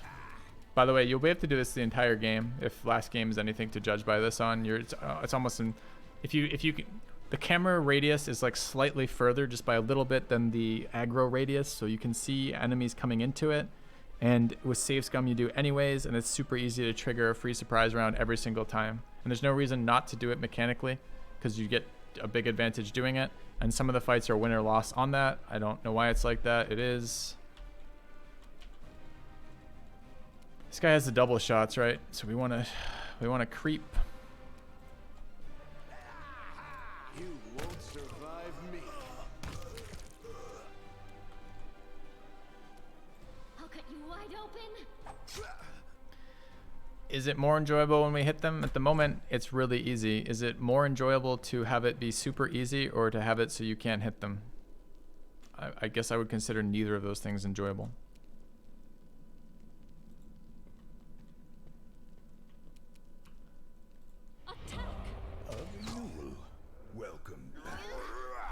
Thanks, Holden. Convinced me hold off on this game. Yeah, sorry. That wasn't my intention. I was hoping to love it.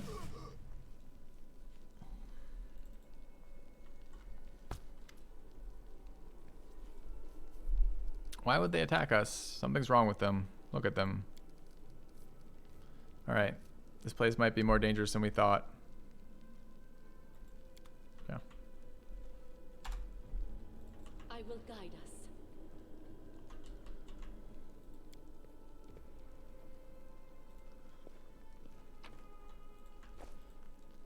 Pick the lock, 95%. Okay. I am helpful, am I not? Alright, is this more meaningless loot? Probably. Is there a way to make this sort? To, like, actually compress? I think if I sort it. From oldest to newest. Sounds good.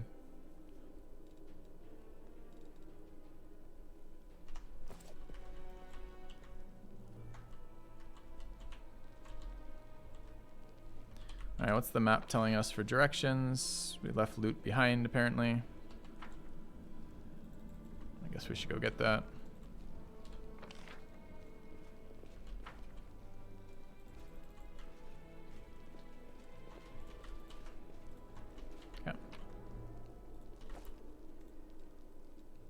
the lock.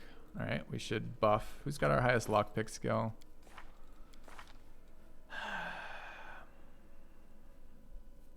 Like, all right, here's something, for example. Just a little thing, but it'd be a nice quality of life thing. If we're going to be regularly running around dungeon crawling and we have both guidance as an ability and a lockpicking character, and there's no downside to casting this, can't we just auto cast this when we click on it? There's no resource used. Like, why do I need to manually cast this? Is it just literally a knowledge check of do you know if you have the ability or not? And if you do have the ability, do you want to use it or not? Like, it seems like such an easy quality of life thing.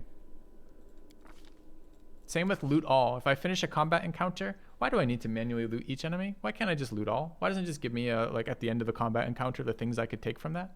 If there's extra interesting actions like search a corpse or something and it does different things, we could have that as a radial menu that comes up on that. I got asked the question, what would I do differently in a combat RPG to make it fun? I would try to make that experience as smooth and natural as possible in terms of the progression of things, and I would try to integrate the mechanics in with the gameplay. So if the mechanics are if getting better at the mechanics are gonna make the fights easier, I would attempt to scale the fights in a way that makes that still fun. I mean, what is the joy in this game if it isn't figuring out builds and putting it together? Like, what do we do with that? All right, so what is it that, is it stealth that pickpockets? It's probably trickery. Disarm traps, open trap. Okay, so we got to find our highest trickery character. Who is it? +1. Wait, is it? +3, +13. All right. So we cast guidance on this character. Then we interact with this. We pick the lock. Didn't up the percentage, which is kind of weird. I am helpful, am I not?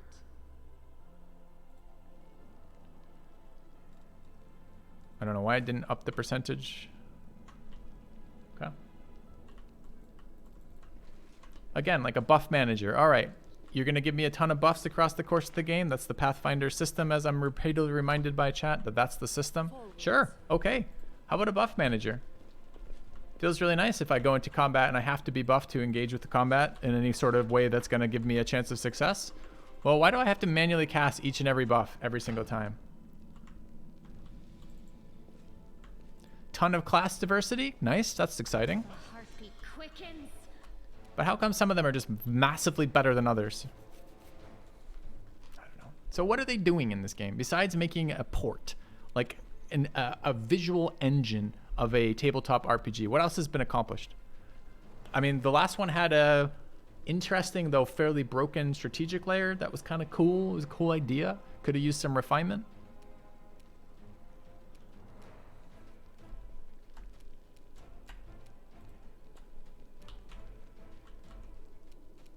I think guidance buff in this one is a +1. I think it's in D&D. It's advantage, but I don't really remember. 5e rather.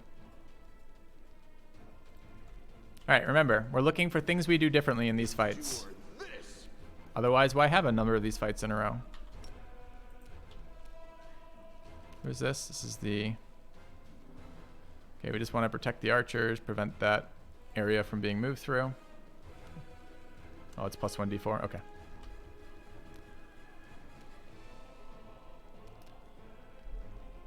Who is this? This is this girl. Okay. No, I told you to charge. You gave me a highlight and then... Okay. Well, I must have misclicked. I guess that's probably on me. All right. Again, we got a surprise round. What did we do to deserve the surprise round? We walked into them. We weren't stealthing. We're not surprise-oriented characters. Like, we don't have a bunch of, like, stealthers and, like, light gear and stuff. We're wearing heavy armor. We walked at them. Do not hold back. Okay.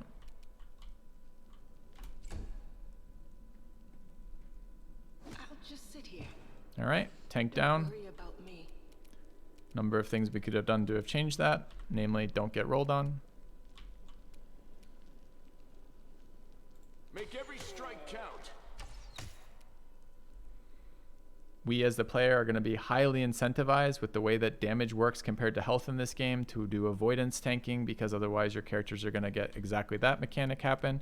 When they get to a high enough avoidance, since if they get hit, they're going to essentially die in 2 hits, you end up forcing everything into avoidance. You force it into avoidance so you don't get 2 hit, and then you end up with a character that's unkillable by the vast majority of the enemies, except for the super accurate ones, which you have to figure out how to cheese in a slightly different way.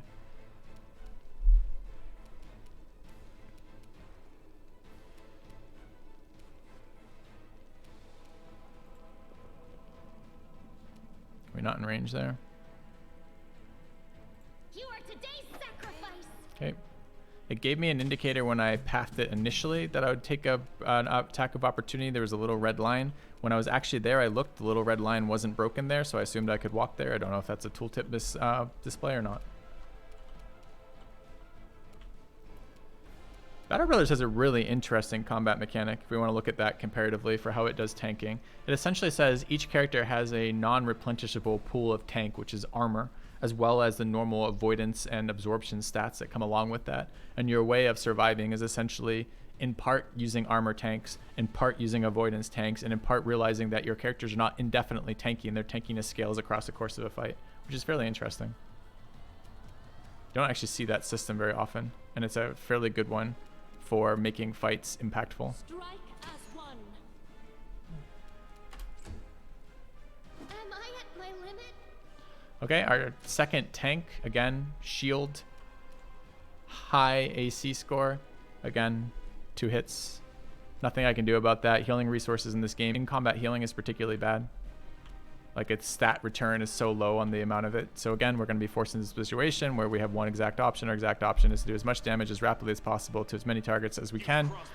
If we don't do that immediately or buff up to be invulnerable, we're just going to run into issues like this. Go for their heart. But chat, tell me about the decision making and storytelling that we've done thus far that makes the combat mechanics being dull and uninteresting excusable. What are they?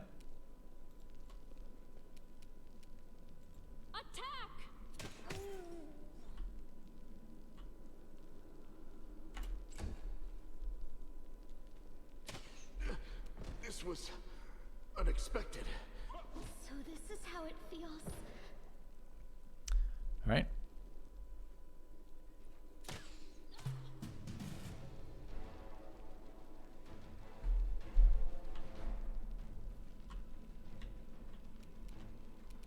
It's not a matter of a meaningful build by level 2. It's a matter of that in the early game. I mean, okay, I'm gonna repeat this again because apparently I have to repeat this every single time that someone else comes up with the idea that maybe it's the early game. I've already addressed this 3 times on stream today. Let's go for number 4. Ready for number 4? Number 4 looks like this. You're beginning a combat-based RPG. The first experience the player deals with is going to set the tone of the entire game for the player's enjoyment of that. Do you start by making that an exciting and fun experience where it feels like the player has lots of things to do and lots of decisions to make each turn? Or do you start that by forcing them to do one repeated action again and again and again against a series of essentially identical mobs for no reason whatsoever, while denying them any sort of agency in terms of options they can do or any sort of motivation for why they might want to do it, with the expectation that it might get better later?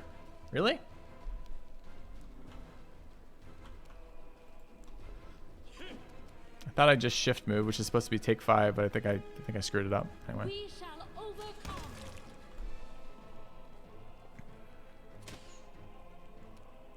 Sure. Your character will get more complicated as you level up. That's true. I don't disagree.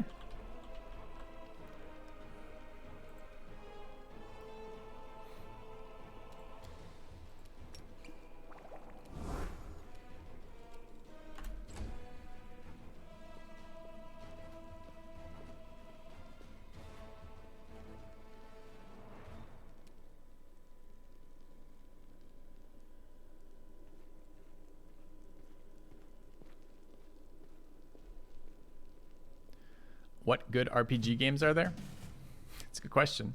I was initially very impressed with the demo release of Solasta, mostly because it did some other things for took a 2D environment that's, right now is mostly generally a 2D environment, basically. I mean, not really. I guess a 0 verticality environment and added verticality to it for some interesting combat options for that. Didn't turn out being that interesting long term, but it was at least a step in the right idea. I thought Celeste was a little bit better about pre-planned locations. The goblin ambush right at the start of the game was another one of those ones I was particularly pleased with. I'm like, that's kind of cool. A bunch of weak hordy mobs that start in a high ground position. Didn't give you a ton of options to deal with it, but it had to have a bit of like the cover system involved to doing with that. That was a little bit more interesting. I mean, here, we started with 5 relatively generic mobs in a room. There's no position in this room that really matters. I mean, I suppose I could have walked out the door like we're doing here, and maybe I ought to. Maybe that would have been something. It would at least force these guys to move towards us. Kind of.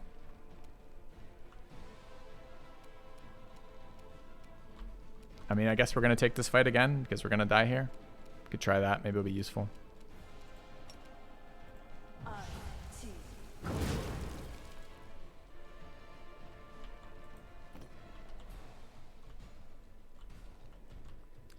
Here we have a totally empty room, devoid of anything resembling interaction that I can do with the player. I have a movement option. Is there some point in using this movement option? I don't think so. Okay.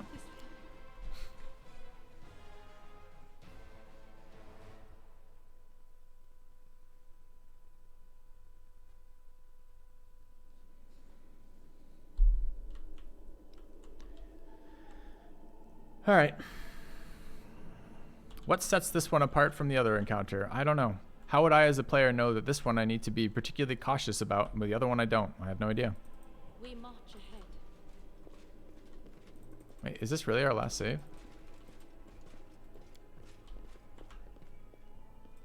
So did we go back and get that shit or not? Let's find out. I don't remember where the save was. It looks like we did. Okay.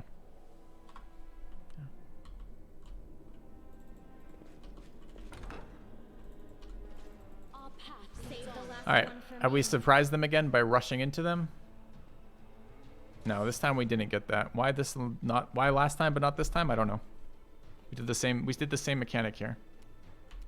All right, but here we'll play to the archers. Last time it was too much for us. We got hit very early and very hard. So archers are back here. Just the one now. Did it downscale this? Wasn't there another one?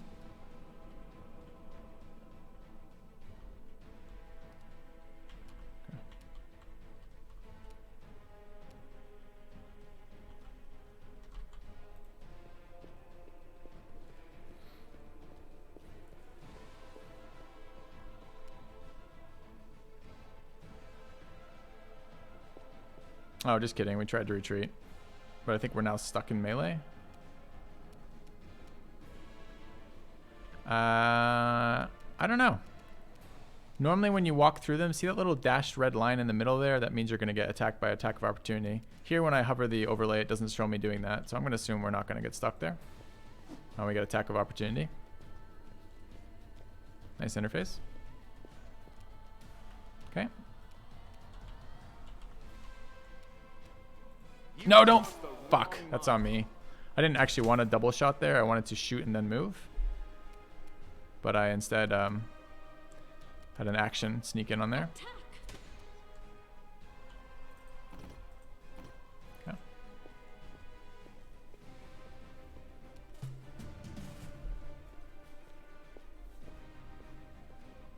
What is today?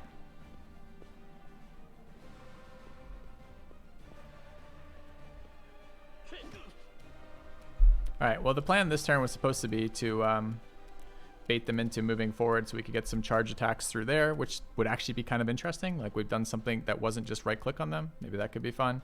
But at the moment, I think we fucked it up by leaving our archer in harm's way. I expect our archer will get downed here right now, but we'll see in a second. No? Okay, let's wait until after. Alright, so we need to get the fuck out of here. I don't think we have an option to do that. Mobility. By using acrobatics. I'm pretty sure we have decent acrobatics on this guy.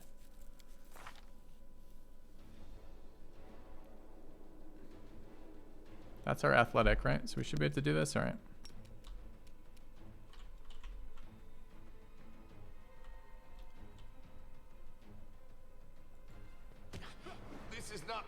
done yet. I mean, it's a much more approachable DC. I guess that's something. I want to wait, delay until they move in, but I don't think we can. I can't get a charge off. The LOS isn't there apparently.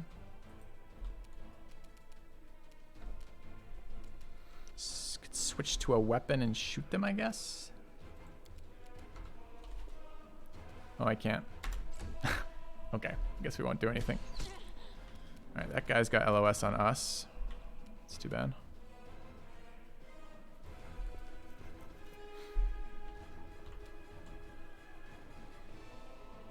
We shall overcome.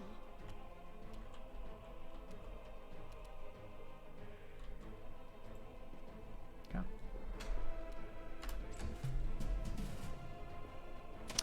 I can 5-foot disengage, but then I can't move the rest of my movement. So 5-foot disengage doesn't help me at all if we're trying to LOS their archers, which was the plan. So far, it doesn't look like moving to this room has helped very much. Now we get stuck in the corner, so it's kind of on us. All right.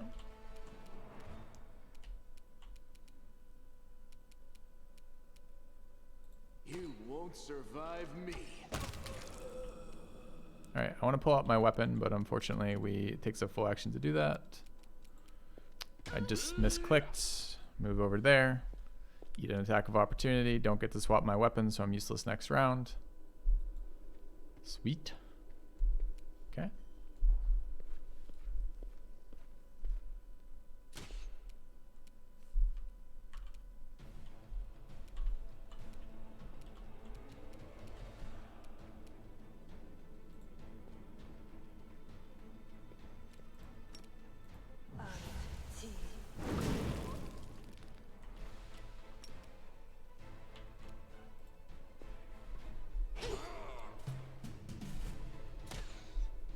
I wonder how they choose their targets.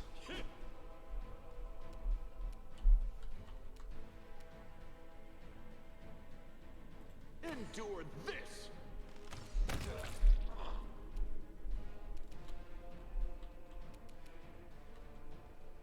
I'll cut you wide open.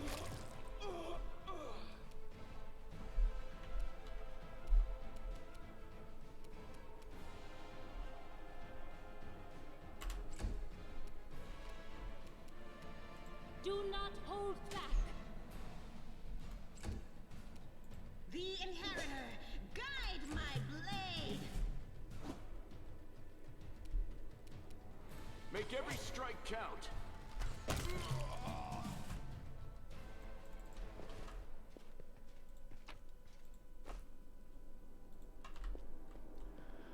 I will say to Guide us. I can't remember his name, Bob the Cat, I think.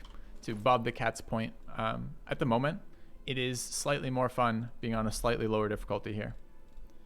Now, what does that mean for us as the player, though? That we need to manually adjust difficulty as we get from the first couple levels, and we have to up it a little bit, and then we're eventually going to hit the point where it's still the same boring, like AC kind of base difficulty. It's more fun now because it's slightly more fun to hit as well as be hit than it is to only get hit from that. I still doesn't really feel like anything I've done has mattered. Like, none of my options really seem to matter. It still seems to be the exact same combat. See if I do anything different than this. You ready? Again, melee to the front. Block with the melee as much as possible. Focus fire targets down because there's no scaling in terms of, like, your guys don't get less strong as they take more damage. So there's no reason to do anything except focus fire stuff. Occasionally we throw an AoE if we can, but again, there isn't terrain that really matters. There isn't really... I don't do anything as a player. There's just nothing I'm doing here. All the player decisions are in your character build, which can be fun, character and item build, but then you do that same thing 1,000 times in a row with that. And if you scale too hard, you break the game in terms of its scaling. I found something. I appreciate the mechanic to pause when they find a trap. I like the perception roll mechanic, although it can be a little swingy in terms of whether or not you miss loot. You basically have to have some perception focused people, which is fine. But I don't know, man. Running that same issue. Same game. How do barbarians work? Maybe they work on lower difficulties. We tried all the different absorb tanks on the previous game on the higher difficulties, and they essentially none of them work. None of the absorb mechanics work at the higher difficulties, and at the lower difficulties, they were super broken. Like, you stacked up enough resistances that you're nearly unkillable. Where is the actual mechanic that I interact with to disarm it? There? Okay. If I go there, will they path around it or through it? We don't know yet. I am helpful. Am Okay. I not? Found a secret door. Cool. Secret doors are fun. It's nice to find them. They path through it usually. Nice.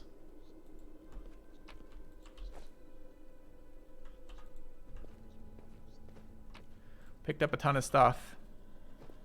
If I read this ton of stuff, is any of it going to be useful? Cold Master Longsword. That's probably an upgrade on the Paladin, I think. Hey. Weapon upgrade.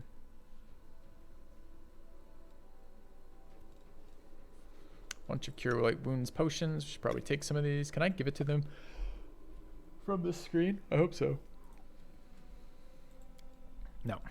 It said yes. Did I get health? Oh, I did. Nice. Okay, good.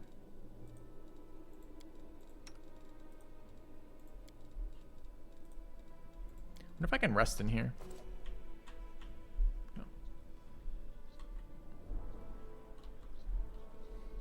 No. At the high levels of difficulty, the absorb tanks didn't absorb enough damage. The damage they absorbed wasn't relevant to the damage my opponents were doing. They were doing way too much damage compared to our absorb to make that a tank mechanic. And on the lower difficulties, they were doing, the absorbs were too strong relative to the damage the enemies were doing. So we never found a sweet spot for that. Yeah. Forwards.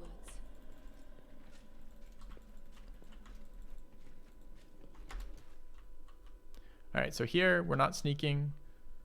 The camera has revealed there's enemies there a second before we enter combat. If I turn around, do we break combat? I think we do.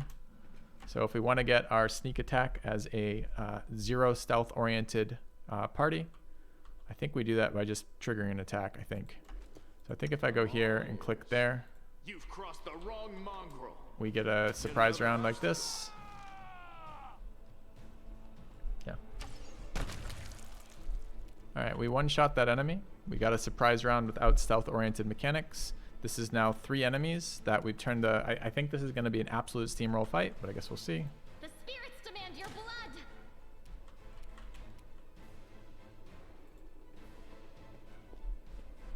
Why does this pop up in the middle like that? Strike as one. Okay, now the real round. You are today's sacrifice.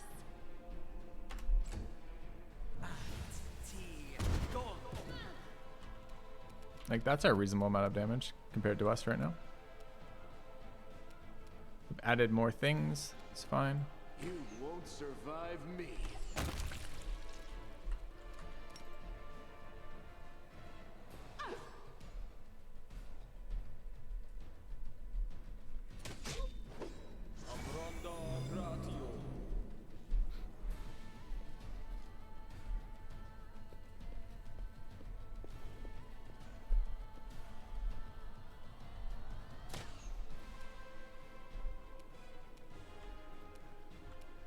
All right, do we want to do anything here? Do we have anything that matters? I mean, it's crossbow or nothing, right? Still at level 2.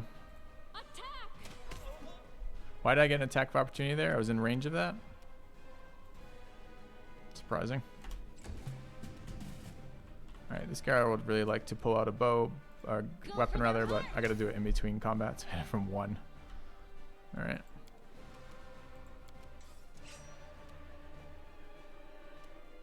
Endure this. Okay.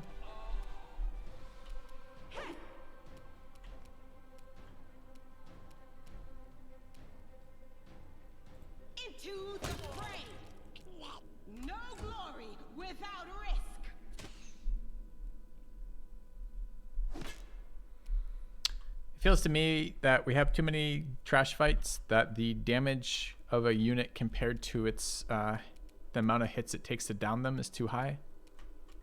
So we get these really swingy fights. I think the full evasion mechanic is probably not super good. I mean, these are Pathfinder criticisms, but don't they need to be addressed in the combat port of the game?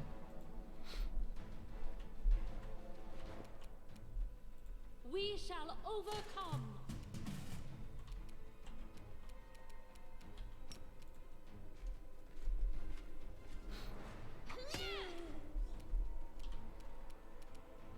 Make every strike count.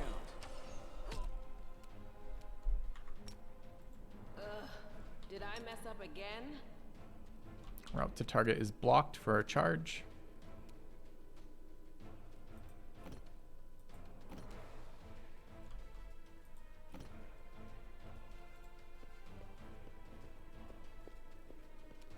The light, take you. This pain is excruciating. I saw your comment about I can full loot an area by leaving it, but that means I don't have access to item upgrades immediately, right? Do not hold back. Okay.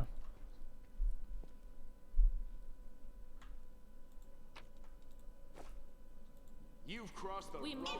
the fray. I want to interact with this loot. I Strike as one. think that unit is underneath the... The inheritor. You won't survive me. I can't interact with that.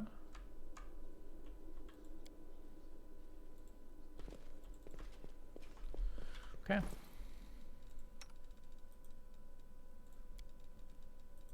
I'm sure it's not important.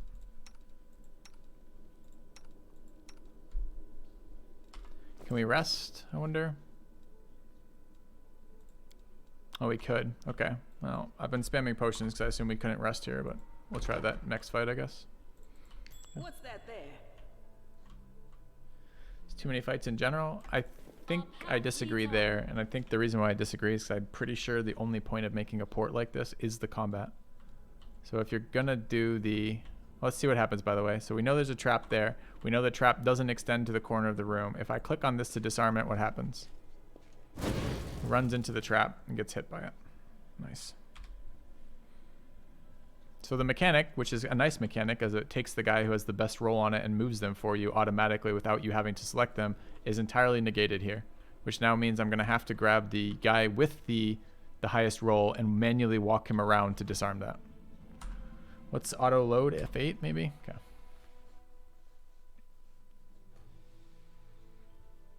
Yeah, anyway, so I thought Celasta's demo was the best, or early access was the best version of that, right? Which was when that game was solely focused on, I thought we were going to finally see it, right? Which is when I see a combat RPG in the D&D rule set, my expectation is it's probably not going to do very well unless they spend a lot of time making the encounters interesting for the player. And I thought Celasta was going to do that, and then they took a total side turn on this, right?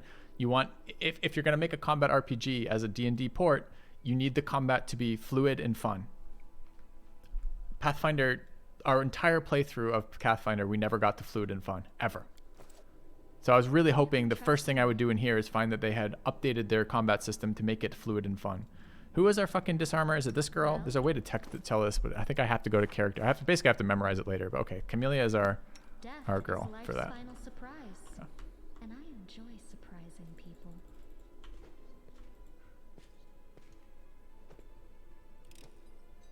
All right. I hope you appreciate this.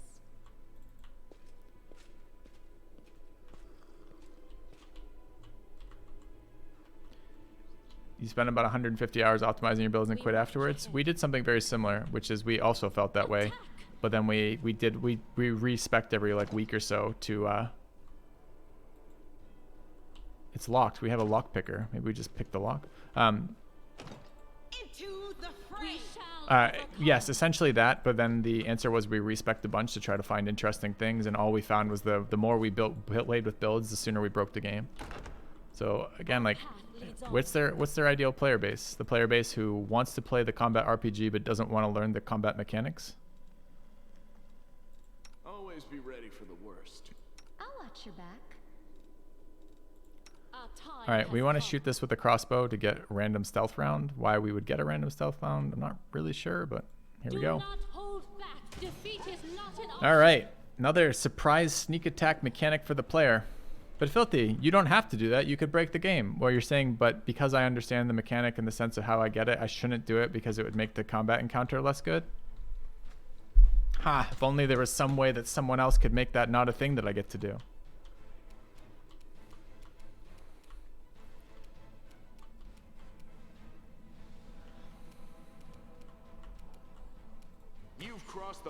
wrong mongrel. Okay. I mean, I don't really know what we want to do with this character. This is a surprise round still.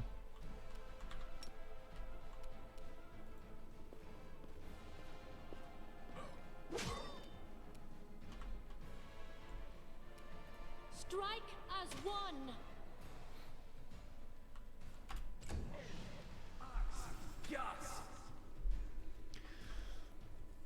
Alright, we've got a combat encounter that has introduced a new enemy. This is the Dretch. The Dretch has damage reduction. Okay, presumably they're going to highlight some aspect of their combat. Perhaps they're going to highlight the damage reduction mechanic. Alright, their guys are resistant. Let's take a look. Let's use their stat stuff here. We know that this guy is energy resistant to acid, cold, and fire, immune to electricity.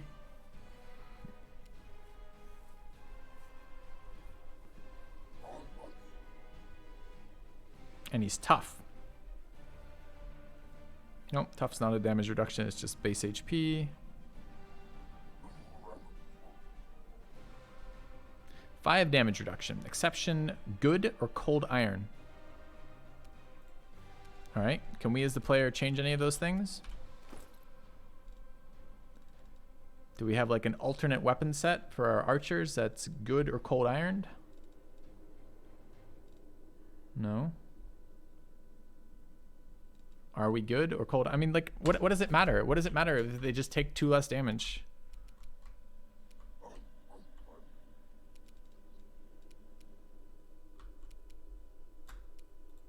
Okay. Yeah, I know they have cold iron weapons. My point is, what changes here? How does having that information make this game better or worse for me in some way? Like, what do I do now that they have this? Okay, I've seen their tooltip pop up that they have damage reduction. Now what? The cold iron weapon's better than the weapon I had, so I'm just using the best in slot still.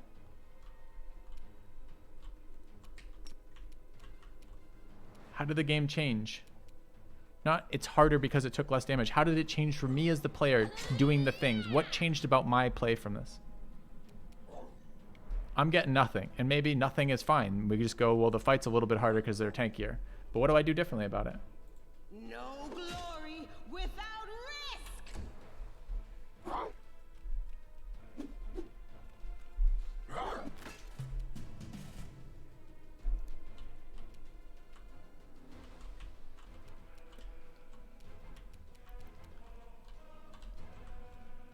All right, we want to get closer for our point blank shot.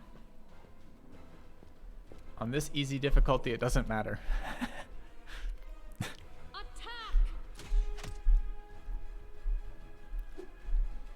What would it have mattered in a harder difficulty? I can't do anything about it. I don't have like reserve abilities that will come into play here that are useful.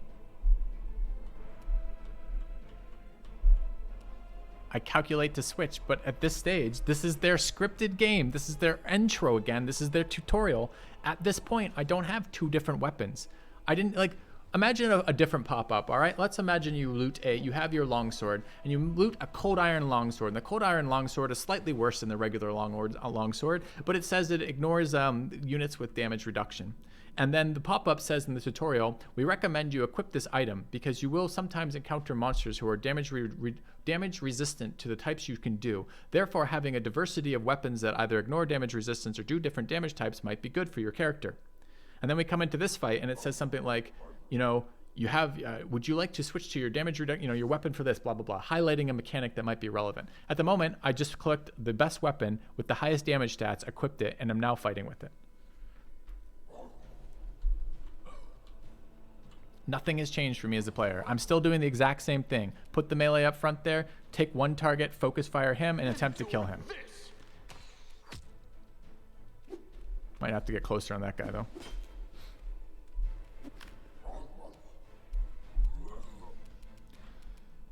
Here we have zone of control issues. We're going to get attacked there. We've already tried this moving thing. It didn't really work, so I guess we just attacked this one. Does this give us anything? This gives us a group buff, I believe. Oh, but it takes an action. Rip. Okay. That's cold iron. Okay. I'm learning about it. Maybe. How many people do you think learn about this here? How many people just are going to click the attack because nothing has changed for them? They're not doing any different actions. They're just going to click the thing and go, wow, we don't do a lot of damage to these, and keep clicking. Is this the player base we're designed for? We shall overcome.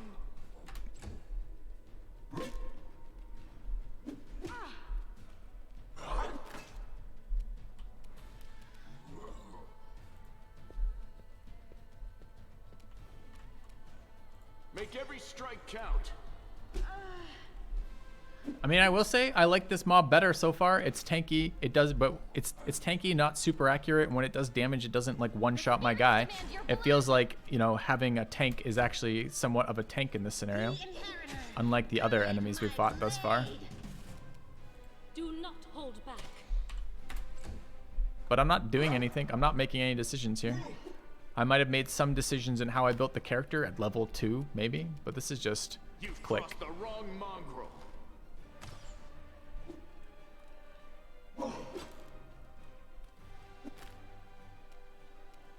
You are today's sacrifice. Into the fray. Strike as one.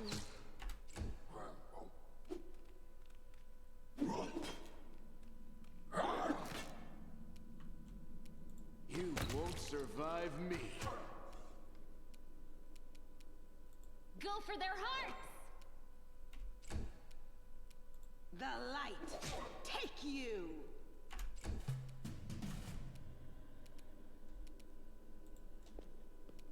Attack! You have returned. Hey, greased up death guy, thanks for the sub. I'll just sit here. Don't worry about me. Endure this! I'll cut you wide open.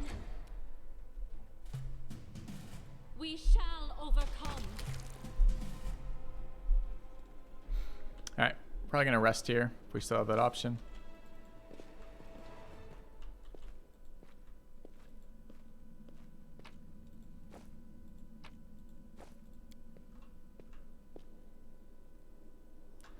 Summoning demon sight. I will guide us.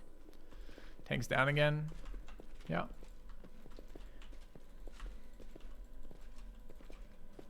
I don't know. I guess I don't think as a player there's a lot to be said about a D&D port that takes the Dungeon Master out of a D&D port and then just sticks with the raw mechanics and throws enemies at you. Like, it doesn't do a lot for me. Let's rest. Okay. We're camping. Protective rituals. Absolutely. We do more protective rituals. Night watch, camouflage. Where's my fourth character that can't do any of this?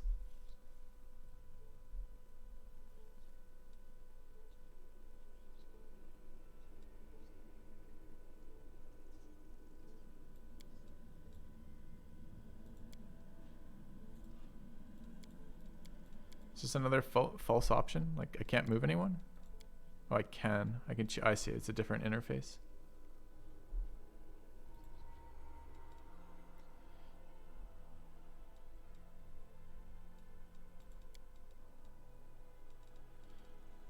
Auto selects the better ones is probably good. Chance of success 45%.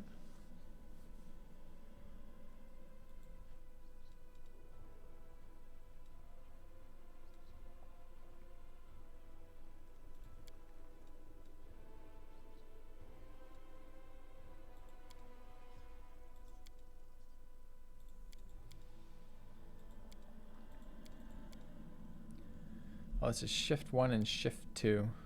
Okay. Where's my last little shitter? I think that's Camellia. Our main character's not assigned to any of these, I guess?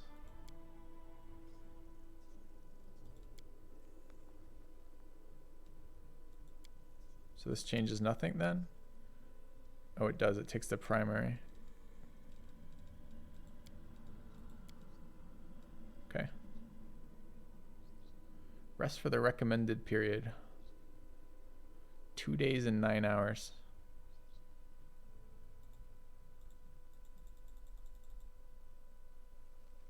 It's nice to use healing spells before rest. It's a nice interface.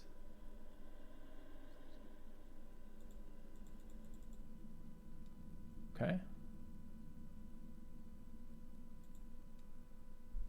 Hey ho, the dairy-o with his cheeks aflame and his juice down low. Ugh, I can't get that tune out of my head. Damn tavern songs.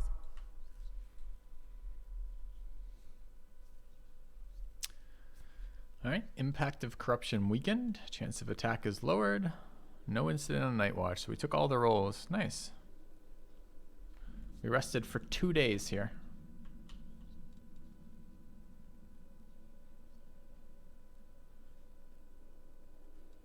What's on your mind? I wonder. Can't remember if Treat with Affliction does anything for this. Rely on me. All right. Removed the Demon Plague. Sick. All right. We have resources up again, so we can presumably heal. I heed the voice of the spirits. Which is there.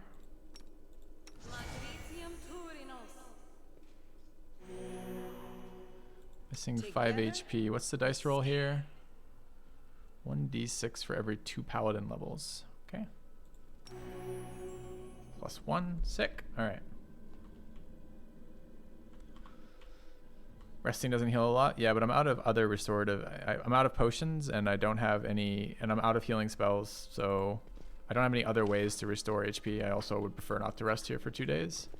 Without a doubt. I don't mind some encounters being designed to waste resources, in the sense that if the game works on forcing you to rest from time to time, and then also works on the progression of spells, that can be an interesting, or progression of time in the game rather, that can also be an interesting mechanic. I have no problem with that. We found in the first one that basically you were just better off always resting and buffing, and full buffing. All right, what is this? Tell me when it does. Just I need a key. Okay. Forwards. So we gotta wander around until we find something that might have a key. We currently moved it back down to core because I was being told that it's not even being told. It's just literally like the basic game is too boring on the highest difficulty to start with. Like you just never hit anything, and we're gonna break it in a second anyways as soon as we start actually building the characters. Okay, what does this door say? Door is locked. The spirits demand your blood. Okay, but we have a lockpicker in my party. Why are they not enabling lockpick? Is this the game where I can attack doors with weapons, or is that a different game?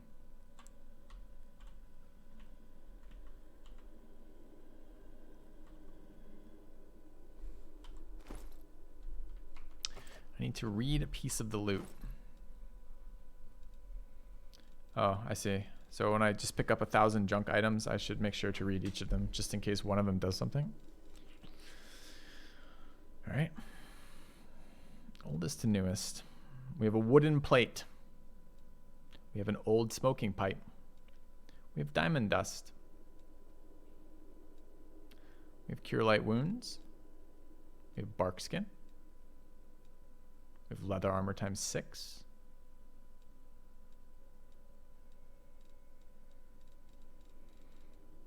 We have Tomb of the Minotaur, Sermons from the Labyrinth.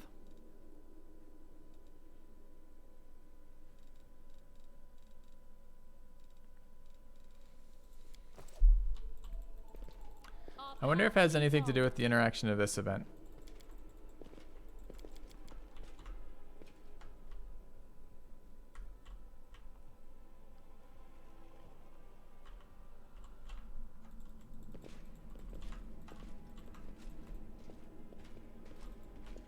I guess it's possible. Something hanging around here. We haven't looted yet.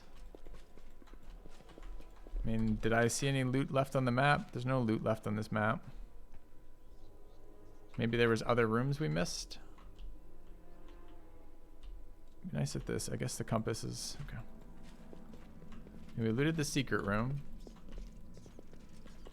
Okay. Without a doubt. So we want to go... That's the secret room. We go back to the west then, I guess. And then south. Wait, is that even west? No, that's east. All right, can I go to the south room from here or no? No. That's nice. I can click on it. It'll path there. Good.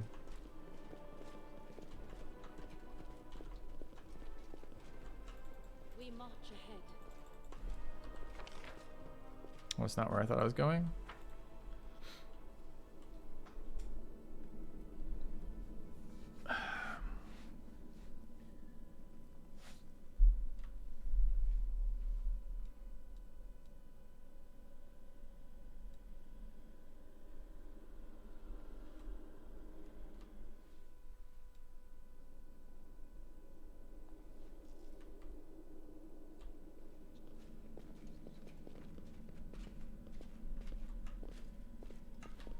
That door we haven't gone through? Save the last one for me. Alright. They've been standing in here for 2 days while we were resting. Nice. A wizard and a champion. We got a surprise round on them.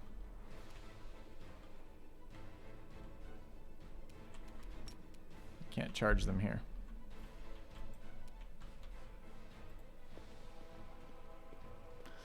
We'll attempt to interact with this in a way. Maybe the wizard will have to come to melee range if we make him come over this way.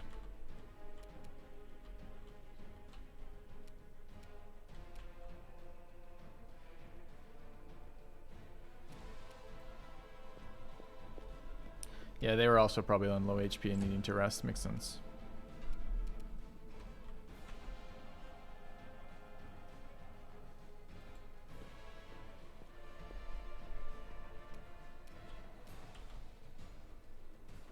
Honestly, I'm less worried about that than I am everything else thus far. Like, alright, messes up the realism a little bit. Who cares?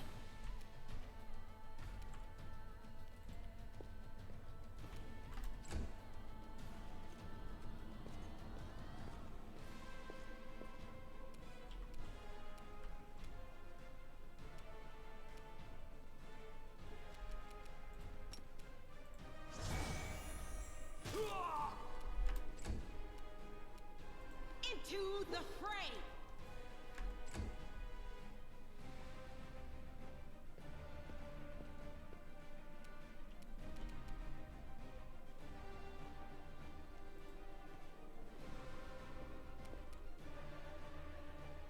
Do not hold back.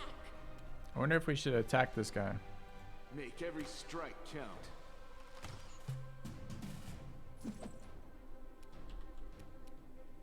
You are today's sacrifice. The Inheritor, guide my blade. Didn't he just cast in melee? Did he make his...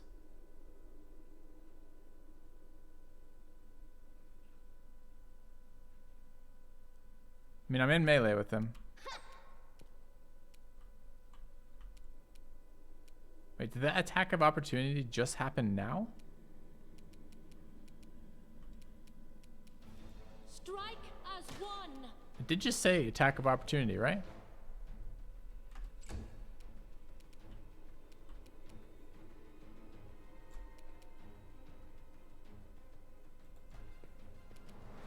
You've crossed the wrong mongrel. So we got a super delayed attack of opportunity off the wizard, I guess. Go for their hearts. No glory without risk! Attack. You won't survive me. I'll cut you wide open. Into the fray! We shall overcome. Endure this.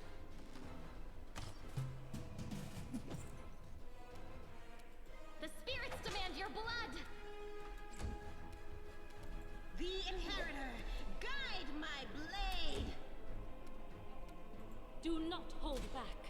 Doesn't matter how much AC the thing has. I've got like one consumable ability that gives me like plus one attack. Strike count. And at this point, like, it's not particularly threatening. I mean, what is my optimal play as a player?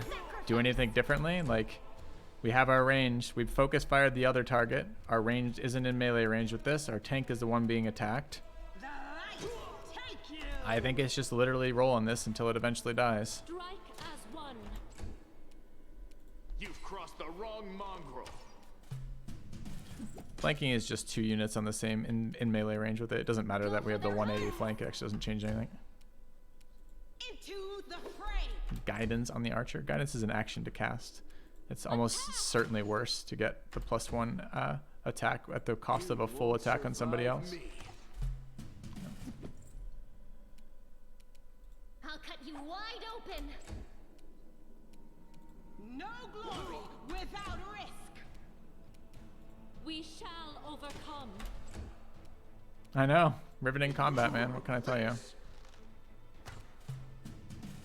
Does he feel... I mean, is this guy is named Cultist Champion, and the way he's taking us to kill him, he's presumably some sort of special unit, but he doesn't... Nothing about him makes me think, here's a special guy I should do something specially about. It's just a bunch of... I mean, he's now at 20%. Do I even waste a consumable at this point? The spirits demand your blood.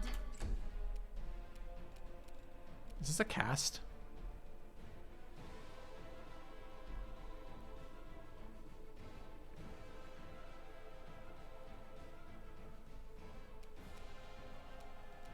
It's a nice series of buffs versus this guy. He is evil, apparently. Alright, let's do it. We're gonna smite evil. Dude, he is smitten. Smoted? Whatever it is. The light take you. Do not hold back. Go. Make every strike count.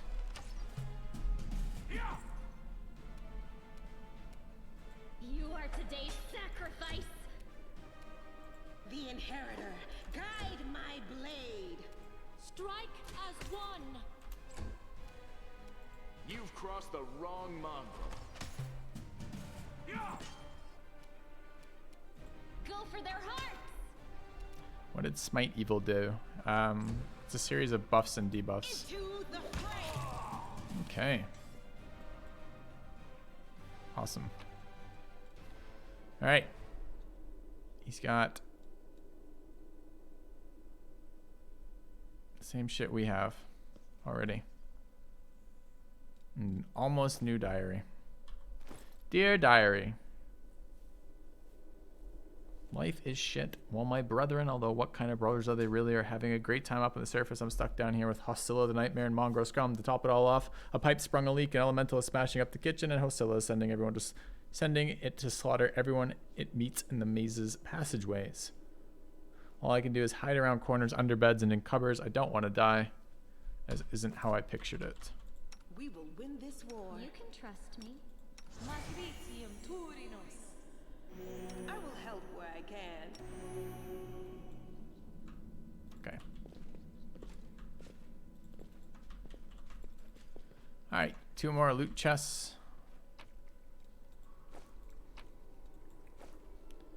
Gained a carved figurine. Oh, we have 3 carved figurines. Our path leads Okay. on.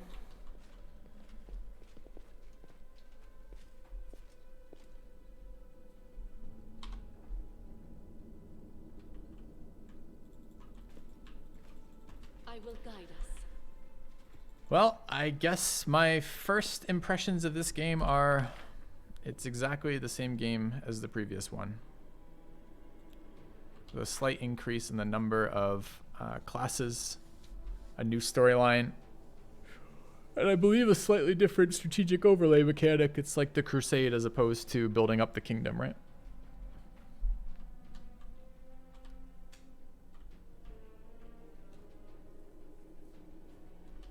Ten of 10? Yeah.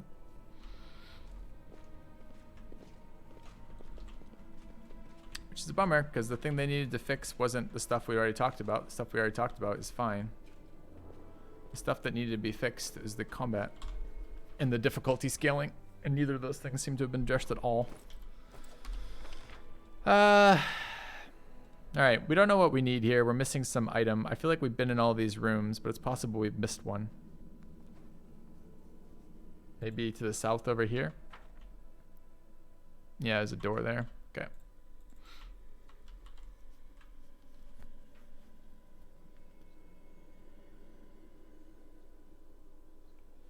Excuse me. Okay.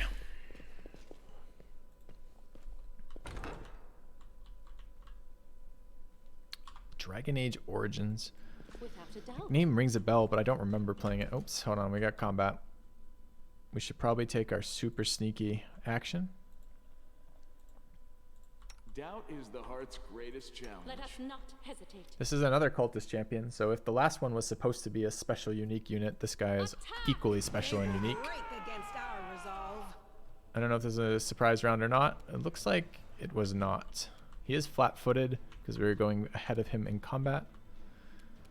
Should make our first round of archer shots easier.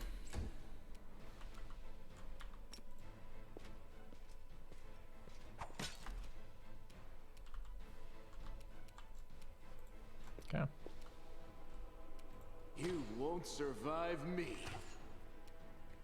Do we have more smiting? Nope. Smiting was a one-time effect. The light take you.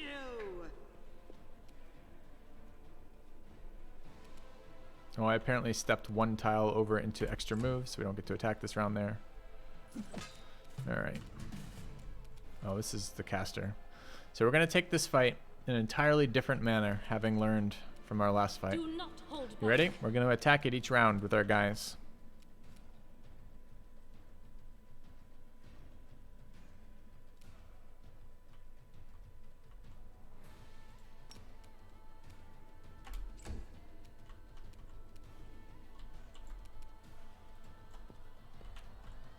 Am I getting the same issue too, where like really I need to know the distance? All my abilities are modified on distance, but I don't know the distance between my target, my attack, and my enemy. We are, right? That's not me just imagining that. Guide my blade. Strike as one. We have firing into melee combat as a feat, so we already have that on I think all of our archers already. I don't want to turn this on this turn. I mean we can keep running this. I mean maybe we ought to. I don't know. Such a boring fight. I guess we don't really care one way or the other. I'll cut you wide open. Okay. Make every strike count. Into the fray. I guess the dice rolls are favoring us here. Attack. Getting lots of hits. The spirits demand your blood. You've crossed the wrong mongrel. The light take you. We shall overcome. You are today's sacrifice.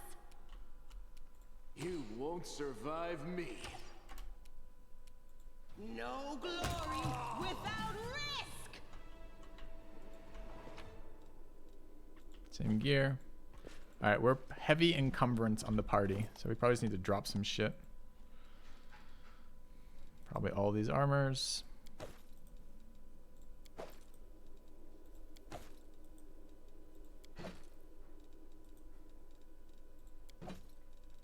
Okay.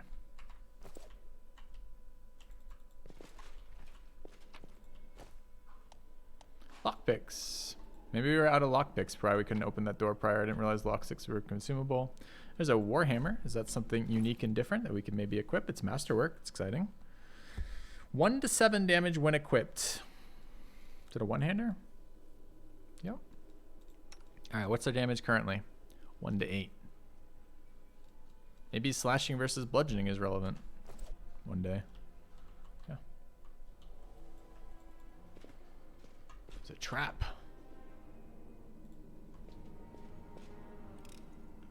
I am helpful. Am I not? Oh, that's the loot I just... Ah, fuck, I just looted my own loot. Okay.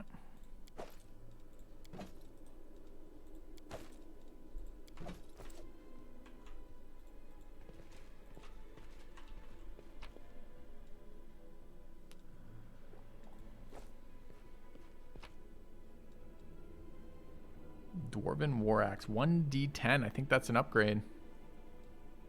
Dueling sword. I think these are all up. Hold on. We might have got upgrades. Let's take a look. All right. Dueling sword. Masterwork Falcata. Dwarven War Axe. Dueling sword. Can she use dueling swords? Cold Iron Rapier. No. I think the Dwarven War Axe. Oh, she can't use War Axes. It's an exotic proficiency. Okay, never mind. All right.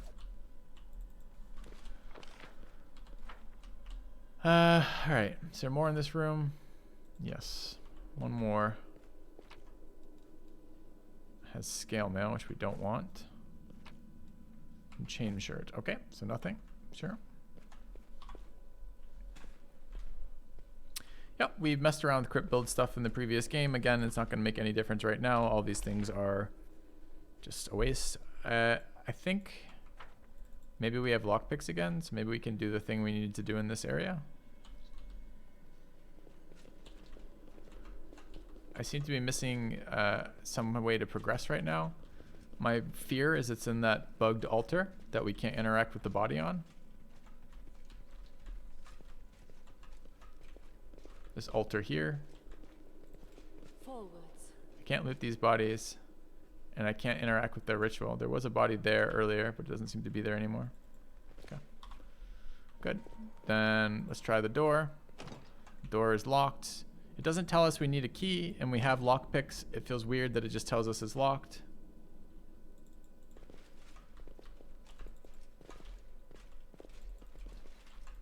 We march ahead. There's a door there. Needs a key. Our path leads on. Have we searched the barracks? I feel like we have. Looking for lower level stairs in the southwest. Thanks.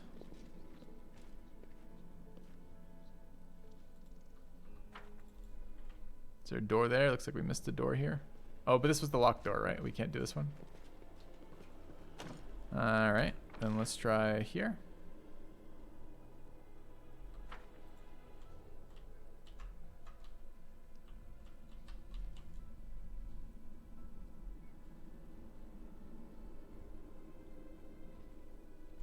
We need to find a hidden switch that we failed the perception check on.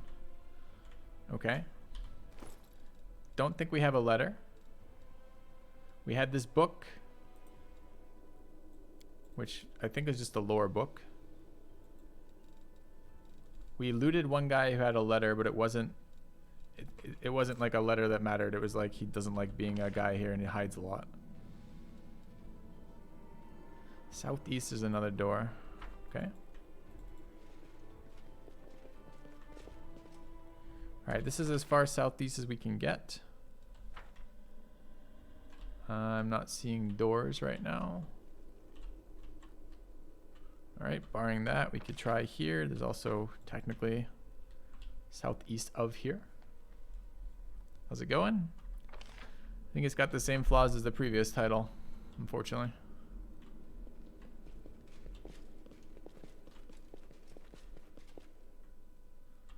All right, let's look around here. Don't see anything. What's this? Okay, nothing. Right next to the room I've been in. I've been in all of these rooms. All right, chat. We're gonna label these rooms. Ready? We're gonna start. We're gonna go left to right numerically. All right. So the room we're in right now is 1. The room above us is 2. Then 3. Then 4. Then oh fuck. What do we do for the rows?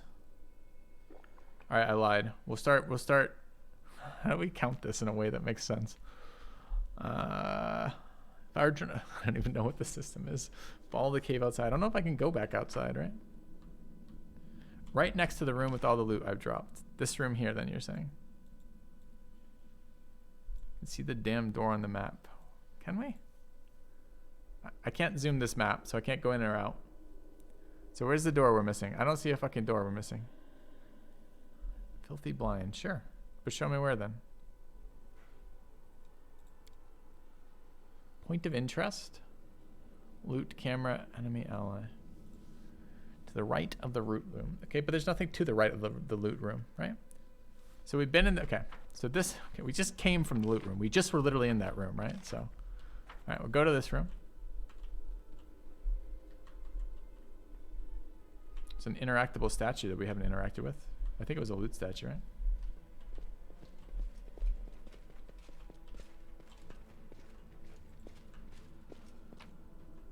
Yeah, it was this. All right, so now we're in here. Our camera is facing the direction of where that room would be. I don't see any doors here. I don't see any doors here. There's no doors there. These things were full of loot. Okay, so not in here. Table room. There's a table in this room.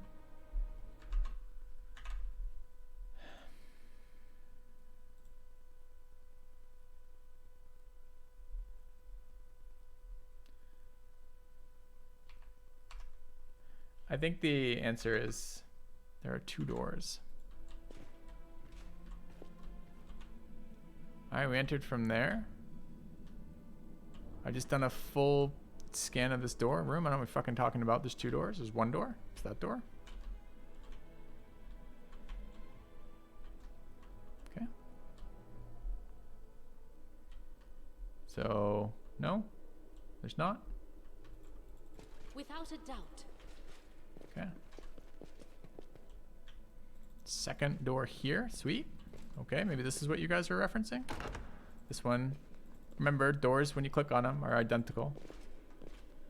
Except some you can open and some you can't. Pick the lock. Apprentice lockpick. Okay. I am helpful, am I not?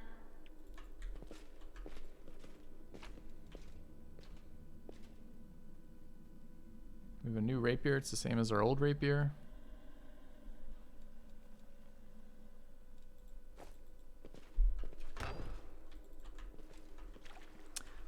Some stairs down. Looks like we may have found progress. Thanks, chat. I'm not sure I would have got there on my own.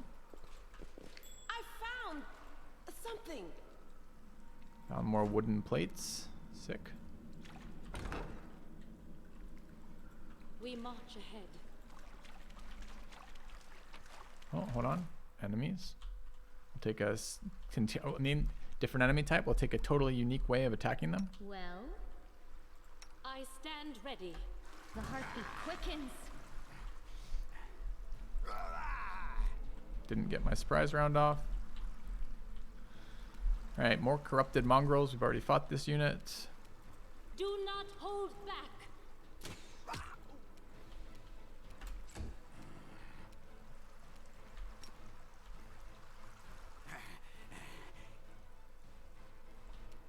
I just took a charge action. It used my full action.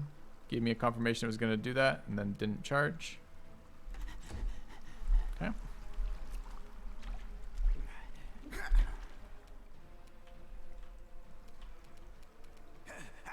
The Inheritor, guide my blade.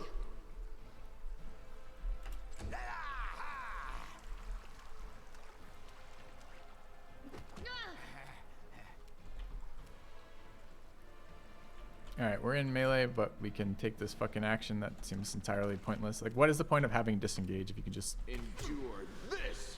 Anyway. Alright. Chat, the minute we get to a fun fight, I will point it out if I notice it. If you guys notice it, you point it out, okay?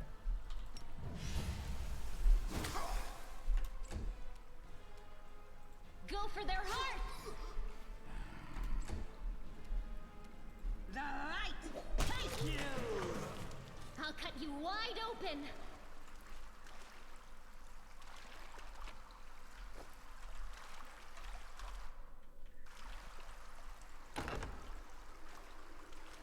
Now, what is that? Collect some cheese. I like this little interface that have popped up for this. I hope you appreciate this. Oh.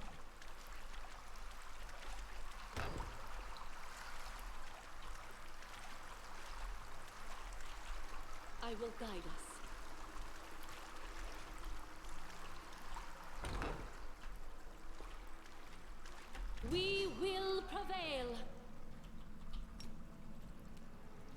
Charge. Interface tells me it's a green line. Doesn't work. Waste my action. Okay. Got hit for 15. Doesn't seem great. Can I take a regular shot?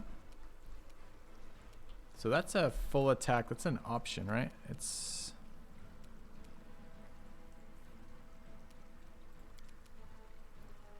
I'm not required to full round an action. I'm not sure what's going on with that. Like where the option is to turn that off.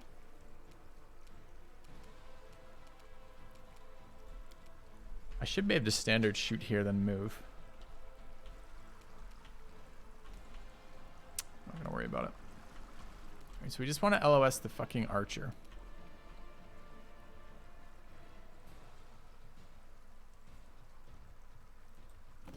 No, I don't want to go. Okay.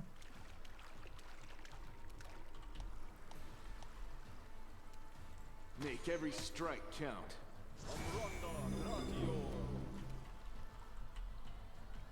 Can we try? Okay, our charge says blocked here. And this is the one that is like a full buff for us. Okay, didn't get the one unfortunately, but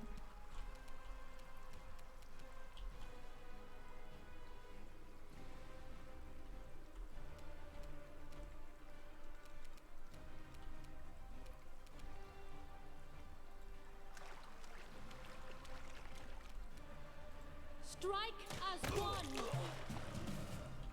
you want to try charging again? Worked that time. Sweet. Moves to get better LOS. That's interesting.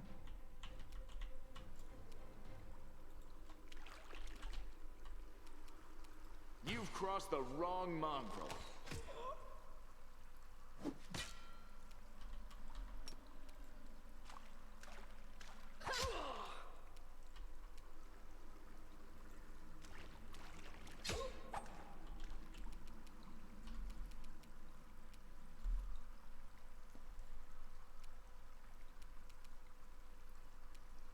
How did the enemy... This game contains optional but especially dangerous opponents or groups of enemies that only the most experienced adventurers can handle. One such opportunity awaits you on the other side of this door. Carefully weigh all the risks involved before entering. Mostly I just wanted to know why I got an attack of opportunity against the sharpshooter in the middle of a turn that wasn't the sharpshooter's turn.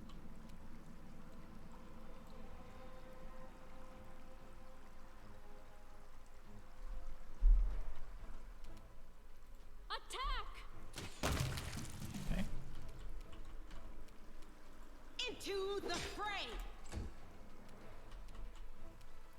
You won't survive me.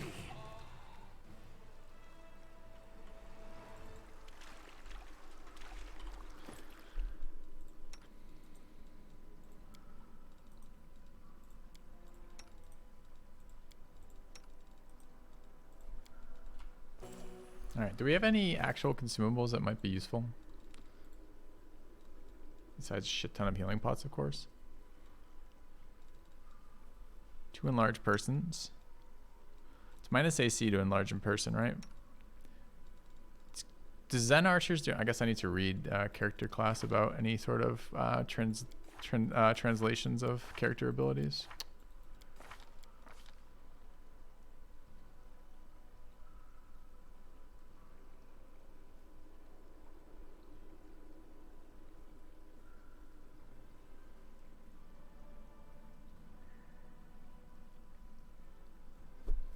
I don't see anything that tells me my damage isn't going to be based on strength still. Oh. The Zen Archer does not apply his strength bonus on damage rolls made with a flurry of blows unless he's using composite bow with a strength rating. Zen Archer otherwise functions as normal. Zen Archer cannot use rapid shot or many shot when making a flurry of bows with his bow. I wonder if we're actually not doing this properly.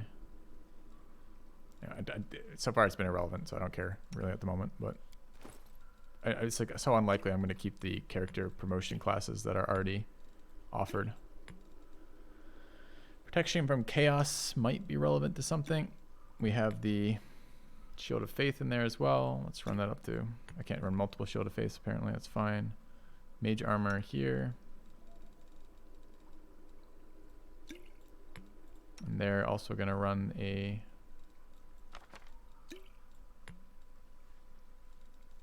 reduced person. And where's the last one? There was a...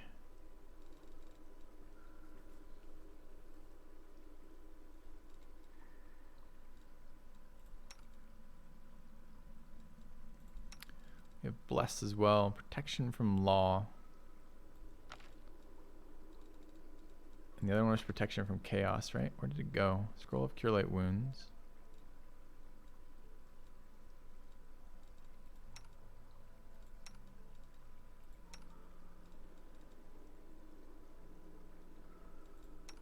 Ah, I see.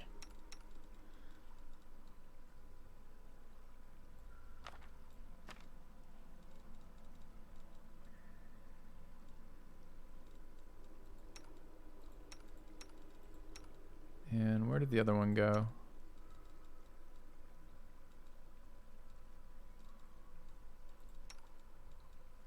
Okay. All right. Let's figure out what this thing is supposed to be. Without a doubt.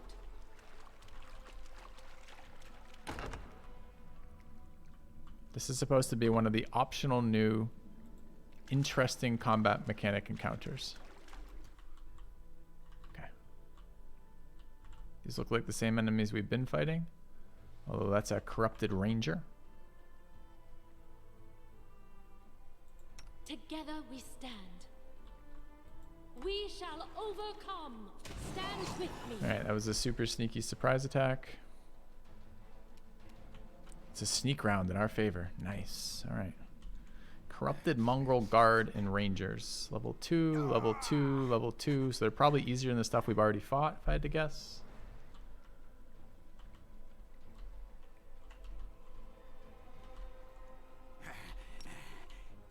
Let's take a look to make sure this confirms that it works. Shows me using a charge. They're stacked on top of each other. There's 3 enemies there. Okay. I've got a green on top of my character, a green dotted line with no things in between. The charge action is highlighted. And the charge worked. Nice.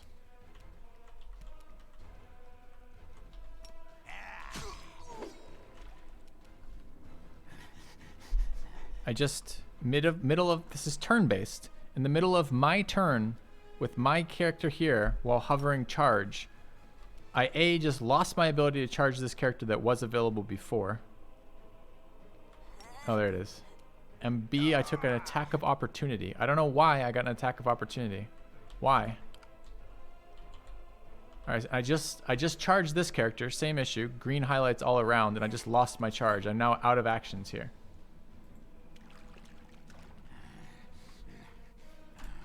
All right.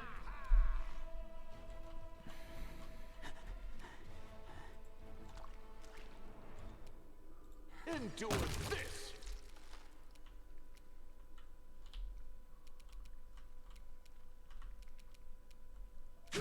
Wait, what is happening here? Why am I just randomly swinging for attacks of opportunity? It's the second one that's happened on my turn. Alright, we just attacked that guy 2 extra times. No idea why. Enemies still haven't had a turn yet. Let's crit us for 15.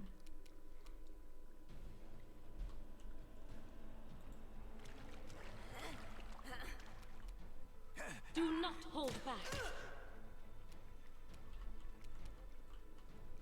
Alright, I'd like to charge. Okay, we're never gonna... I have no belief we're gonna get a charge off this fight and on this character. This character seems so, significantly worse at charging than the other character. Okay, that's the one that already attacked us, and this one hasn't gone yet. So I'm not quite sure why that's happening either. Shouldn't they alternate their turns?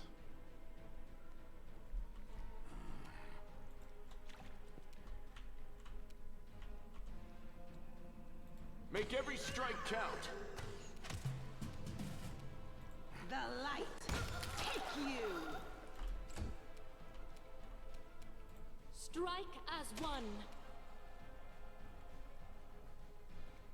Yeah, but they can't shoot their ranged weapons in the middle of my turn. It's turn-based. So they're not triggering attacks of opportunity by shooting weapons into me on my turn. Because they haven't had a turn. The world in crimson. I'll just sit here. Don't worry about me. You've crossed the wrong mongrel. How can they be shooting when others approach?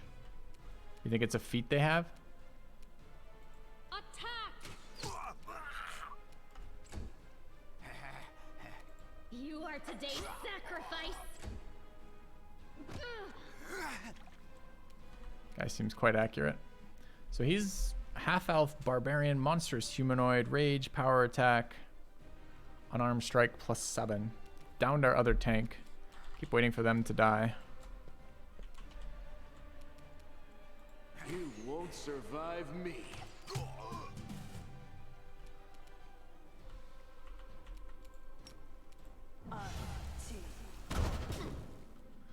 3 seems like a big number.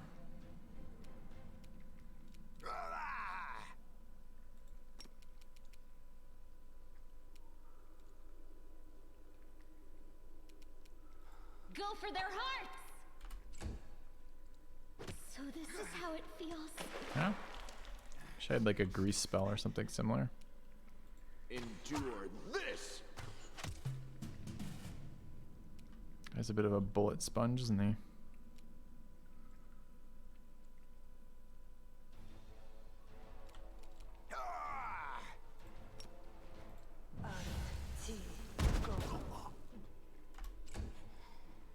Probably should have backed up there. It's made it a little bit harder for him to attack us.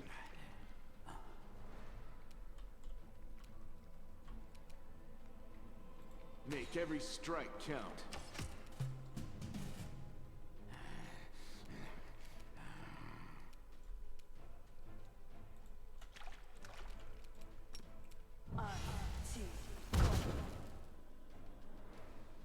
This is the barbarian ability in this game, right? Where they just randomly don't die for a round. Well, not randomly, but... Okay. I don't know if that was the special encounter or not. Okay. Forwards. I will see this through. That was. How did it die? It gets like an extra round of like fighting when it's reduced to 0. It's I think it's a barbarian or an orc ability or something. You'd have to dig through the abilities to see exactly what it was, but in all intents and purposes, we put it to 0 the round after and we were just waiting. The round previously and we were just waiting. Holy shit, how many potions is it gonna take?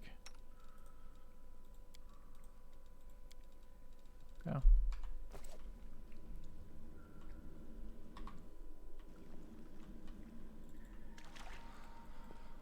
We march ahead. All right, there's a second door here. We've been tripped up by second doors before.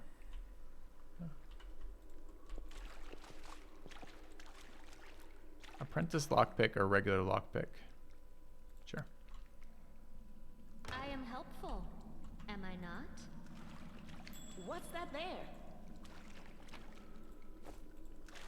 Oops. All right, if I hover this,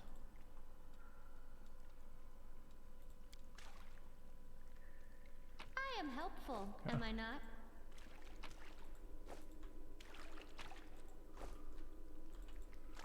all right. Received Cold Iron Masterwork Dueling Sword. Dueling Sword's a exotic weapon type, right?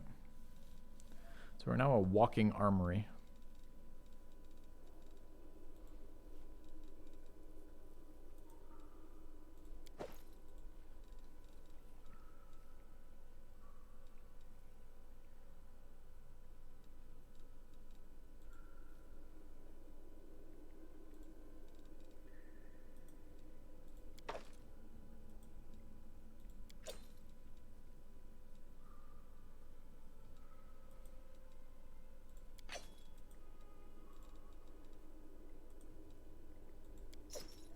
Right. I miss one loot, the one I need. Uh-oh.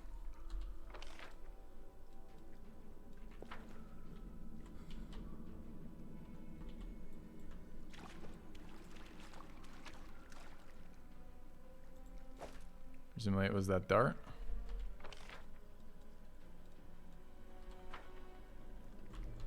I will guide us.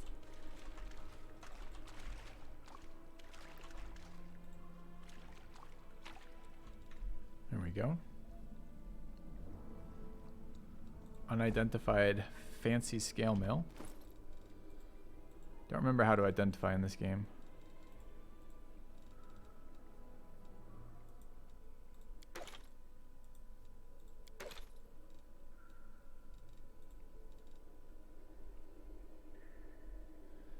Six plus one enchantment. Oh, it just ID'd it. +2 insight versus undead. Okay. This is situational upgrade. That's heavy armor. This is medium, so it's an upgrade here. Okay.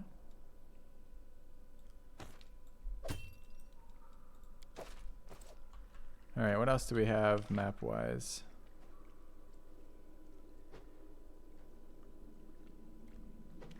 Guess the other direction.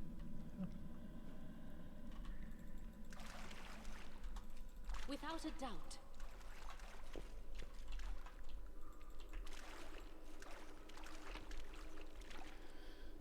Sharpshooter with light armor. There's the note. That is quite a discovery.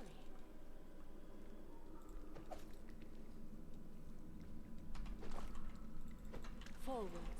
All right, let's see what this note does.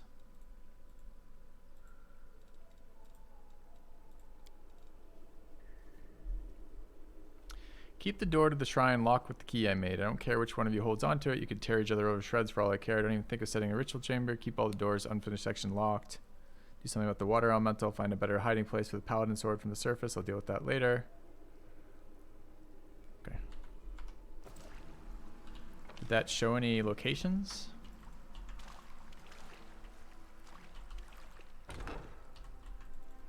We march ahead. We just found a water elemental. Level 8.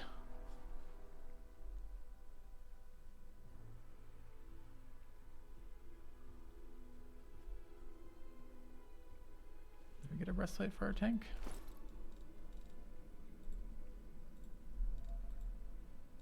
No, we didn't.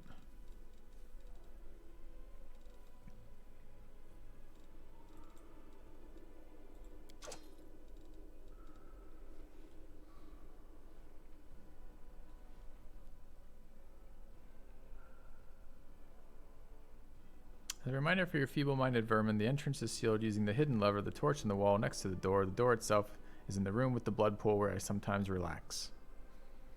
Let's see.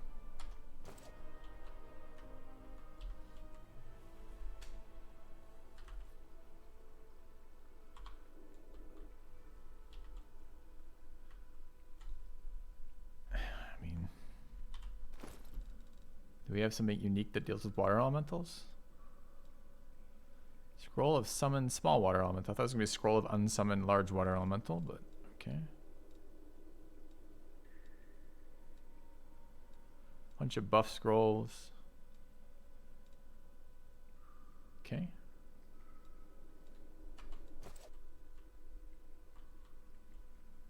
No reason to pause. I mean, I'm all ears. any of this fucking change? You've crossed the wrong mountain. Do not fear. Do not waver.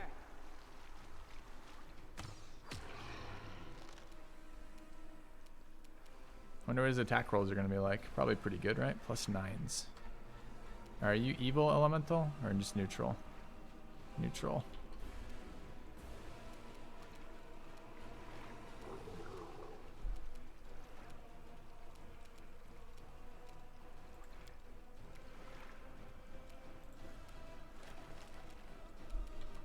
It's a surprise round.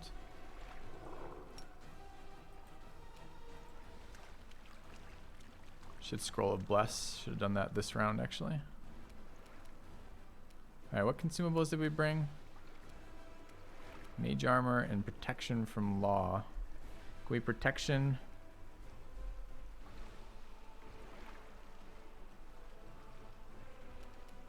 Neutral evil. Is law law? I'm not actually sure what law is here. Does that mean undefined law, or does it mean lawful? This is probably protection from lawful, right?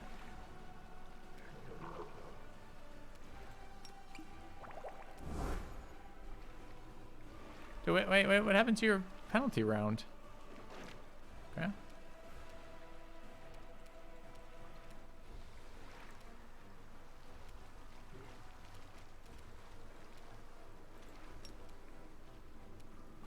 I'll cut you wide open.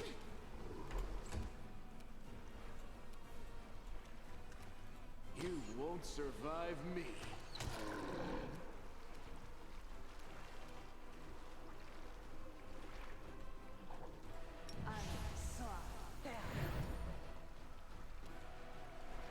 It looks like I should have been attacked for doing that, but okay.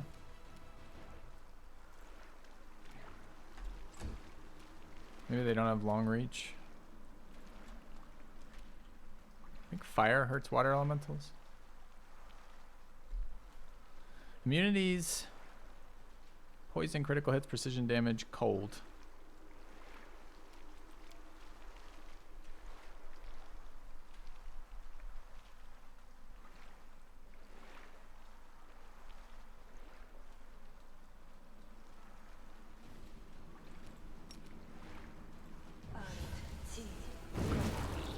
Okay.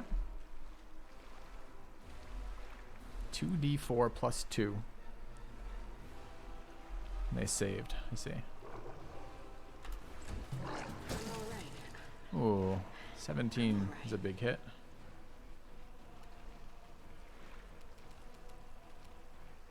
This is still buffed, right?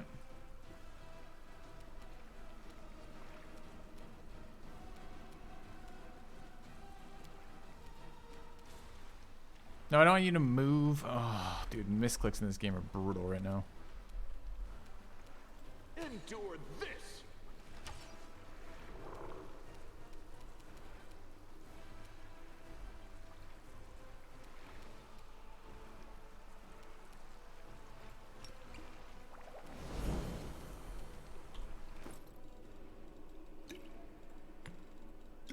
Always kind of wondered what the point of having a quick bar is if it's exactly the same as not having a quick bar. We shall overcome. This will leave a bruise. Seems to have a damage aura.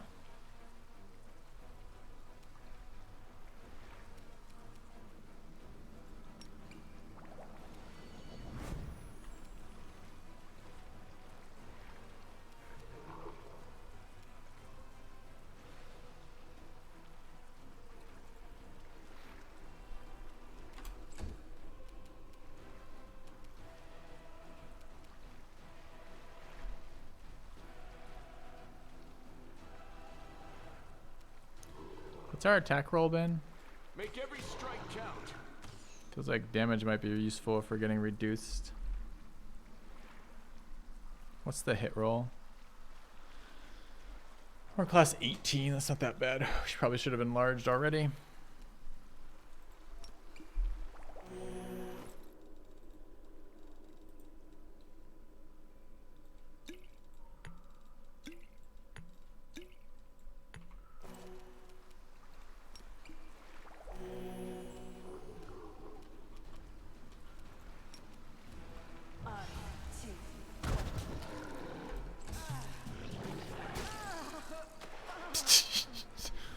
Alright, that hit killed us out the back door.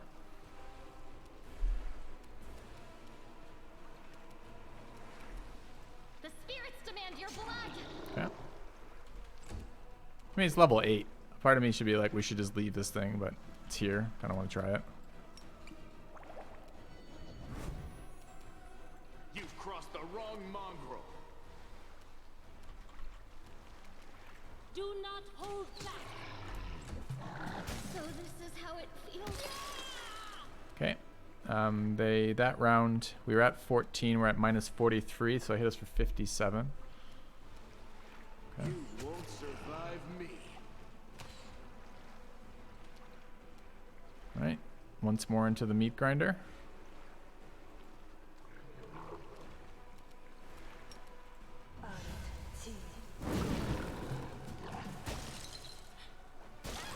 Minus 14. Endure this. Okay. All right, I'm gonna take a quick break, chat. Back in a second.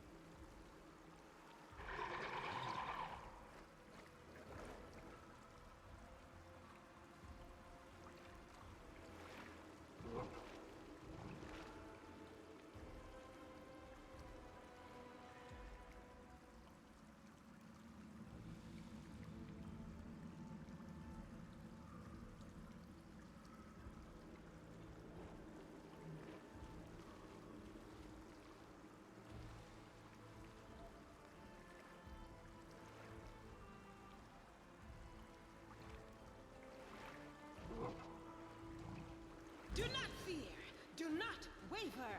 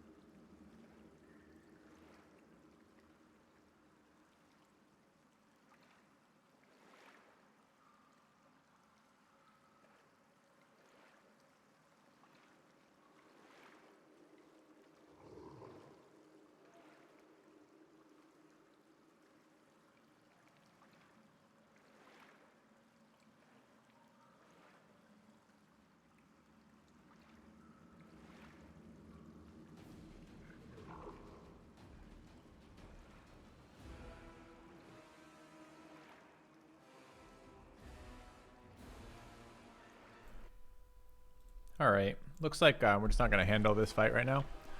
Oh, why am I in combat? Did it auto? I guess it auto determine, like they probably patrolled into it kind of deal. It's fine. We'll just load and walk away from it. I don't think there's a point here.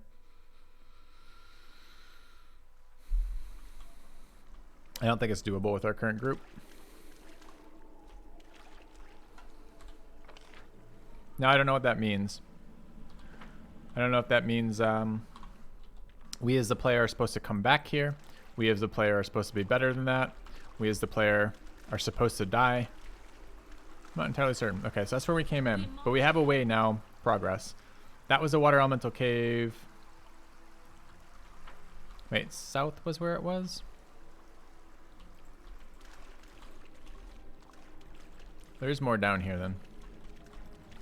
No glory without risk. Wait, how does... I went the wrong direction.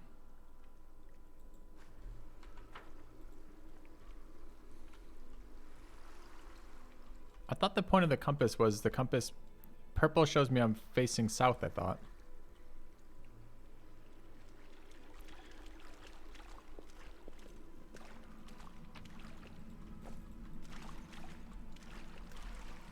Alright, not a lot down here yet, but maybe more. Okay. Gardener Ranger. Together we stand. Save the last one for me. Did not get a surprise round off. You've crossed the wrong mongrel.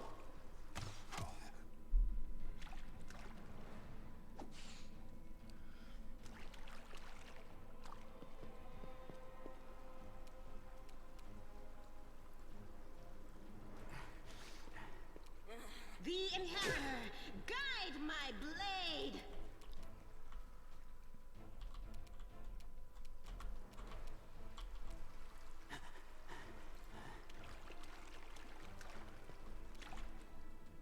Attack!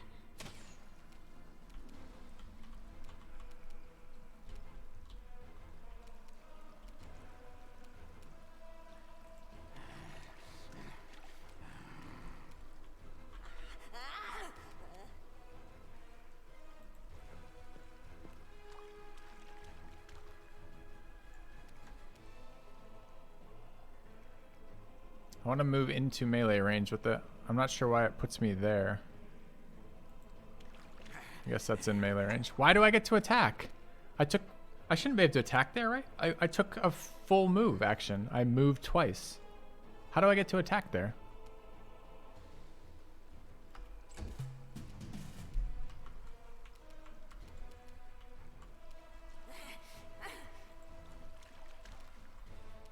You won't survive me.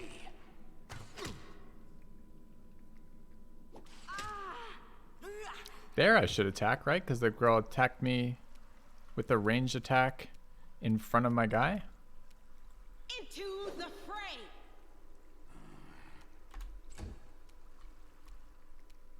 We shall overcome. Doing it again. Random attack of opportunity on my turn.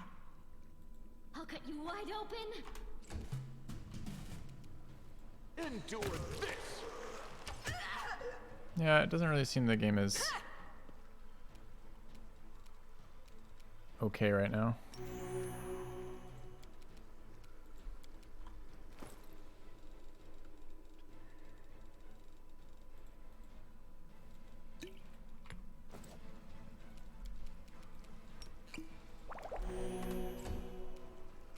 Do not hold back.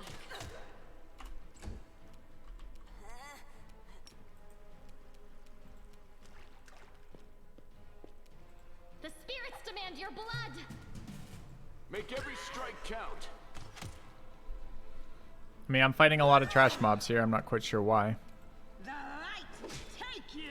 Just a lot of mobs over here, I guess. Strike as one.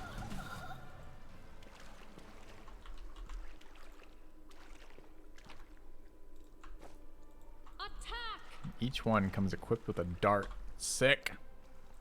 We will win this war.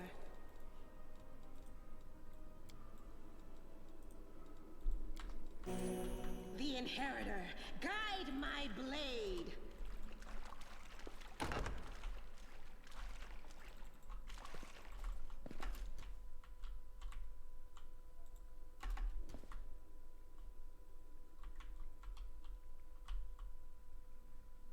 I will see this through. Yet another obstacle. Fucking sexy surprise. Oh, wait, just kidding. Same fucking boring surprise you get every time. Can't charge. We can move closer. Do we have a buff spell we wish to use? Not really.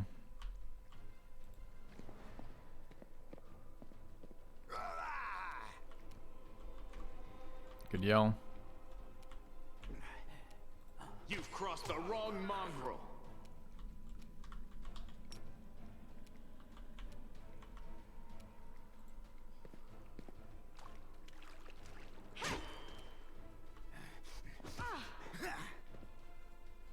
Oh, so this is top of the round after the stealth round. I believe the first part of the series let you unstick the cursor when hovering near an enemy holding control or something. Thank you, Galvus, for the resub and the reminder. Appreciate it. Hello, Nobu.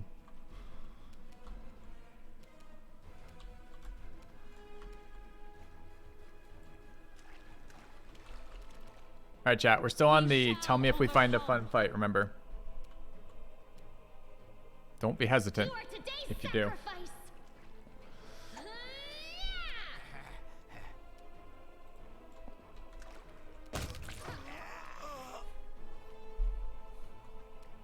You won't survive me.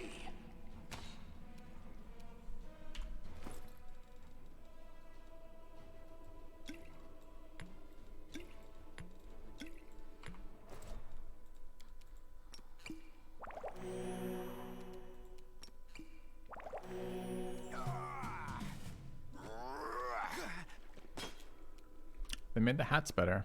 Do not hold back. I honestly hadn't considered it without you here to guide me in that thinking. Go for their hearts. I was complaining about things like gameplay and balance and fun, but I hadn't even thought about the hats yet. This.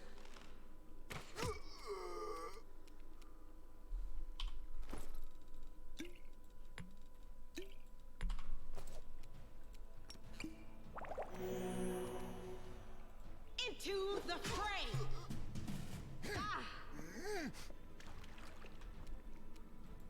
Strike as one. I'll cut you wide open. Make every strike count.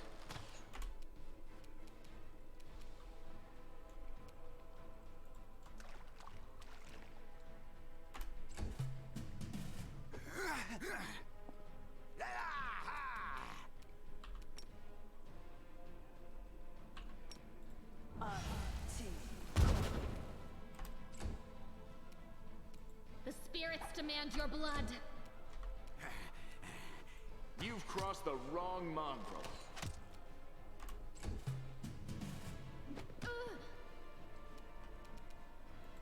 He just dies this round, right? Okay. Contemplate on your mistakes. Got a ring.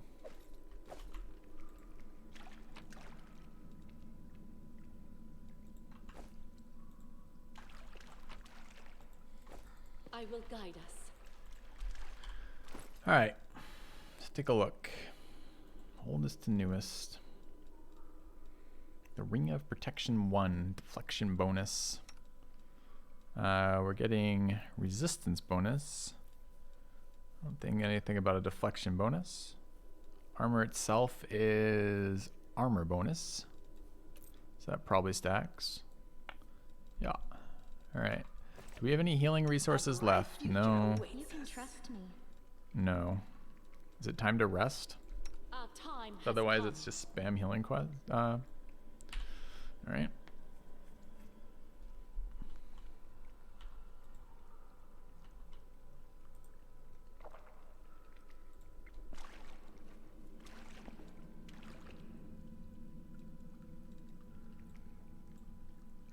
Okay, we'll spend a couple days in the cellar. Spick and span, you keep all your things.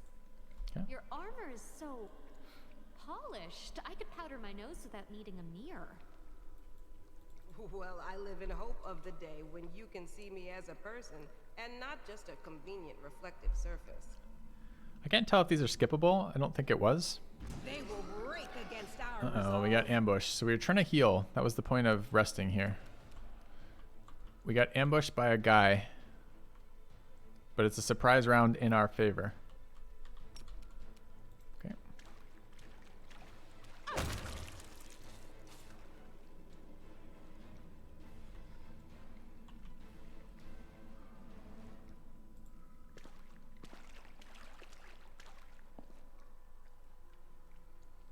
that added a lot to my gameplay experience. I'm glad that happened.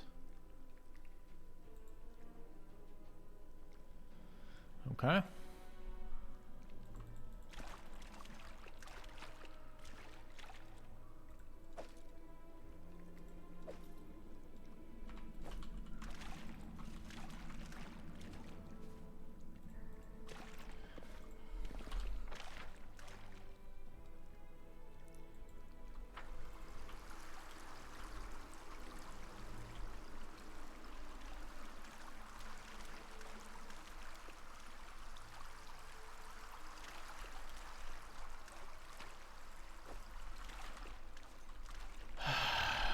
Okay.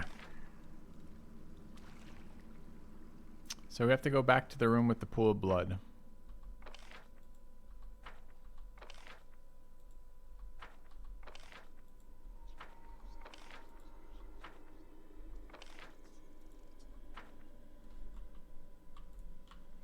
Okay. Torch on the wall is the key. Why is the portrait still red? She has died. Till we go back to...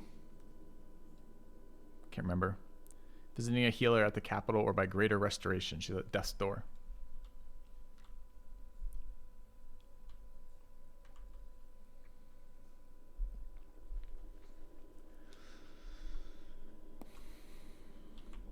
I can't help but be disappointed thus far. I want this to be fun, but no part of it has been fun quite yet.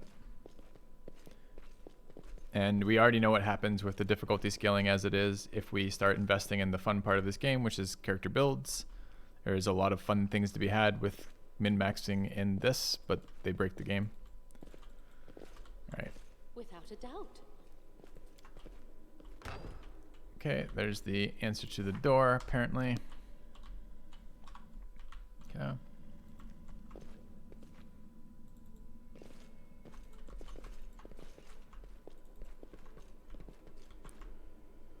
I think that's supposed to be a trap. I found something. I heed the voice of the spirits. I'll watch your back. I am helpful, am I not? Yeah, I'm a bit concerned about that too, Niablis, because again, the number one thing we wanted to see out of this this new game, this sequel, I guess, was an update to their difficulty scaling, so that we wouldn't have this problem of like a million trash fights that don't matter, or some just all the fights were way too swingy, and that got more so as you got better at the game, not less so, and more so as you advance the difficulty level, not less so.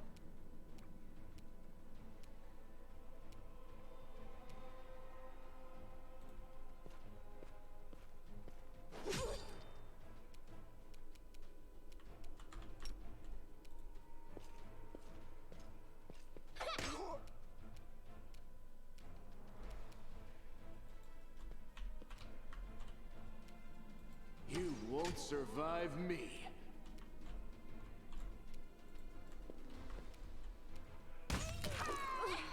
We shall overcome. There's that random attack of opportunity. How did that get through? Like, what's the point of having turn-based in the core game if the core game releases, full release, with the AOO bug? With that not working. The light, take you. You are today's sacrifice.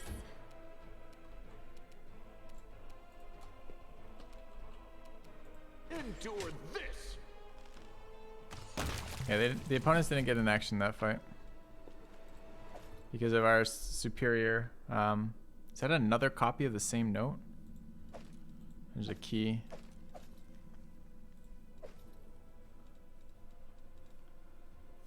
This is the same stealth mechanic that didn't work in the core game, or the first game. Doesn't seem to be working in this game either. We're not really making stealth checks to get surprise rounds off. We're just shooting them from the edge of range the moment we see them.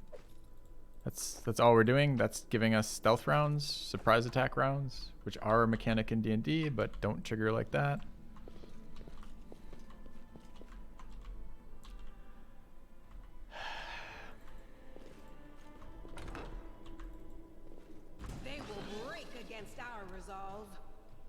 All right, we got another surprise round. I surprised the lizards by opening the door.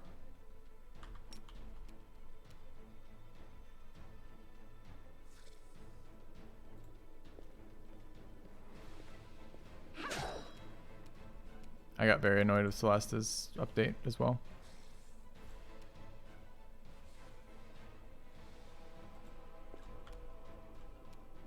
Make every strike count.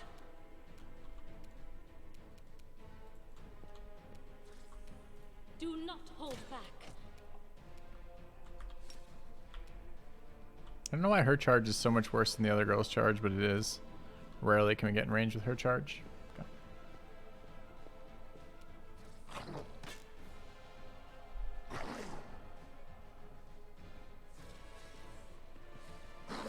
She's a shaman. A shaman just bad at charging. No glory without risk. You've crossed the wrong mongrel.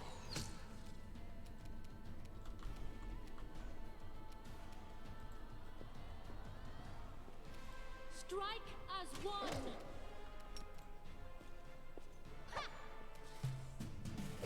Ah, might be movement related. Okay.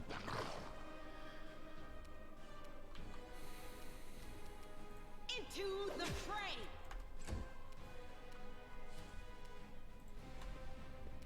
You won't survive me. All right. I'm 5 hours, 6 hours into this game. And there's an essential sound setting that I didn't know was essential till now.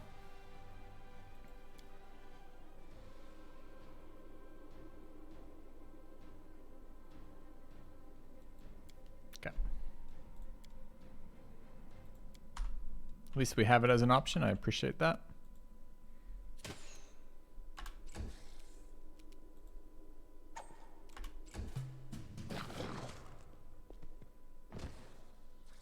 Rip tank.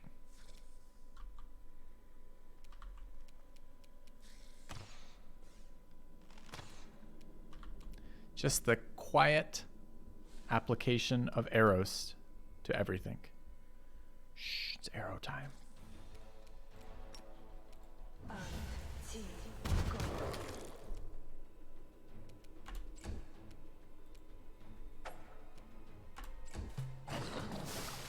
This thing is burning everyone's decks to death.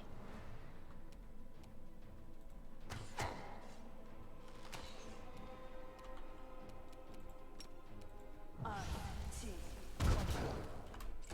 pretty sure she still just, I mean, I guess she chanted a spell. Maybe that's allowed.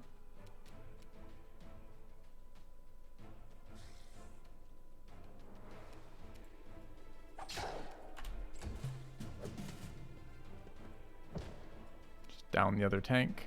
It's kind of bad news.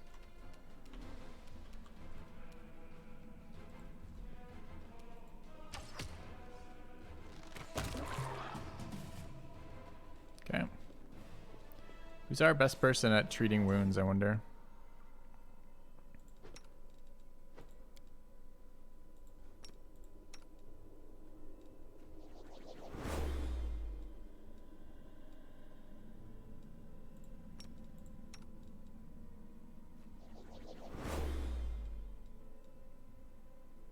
Okay. Got rid of the poison, I guess. Pick the lock got hurt. Presumably, we didn't. No, it's just a very difficult lock. The other one was at 95%. Oh, I had the wrong girl selected. I didn't have the party selected. I see.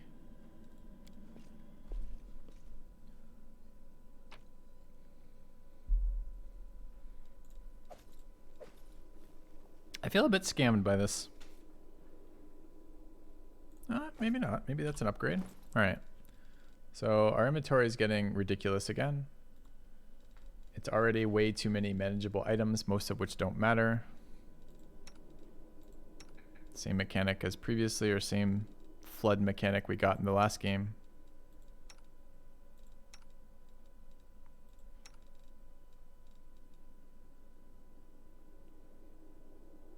I mean, that's technically an upgrade, right? Oh, it's no, it's exotic weaponry. Never mind. Okay. I thought we might change out of our generic longsword, but no. Alright. Is there more to the south over here? Maybe. Negative.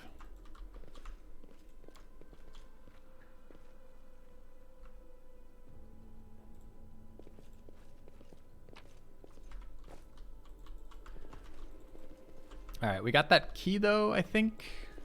The key was in one of their inventories. Yeah. So we had the quest key. Let's see if that removes it from the other thing the last game did is it wouldn't remove quest items from your inventory, which left you a little bit frustrated because you never know when you could get rid of something or not.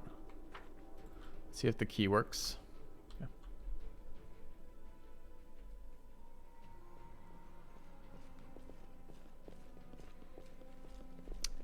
I need to heal up the frontliners because of the way combat in this game works, so I guess we're just gonna triple lay on hands.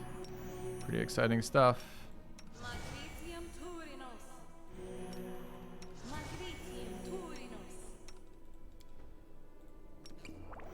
All right.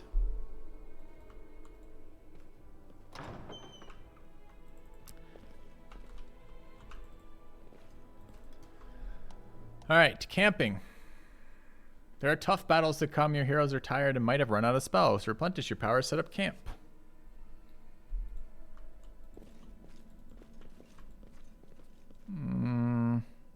How much have we lost?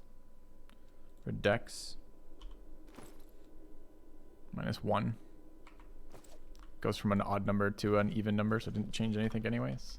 Okay.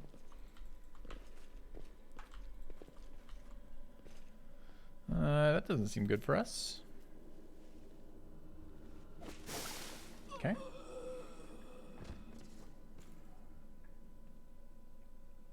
Here you are, huddled together like a herd of animals, pitiful monsters, not human or demon. Even tieflings are less effective than you.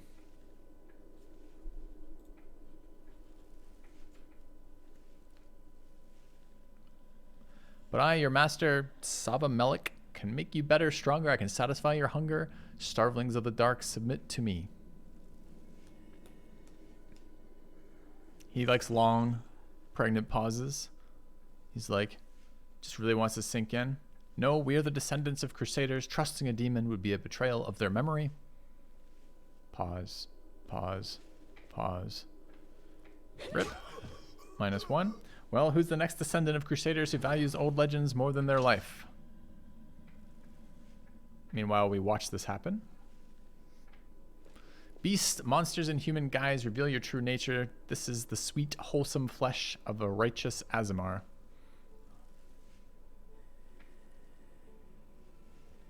Eat, underground crusaders. Eat the flesh of the crusader from above. Find your true strength.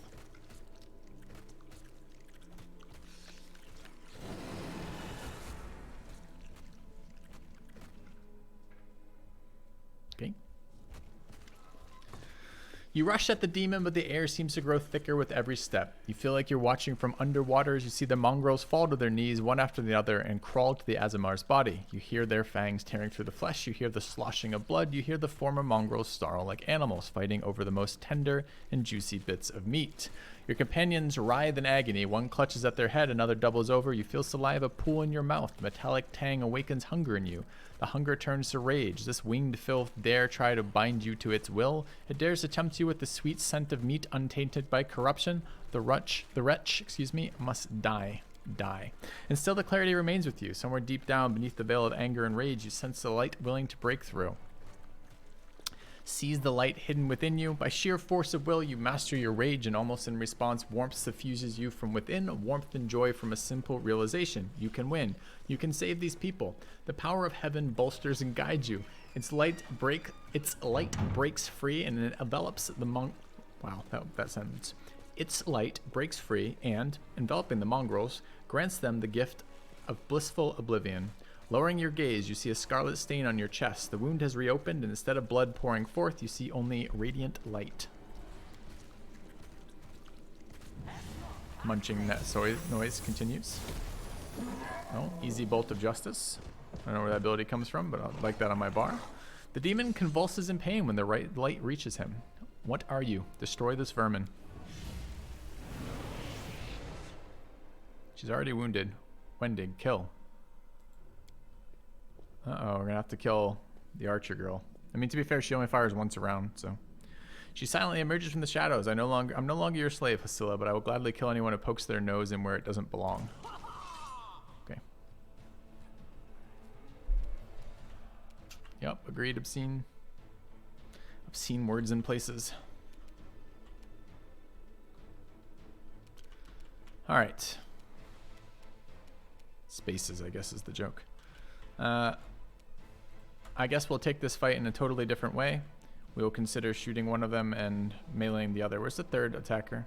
Just two.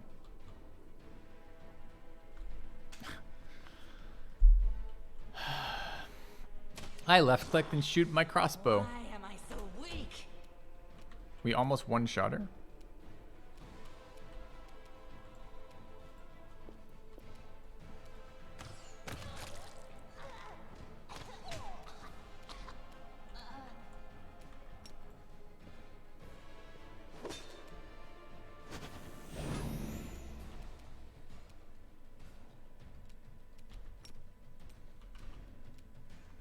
I guess I get buffed like it mattered.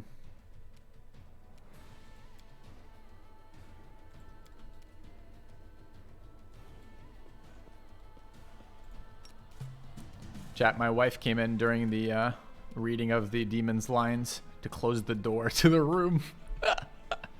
In other words, she was like, shut the fuck up, filthy. I'm trying to do something.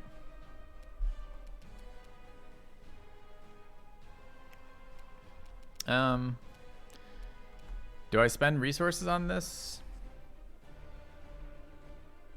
Do I have resources that matter? I've got magic missiles, guaranteed damage. Okay.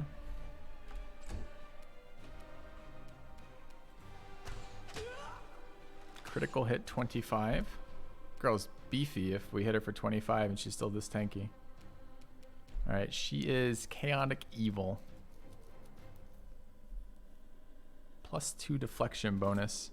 What does our shield give us? This gives us 1 deflection bonus.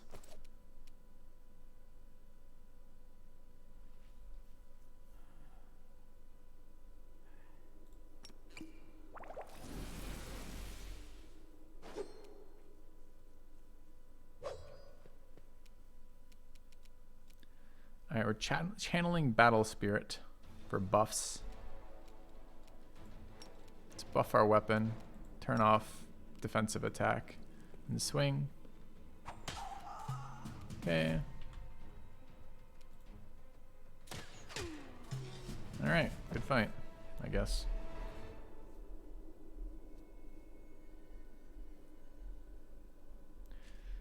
Your servant falls, demons protect your mistress.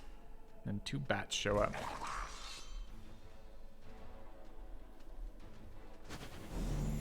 Then she goes first and hits my guy, one-shotting it.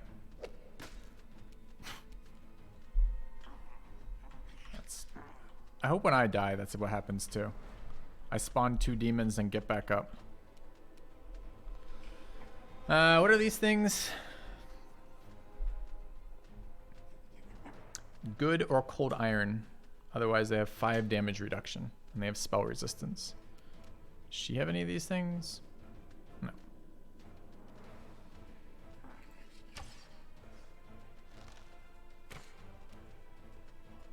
Okay.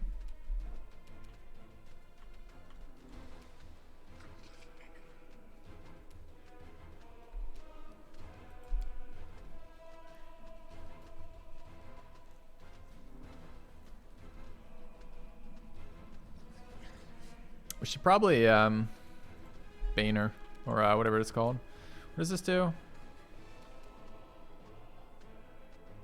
This feels like a boss fight. I'm gonna use resources.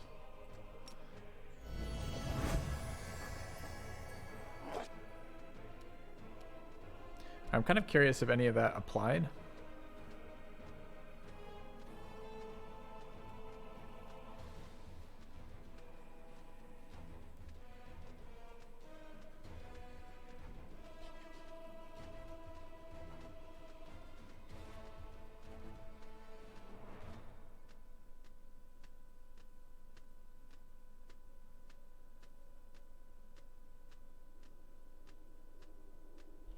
Do you see? Okay, 1 plus 22. So we have the temp HP. And they have some debuff for a period of time. They have this dazzled debuff. Okay. Alright. I thought, okay, we do have Bane. Is she evil? She is chaotic evil. Alright, we're gonna smite evil. And then we're gonna get the fucking 12 damage smite off. Feels good. I think we're gonna try to complete kill her again.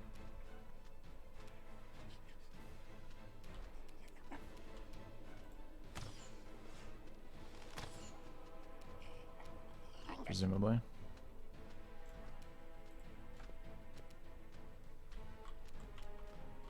I mean, we're getting multiple buffs, right? No, we're not.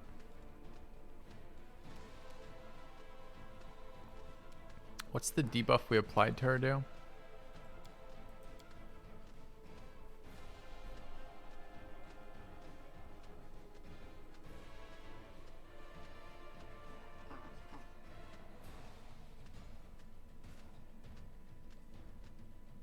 It's another deflection bonus, so it doesn't stack with our existing bonuses.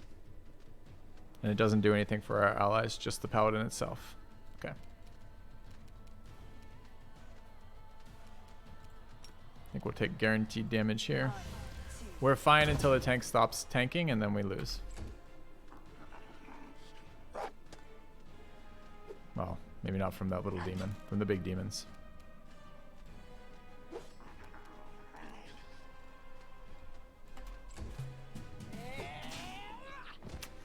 One shot.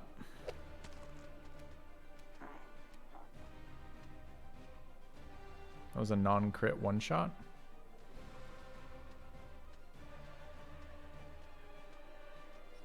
I think she rolled her lowest damage roll, if I understand this as well. 1d10 plus 5 equals 6, so she rolled a 1 on a d10.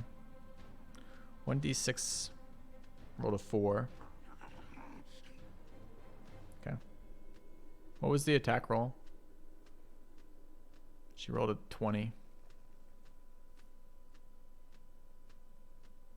Okay.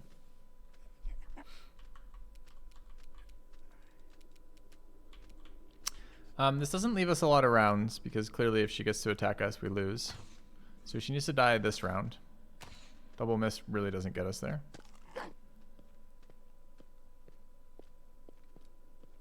We're frightened apparently. I think that's probably a wipe.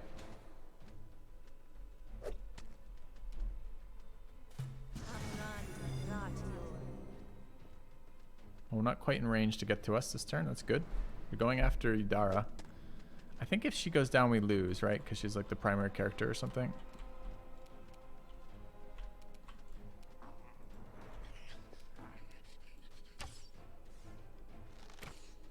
I felt like we were hitting pretty regularly before this, but we've stopped now.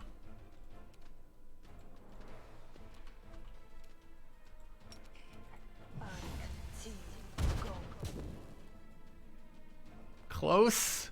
Not quite there.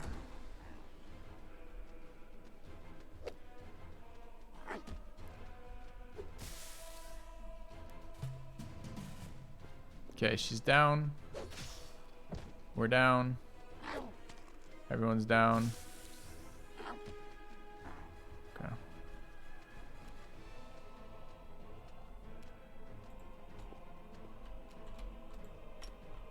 Maybe she'll unsummon her demon friends when we magic missile her to death. Looks like a no on that.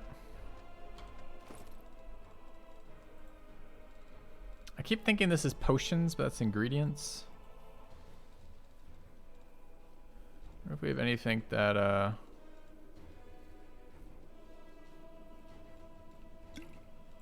matters here. Big +7. Okay.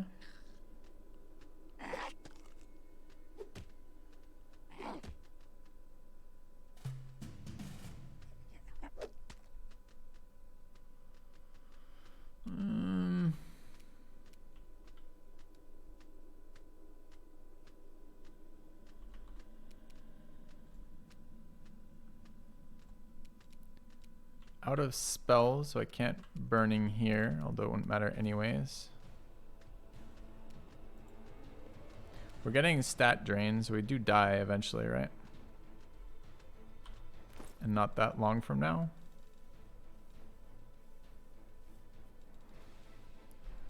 Alright, let's try a heal and a mage armor. Okay. Can only heal others with potions if I'm next to them. If I walk away from them, I get attacked of opportunity by 2 of them, which probably kills us. So I have to creep with the 5 moves. So eventually we will heal this person, but it's going to be slowly.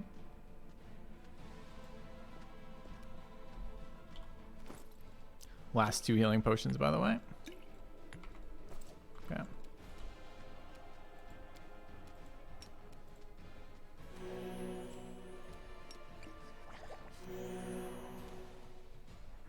Yeah. Dude, are they ever gonna miss, you know?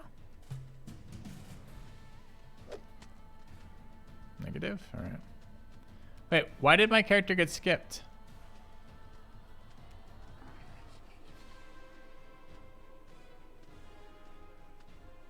Heals Lamb for 6. Quasit attacks Udara, Quasit attacks Udara, attacks Udara, attacks Udara, attacks Udara. Why is my character still downed? Oh, because they were 2 negative. Ah.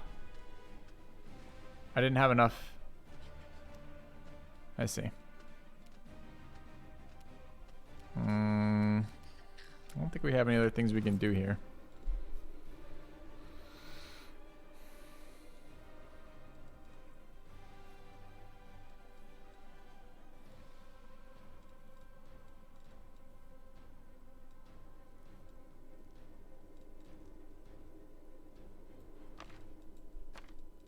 That was my last healing potion, right?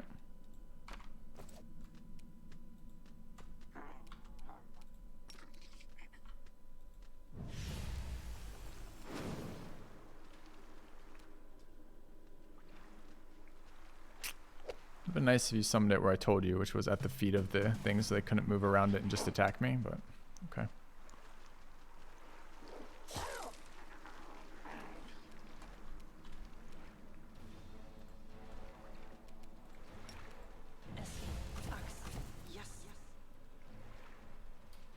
UMD failed.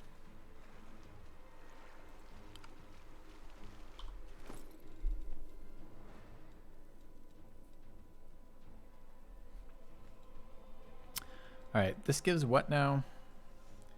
Providing 4 bonus to AC.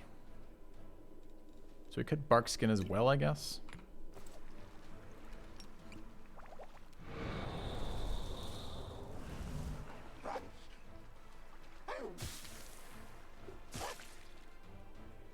Okay.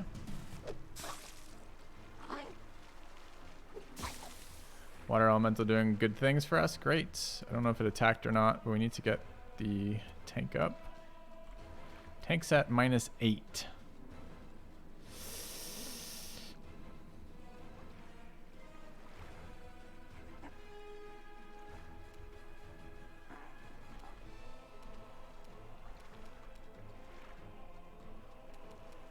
What was the roll on the heal?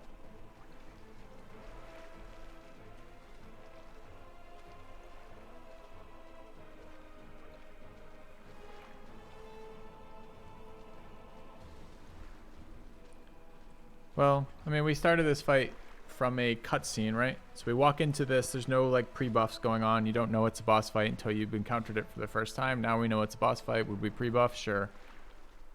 But we needed our tank basically for 1 more round.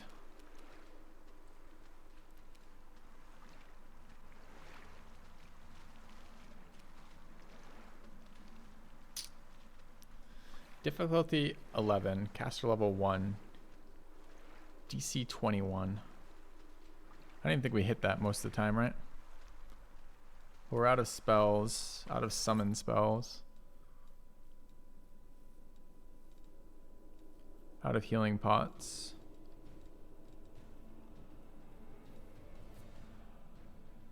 Same issue, DC 21 there. What's our actual character abilities?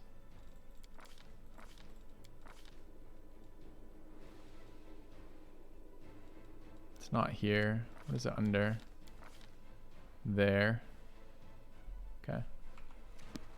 Are they poisoning an elemental? Yes, they are. Yeah, good point. Why the fuck isn't my elemental immune to anything? I guess he's just he's a small water elemental.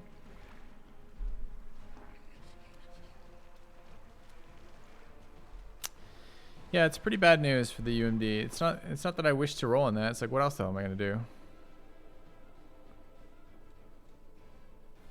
Like, it's UMD for all of these.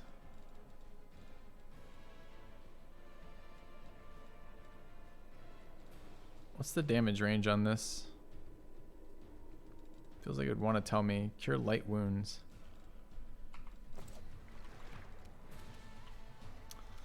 Alright, we're gonna attempt to cure light wounds. I don't even... This girl seems entirely useless, but I think she's what we need. Where are you, by the way? Mongrel, mongrel, mongrel. But where are my people? There. Okay. We're only at -2.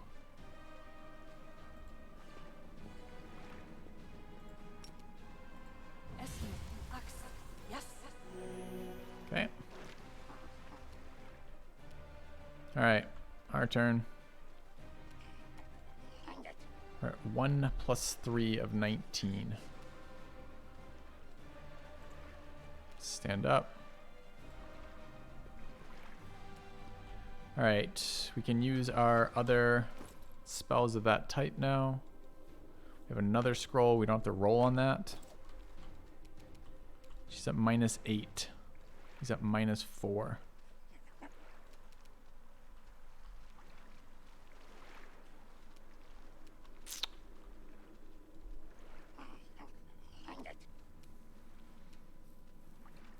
Alright, I think we're just going to use that on ourselves.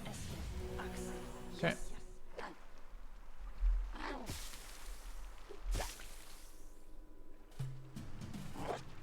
Doesn't raise the pally.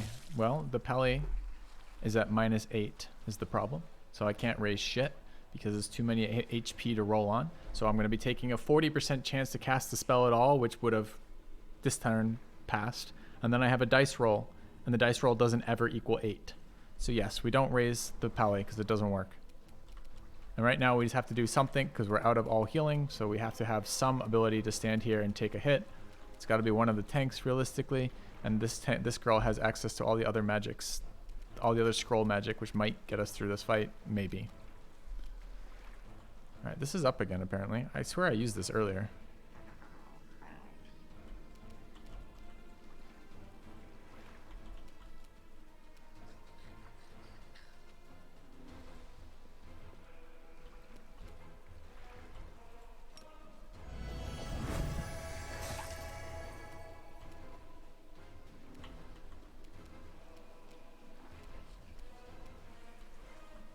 Touch range, probably.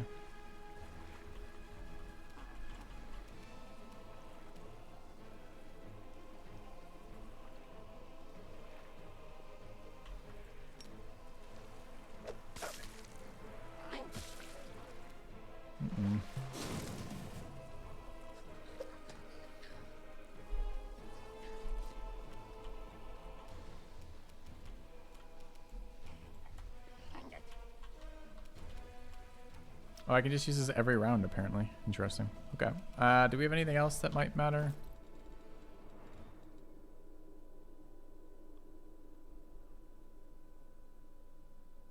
Not really.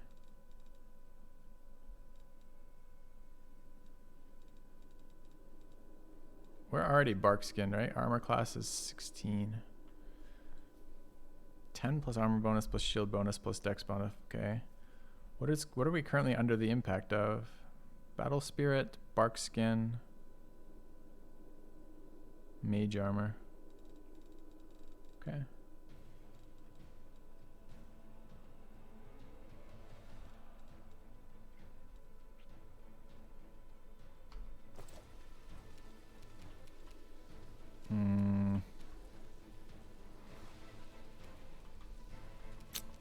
I guess we just start doing weak damage here. Problem is they have DR too. We obviously need to get away from them. Energy resistance, acid, cold, fire. So we have cold and acid as damage that we can choose. So that doesn't seem great. We have no other spells available. So it's literally just crossbow or potions. We're not in range to transfer a potion. Alright.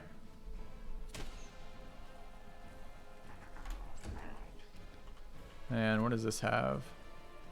Bonus action, buff our weapon. Swing. Nice crit.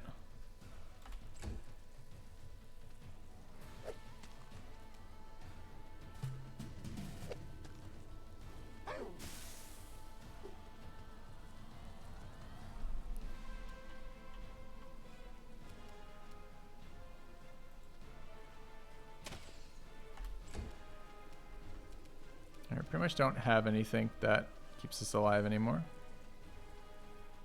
1d8 plus 1.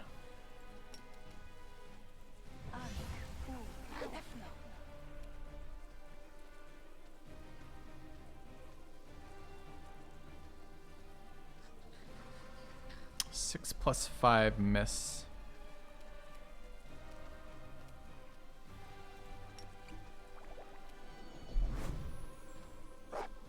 Trying to get some additional armor class, so maybe we don't get hit every attack. Kind of worked. A miss! So their first miss didn't really work. I don't think we win from here. Can try more Scroll of Light Wounds. Got a moderate wounds too. No more healing. Although we could take the con one. Doesn't really seem very good. So we can give him one scroll.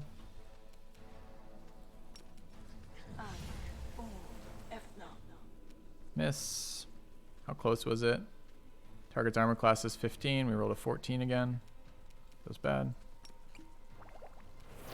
Okay.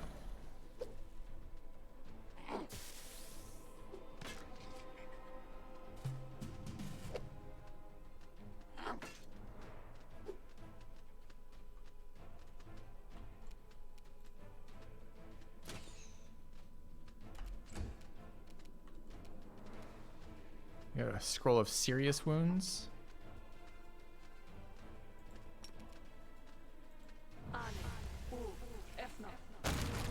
Got it. Nice. I don't know if we have enough HP at 5 to matter here. Can we also swing? Cannot. There's no potions left, right?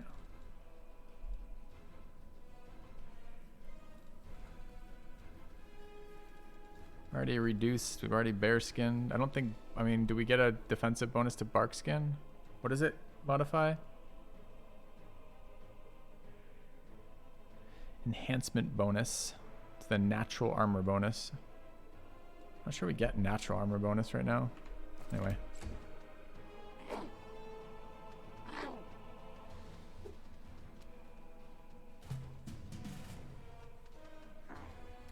Alright, every consumable.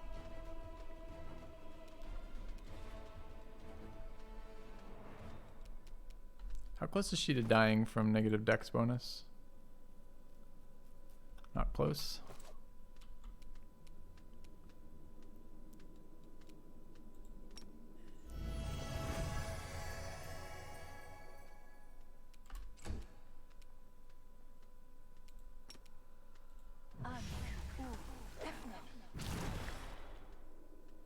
Missed.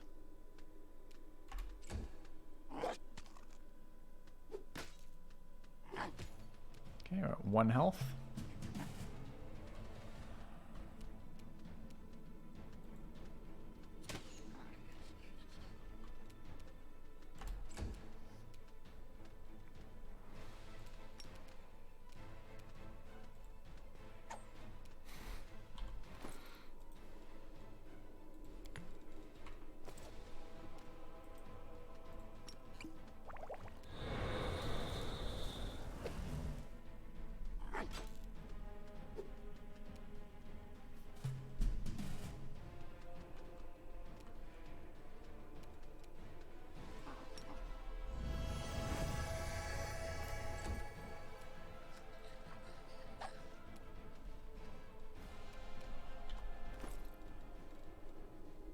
Oh, I've got 25 more fucking light wound scrolls.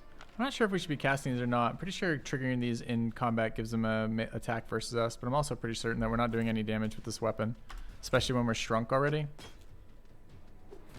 Doesn't matter, she's down now. Okay. I have no more healing. Get run over by a Quasit.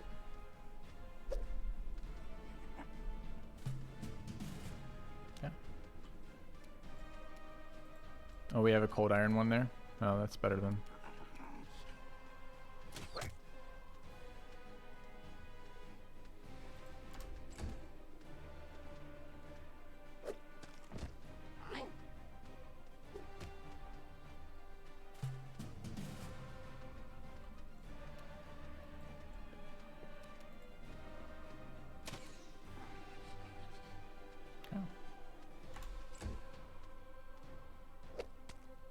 I don't know what it heals from. It might be auto healing.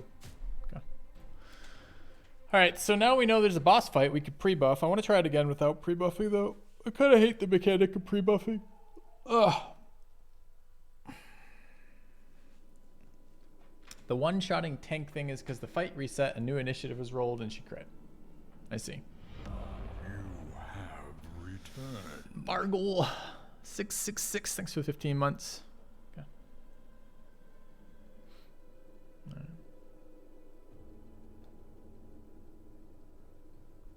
Yeah. I don't know what this load has done, but okay.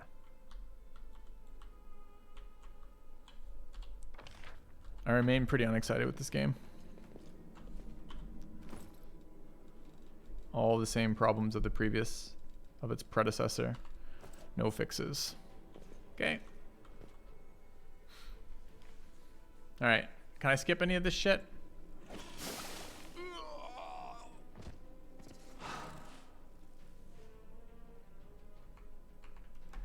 Can't. Spacebar skips. Good.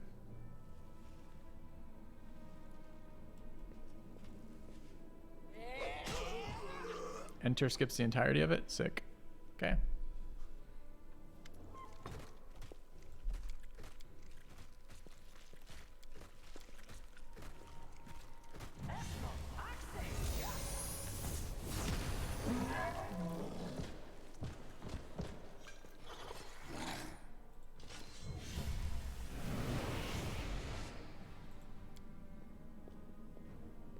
Okay.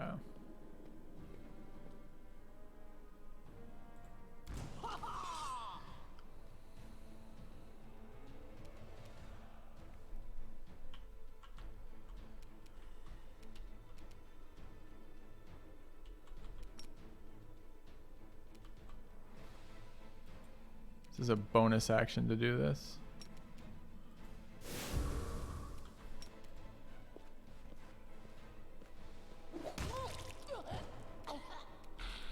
Alright, this thing was slow last time. We're just going to attempt to stay out of its melee range.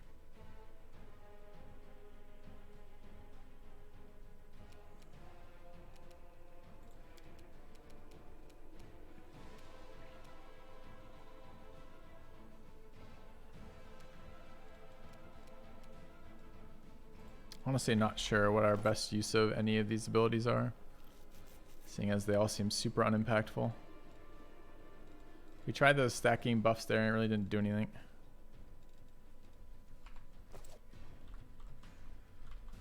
Can I shoot then move? I think I can, right?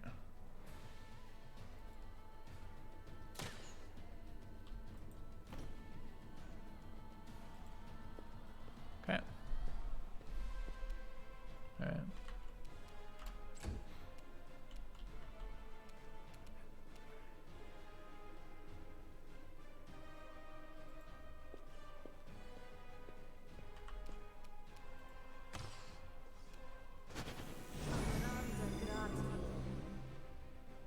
Dude, she's slow as fuck. All right, we're gonna kite.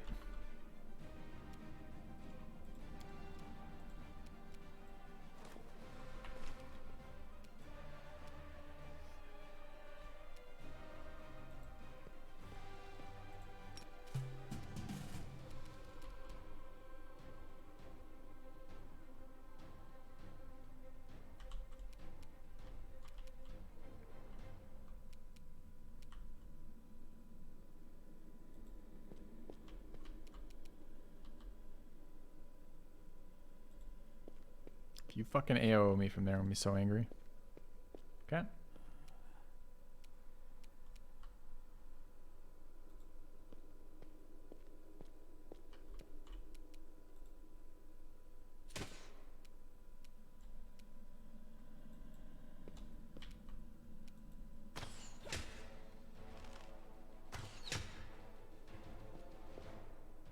No, it's just so slow.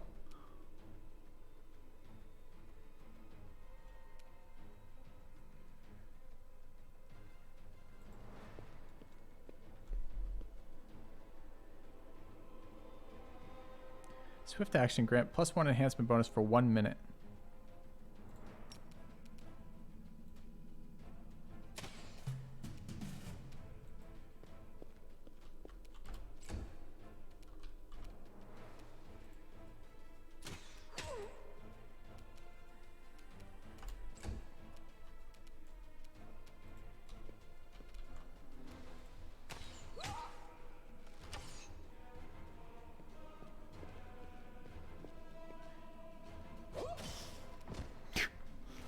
Made the mistake of being somewhere.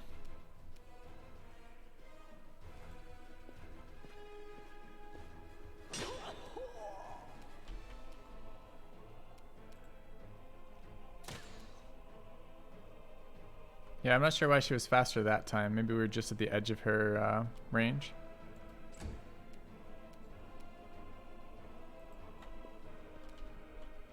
What does this thing do again?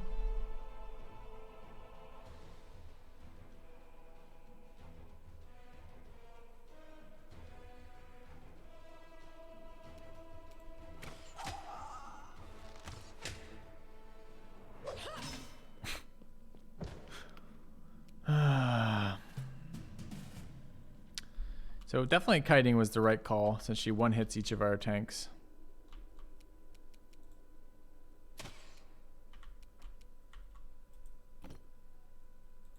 We haven't got her to the second phase yet.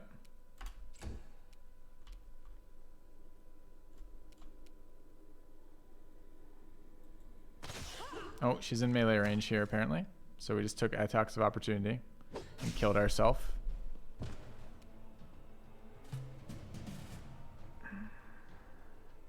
Alright, so I think we don't win from here. Let's try that again, I guess. Again, I'm going to try to go without pre-buffing. I'm not sure what we do differently there. I don't have any effects that can alter the... I don't have any... Like, I don't have grease or anything, right? Grease was super broken in the first one, by the way. I don't have anything that slows her down. So...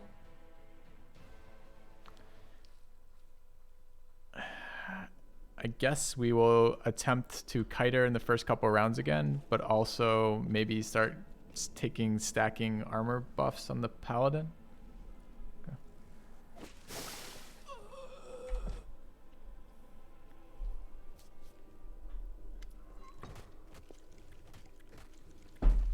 All right, skip the cutscene. It's nice that we can do that. No, I'm not chugging before the fight. It's cheating. I hate the idea that a combat encounter might be balanced ahead of time by making you pre-buff going into it when you don't know it's there. What a terrible idea. Missile is good. It really isn't. Its damage is terrible. And I kind of want the AoEs for the 2 imps, although fire resistant, so maybe not relevant. But at least the magic damage ought to do something.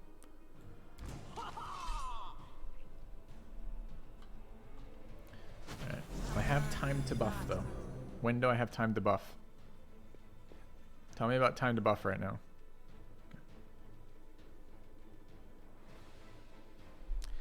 All right, so she's here. To get away from her, we have to 5-meter step. 5-meter step is not super strong. So go to there, I guess. And then we're going to attempt to take double buffs on her.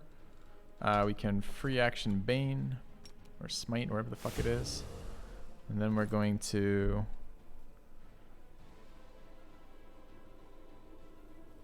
Actually seems relevant right now. Let's go ahead and use our buff scroll. And deflection AC we already have. Barkskin is the other one that's an AC. Yeah, it's enhancement AC. We have deflection there. Okay, let's grab the bark skin. Armor class 23. I'm not even sure it's actually gonna impact, but let's assume it does. Did it impact? Yeah, okay. Alright, who is this?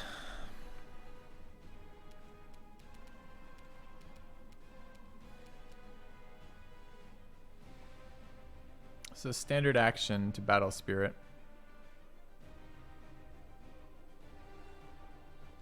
Which is pretty good for us.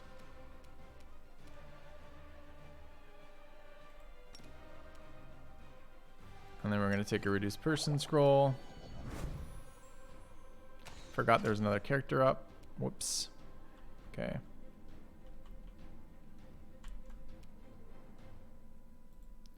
Let's back up. Ideally kill this. Great. Okay. Get out of AOO range. Any spells that might be relevant here?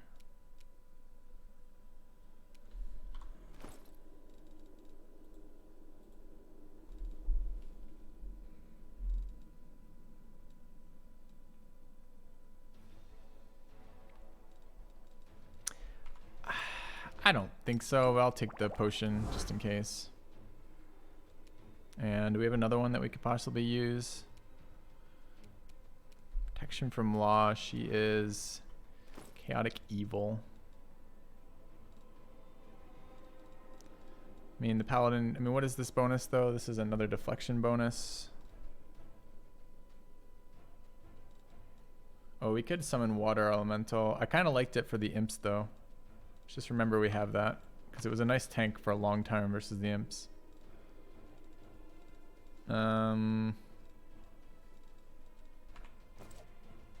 Guess we just shoot her.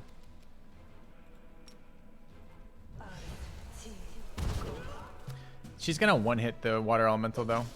Really what we want to do is evade.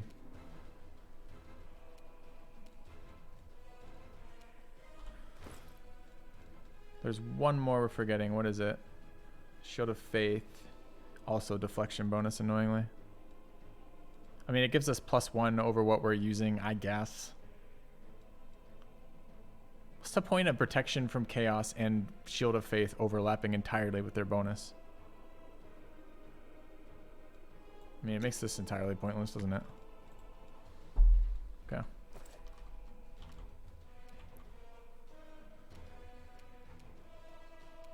I guess we're gonna walk. I mean, I guess we're gonna take this. I mean, we could try like full on running around. See if we can get anywhere with that.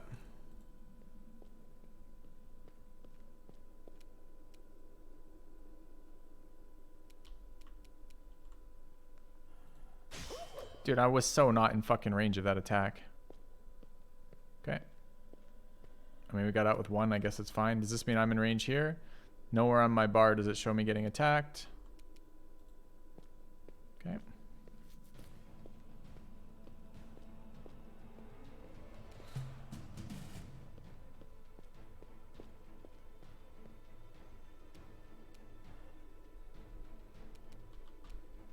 Nowhere does it show me getting attacked and she wasn't able to reach me. That probably means she can attack there. I mean, if I look at that, I mean, if I look at the radius of a circle there. We could defensive fighting her. We could try to start doing some damage. We don't have any abilities that matter right now. We do have the nice smite bonus versus her. Just, I feel like walking into her is going to die. We're at 26 AC, I think.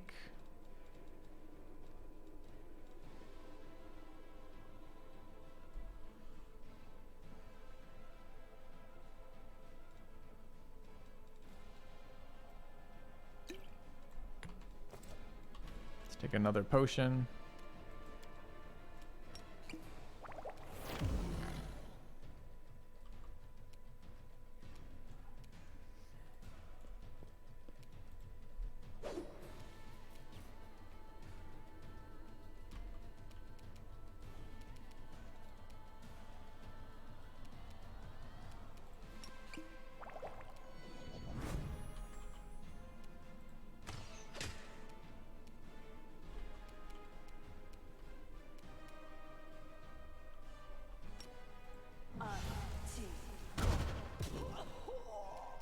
Alright, we need the Paladin to not die this turn. Good luck, Paladin.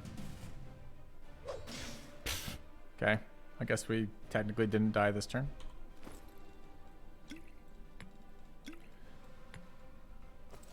I think one healing potion here does matter. It won't let us survive a hit, but it might make us not get killed from when taking that hit. Okay.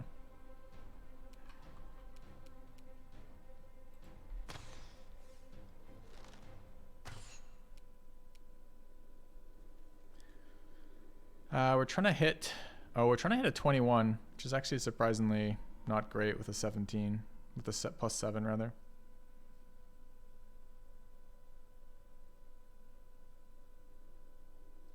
Okay.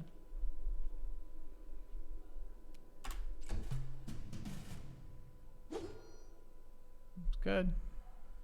Pally isn't in defensive stance. I don't think that's going to help us, man. I mean, we can turn it on. It means they don't do any hits. Right now, they have a bunch of additional damage modifiers off of the, whatever it is, the smite ability, right? And what is the current attack route of this? Sila. Attacks, well, not Sila, we're not that. Hosilla attacks Sila, there it is. All right, they rolled a 23. They've got a plus 10 modifier. We're at 16. To hit us. Maybe?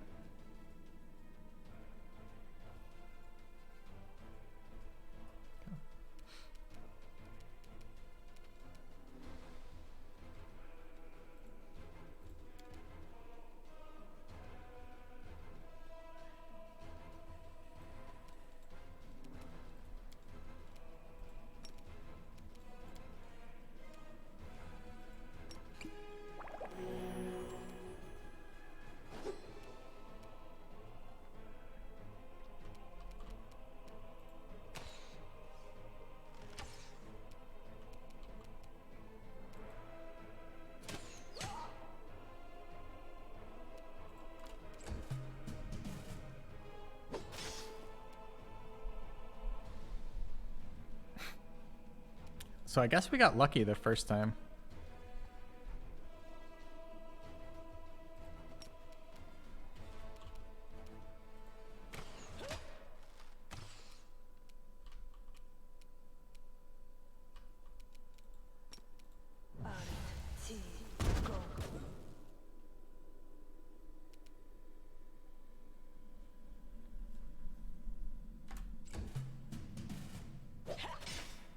Just execute her on the ground? Oh, yes, she did. Okay, there won't be any reviving that.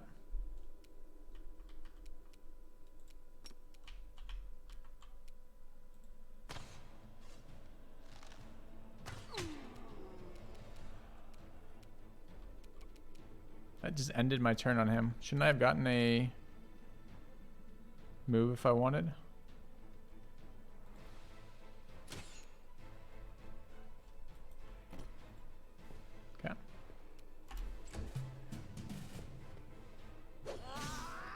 That's the end of that fight.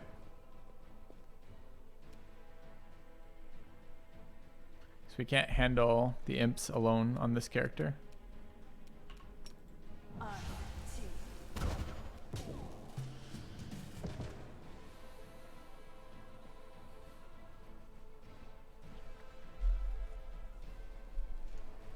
don't know. I'm actually not hating this fight, honestly. Although it seems kind of dumb how hard they're hitting. It does feel like for the first time I've had a reason to bother using my consumables.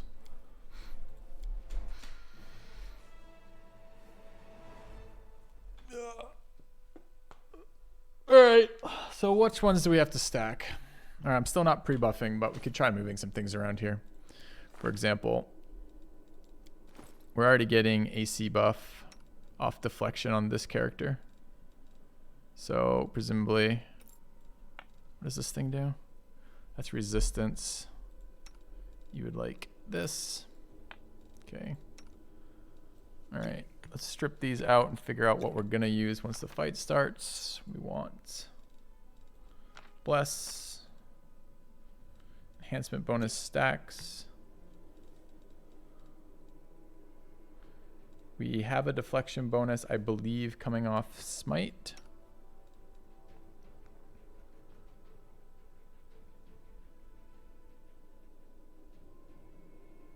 Yep. Okay. Deflection bonus equal to her charisma bonus. I don't know what a charisma on our paladin is. If it's not 2, we'll take something else. It's 2. Okay. So we've got a bark skin. Oh, we wanted the bear's endurance as well for just a little bit more max HP, and then the rest of it's just heals. All right, you. This is deflection AC. Reduced person is accuracy 2. These weren't super useful. We need damage early. How do we do damage early?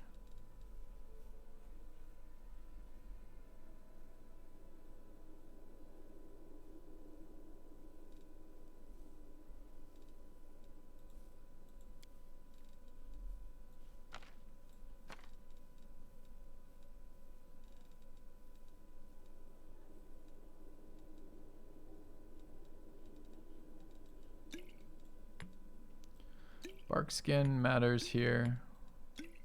Actually, potion of shield of faith matters. That doesn't. I can go here.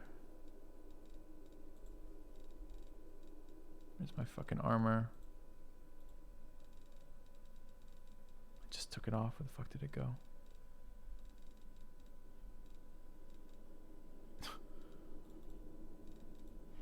There. You have returned.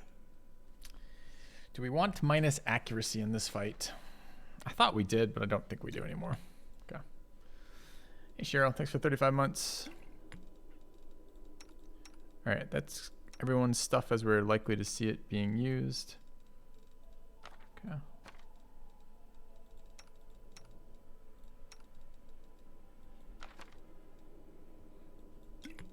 We want the mage armor.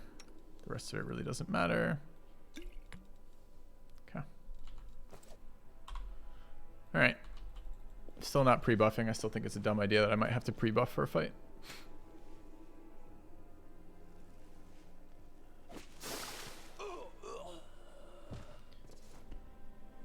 Okay.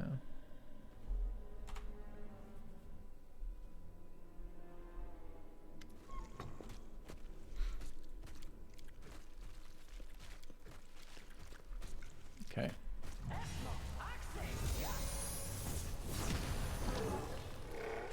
We should be more liberal with Bolt of Justice. That seems to be really where we'd like to be.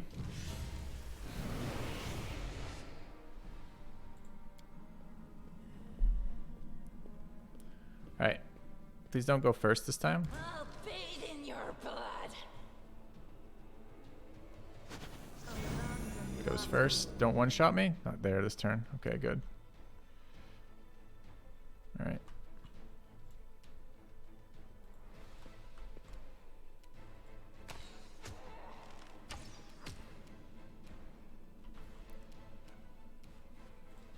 You have to take all of these.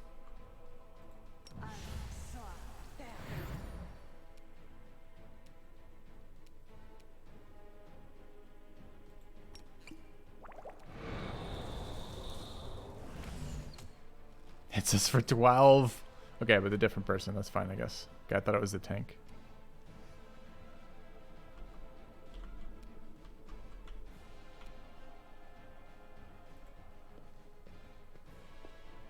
You know how much health they have left? Level 1 fighter. Does it tell me?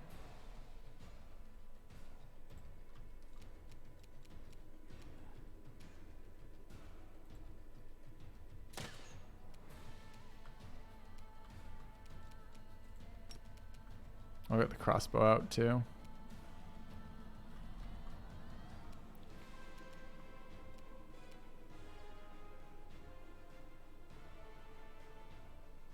Forgot to smite him. Fuck, that means no buff right now.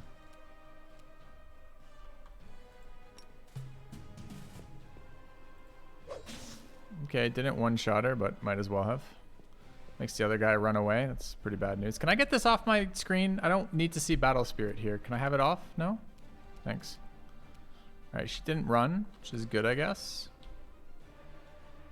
So we want to go slightly closer. We want to take a healing pot. We want to switch to defensive fighting. We want to smite. Defensive fighting and a swing. Okay. Just down my mage. Not ideal. Alright, we're channeling a buff. We could pick her up. But we lost our attack. So we'd also like this thing to die.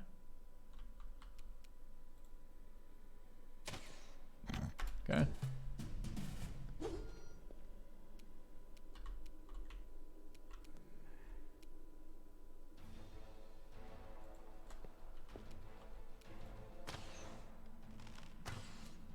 Wow, she's a lot tankier this round than she's ever been before, annoyingly.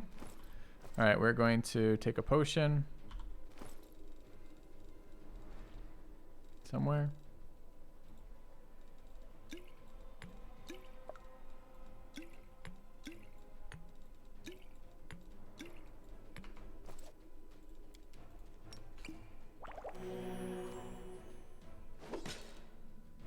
Okay. -7 too. That mage is not coming back up anytime soon.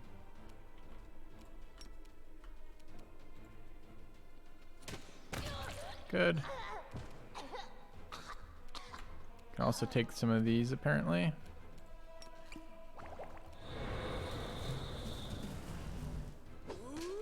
Another nice miss for us. Can we get up onto this? Start moving that way. Take our accuracy buff. Great.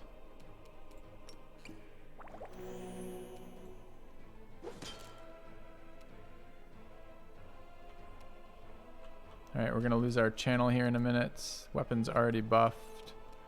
Don't have anything particularly interesting here. I could try to feed 2 potions to the mage. I think we might want to, as annoying as it is.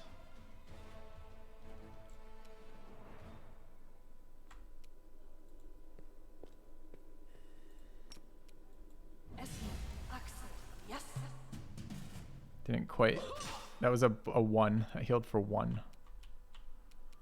Okay.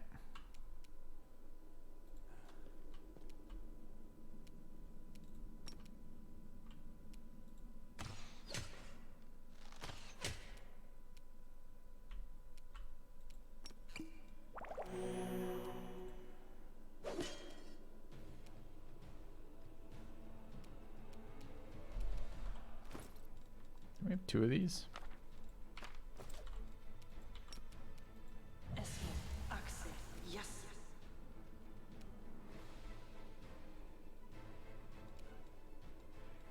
Wait, did I just heal myself? Oh no. Oh, we're trying to target the other and it's targeting ourselves. I've been using the wrong thing.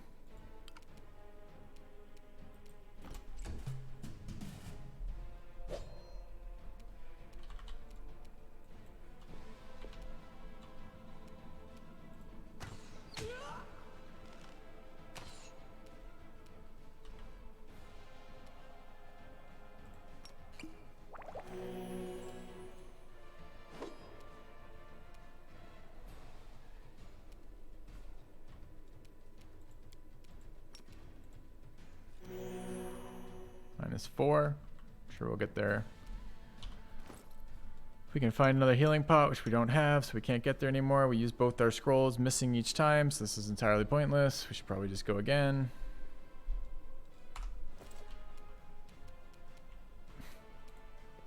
No, don't move towards them to heal. What?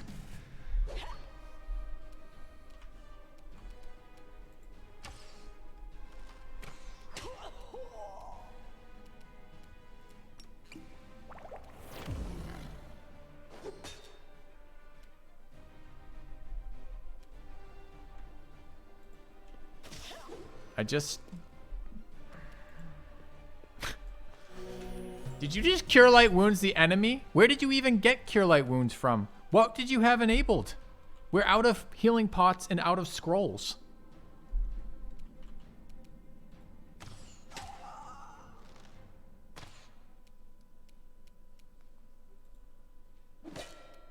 That's some special fucking shit.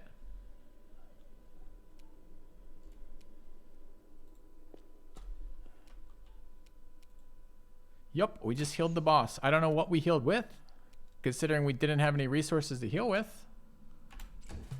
But it's an exciting moment where the boss we're desperately trying to kill gets healed by us. Yeah, we hit the highest roll we can get with it too.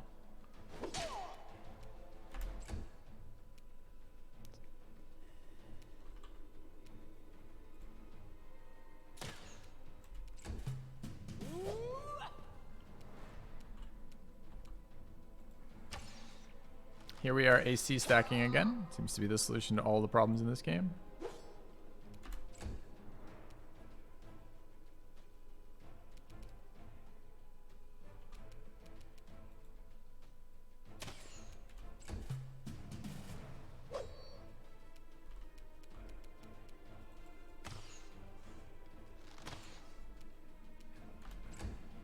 I haven't had any crashes. I have a lot of complaints about this game, but thus far crashes haven't been one.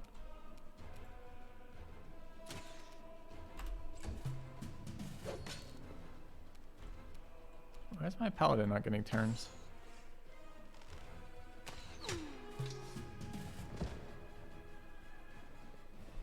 Alright, phase 2.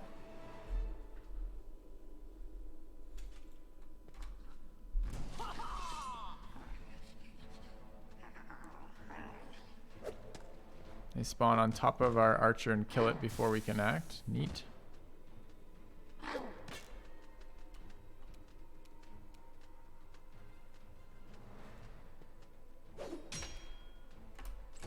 It's a nice hit, honestly, to get that damage at all. Oops, immediately counter hit. Do we take... I really don't think we can afford to take these archers out. I think we have to... The bats out, rather. I think we have to go after this guy. Udara's back up, though, because the fight technically ended in between those rounds.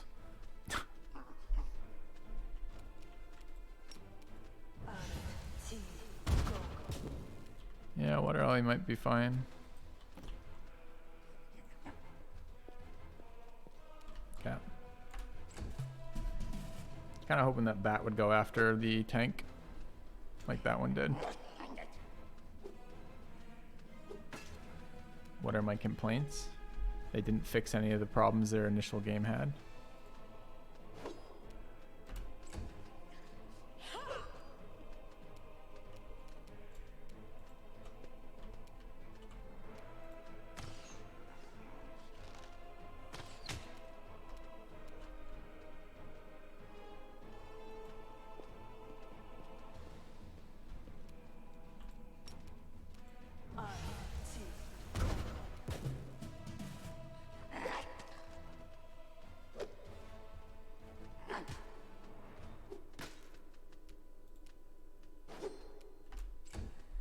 All right, moment of truth here.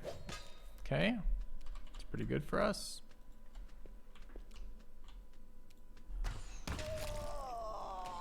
Is Camilla dead? Yeah, she is kind of dead right now.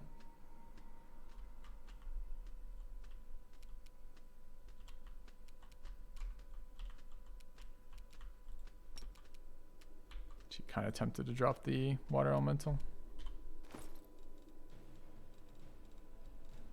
Got one more of those dragon scales to reser. We'll probably just do that.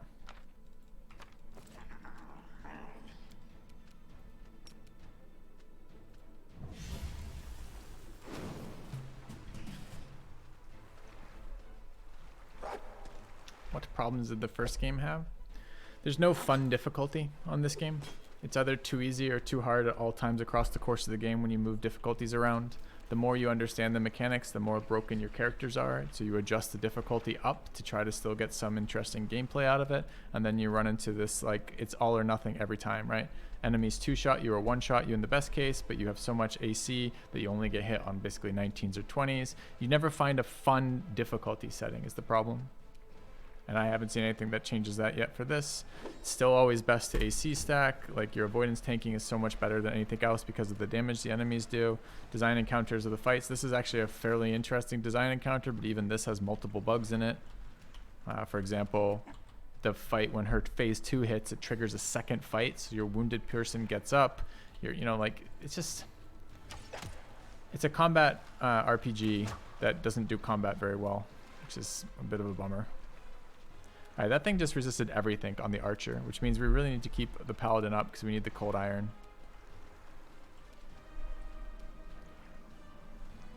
Maybe missiles are fine too. We'll try.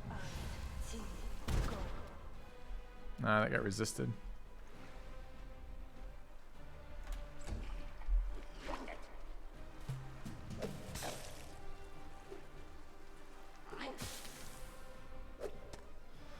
Hitting us is not great. Alright, I wonder if we even bother with this. We need to kill this. -4 is a big fucking minus. We don't have deflection AC up either now because we lost our smite. So we should run deflection AC. Let's do one more round of this.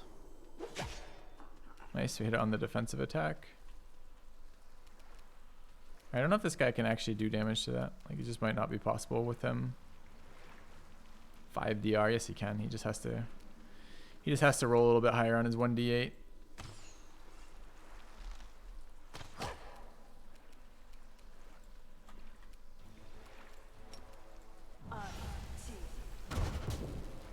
Okay, didn't get resisted, good.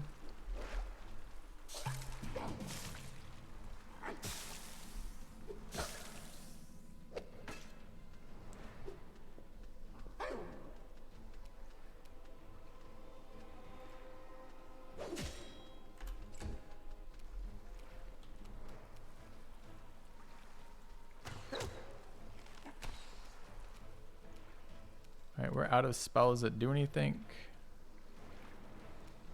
Unfortunately, the girl with all... I mean, we could try to roll. Wounds aren't going to help us here, though, right? Like, we really can't get those rolls off. So we can shoot with this, but we're just dice rolling for d8s. Okay, got there.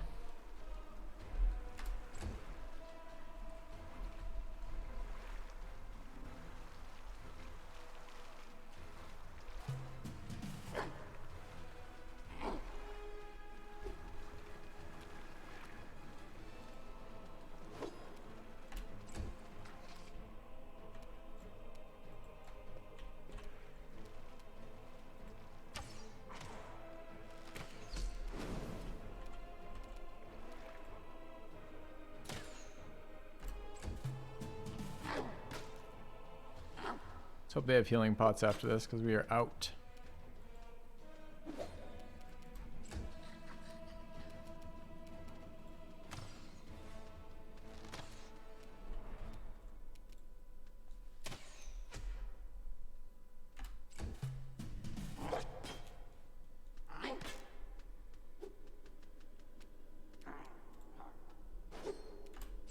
You can see it here, right? How important the evasion relative to anything else was. Like, HP doesn't really fucking matter that much. Any sort of absorb's going to be irrelevant. They're hitting us for 20s and 30s with like 50s and 60s when they crit. Like, and this isn't even on hardest right now.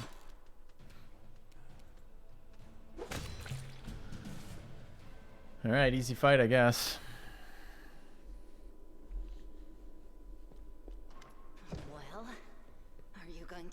Me off? What else are we supposed to do with you? You're not just a traitor, you're a monster. I was trying to make them strong. What have you done for them? What were you doing while I was looking for... I led by example. I trained. I tried to become stronger so I could go to the surface and maybe do something worthwhile with my stupidly short life. And I will do it.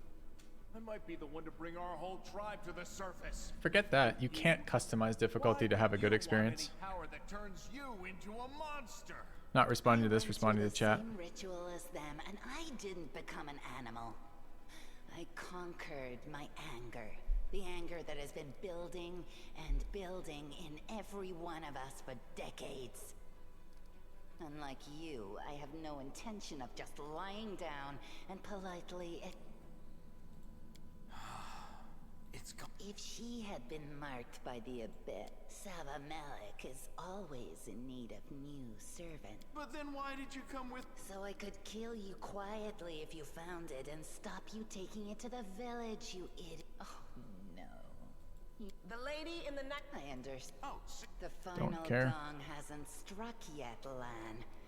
But when it does, better to serve a strong master than to eke out an existence. I thought you were better than that. Oh, so... You're all bark and no bite. I just attacked her and it said she leaps up, and then we missed 2 shots and then she runs off. I see, she's got plot armor. I haven't found any difficulty settings in the previous game that I could adjust to make it better.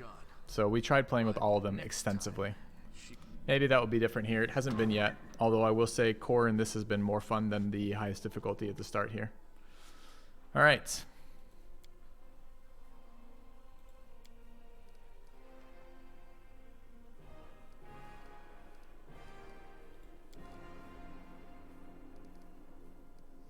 This place must be burned with holy flame.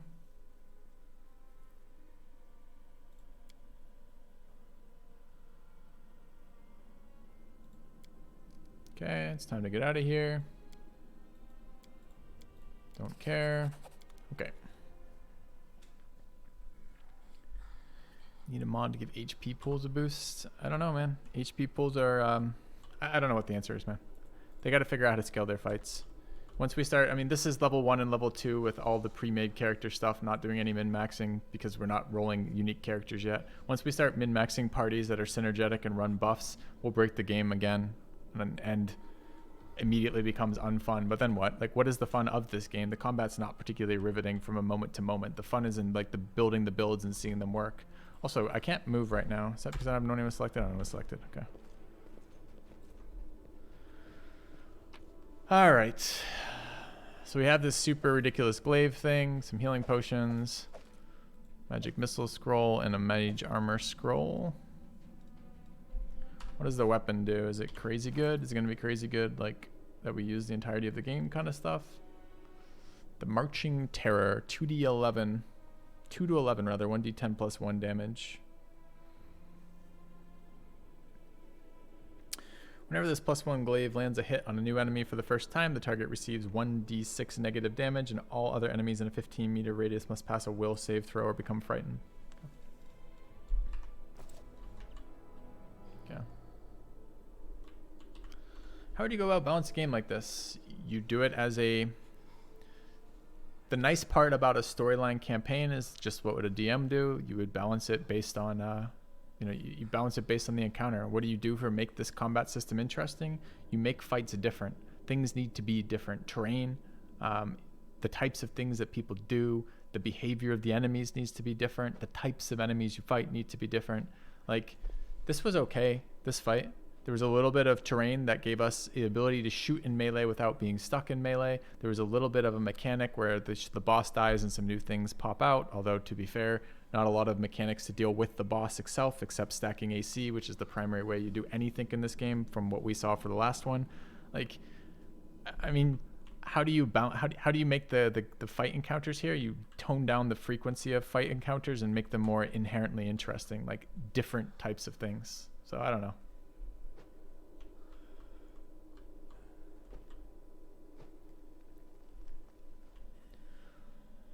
The last one we really tried to like, and we just never got to a point where the fights were fun, and I'm concerned already we're going to run into that. All right, so what are we doing here? We killed some shit. We got to get out of here.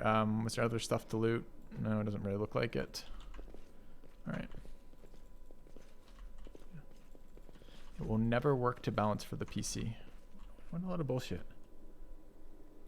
You could absolutely balance it for the PC. The rule set is balanced for PnP, which is pen and paper, where the fights are hard but only a few a day.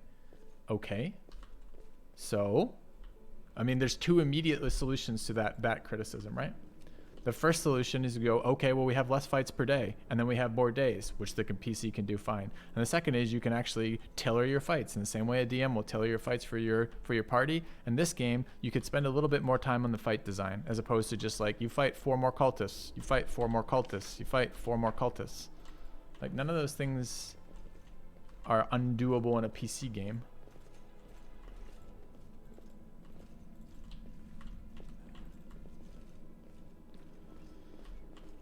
Alright, I guess this was the exit.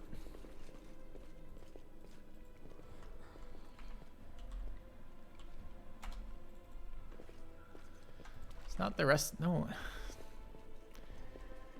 You don't need to change the rest system. That isn't the problem. The problem isn't when you have resources, you're too strong. And when you don't, you're not. Right? Like that isn't the problem of the game. How do I get the fuck out of here? I don't want to be in here anymore. Alright. No exit there. Maybe an exit this side. I don't think they're faking their work, but I just think like their first game was a buggy pile of shit when it arrived, and then it over time became a lot less buggy and much more playable, but still never hit that really fun fight kind of area where there's enough difficulty to keep the player engaged, but also enough, but also not like the kind of really boring difficulty of, oh, it hits you and you die in one shot, or it never hits you. Like that's not where we want to be for this. Can we go upstairs? Yeah, okay. If you can Nova and rest every fight, you won't be challenged. Yeah, sure, but it's not the Nova that's making. I mean, I don't know how many more times I have to say the same thing, right? Which is. The battle on the surface rages on. Hold on a sec. The warriors of Canabras are trying to defend the Wardstone, but their strength is flagging. Their resistance is valiant, yet it will all be in vain if no one rises up to turn the tide. Okay. The surface. Okay. What is this loot in here?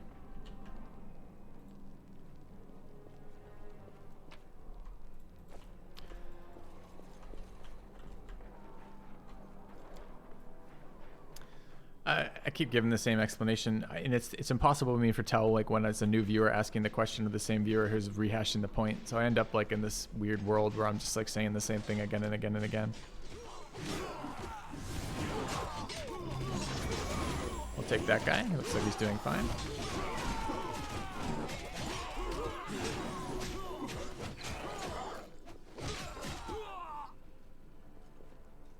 Seems like a good party.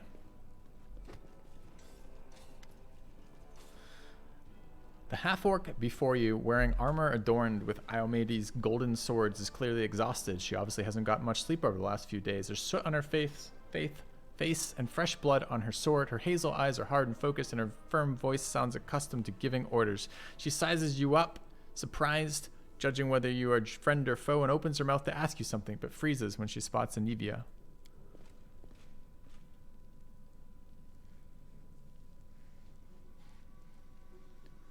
Oh, they have a big hug. There's a moment of tenderness. By the goddess, Nebi, I'd almost lost all hope. Just a sec, chat. I think we're basically coming to a stopping point here in just a moment. Let's have a look here.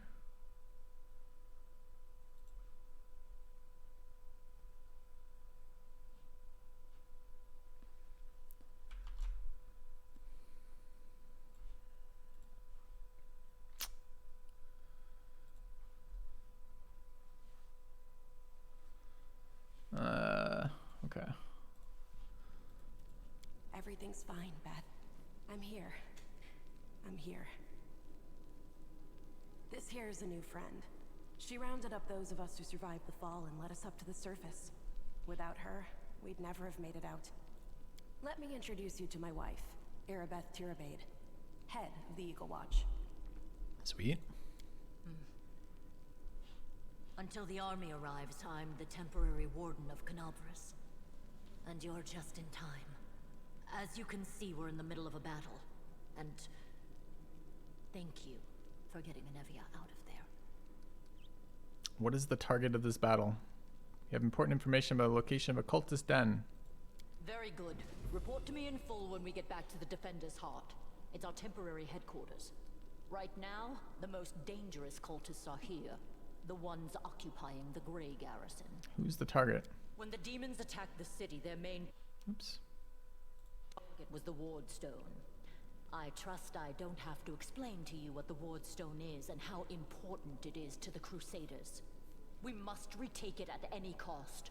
or the fall of Canabras will be the beginning of the end of the Crusades, and with them, the rest of the world.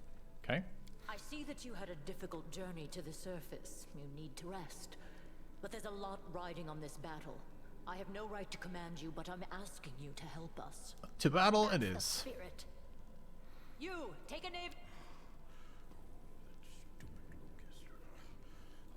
Lord Horgus Worm, forgive me. I did not realize we had civilians among us. All right. We're helping out, which is good.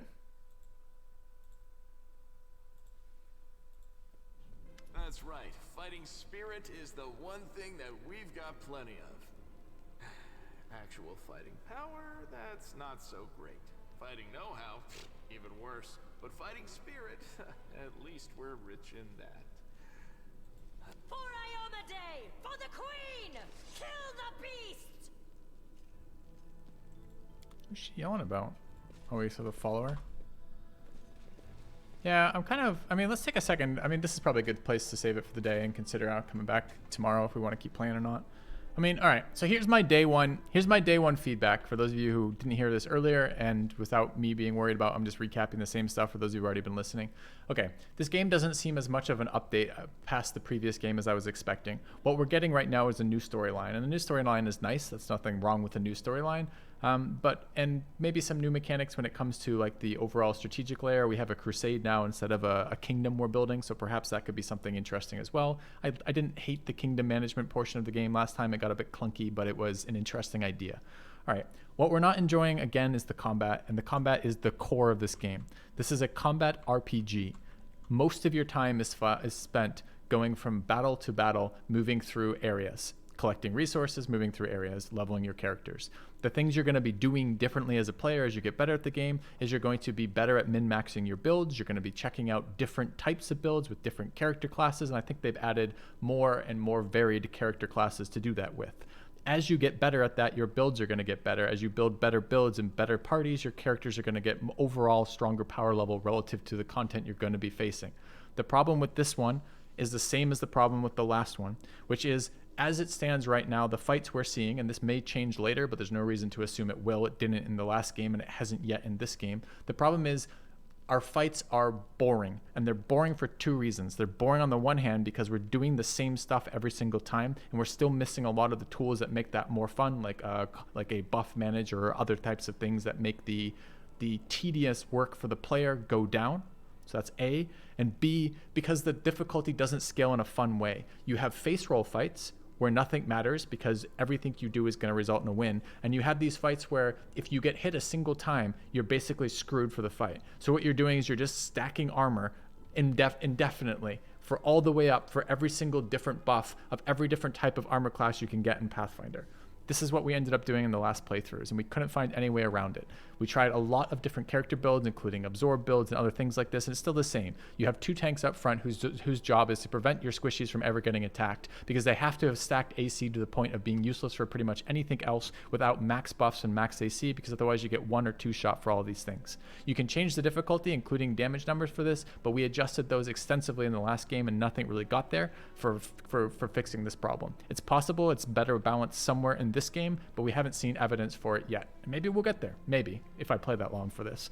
But at the moment, it just feels like the same game again with a different storyline with the same problems the last game had. And the problems the last game had weren't storyline related. There's big holes in some of their stories, sure, but by and large, you could still enjoy the storyline while playing that as it was written. And this seems fine so far. We have a setup for a story that seems fine. But the problem is the combat mechanics in a combat RPG. That's where I'm at right now. I haven't heard anything from chat yet to offset that viewpoint, and I haven't seen anything yet to offset that viewpoint. It's early on, sure. As we get more complexity, get more things and more level ups, that will get that might change a little bit, but it sure hasn't yet. So I don't know.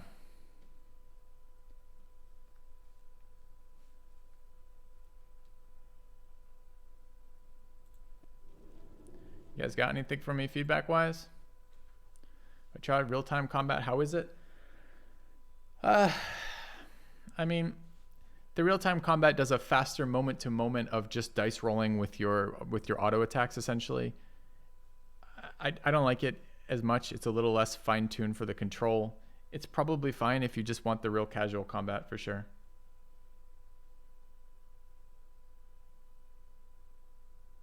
Is this game good? Not yet.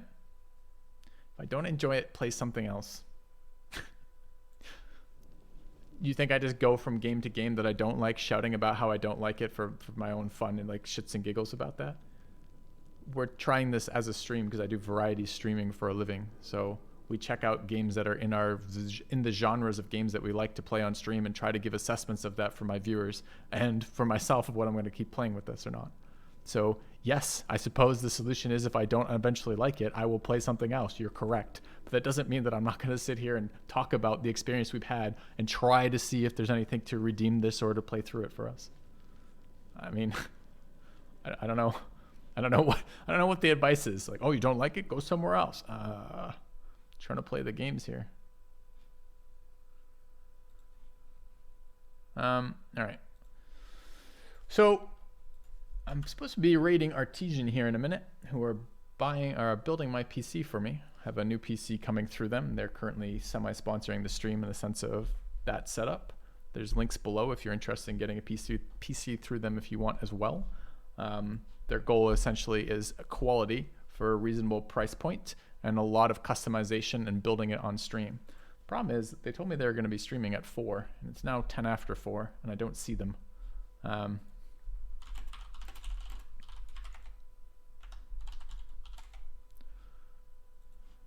But hopefully here in a second, I think this is a good stopping point for the game.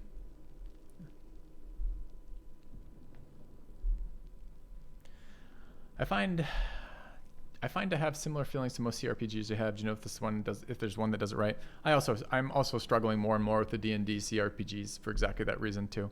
I like turn-based tactical, turn-based squad-based games like XCOM, like presumably games like this, but it feels so hard to get the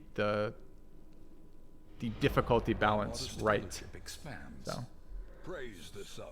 I'm hoping BG3 will be good, but we don't know about that yet either. Thanks, Potolsky, for the sub.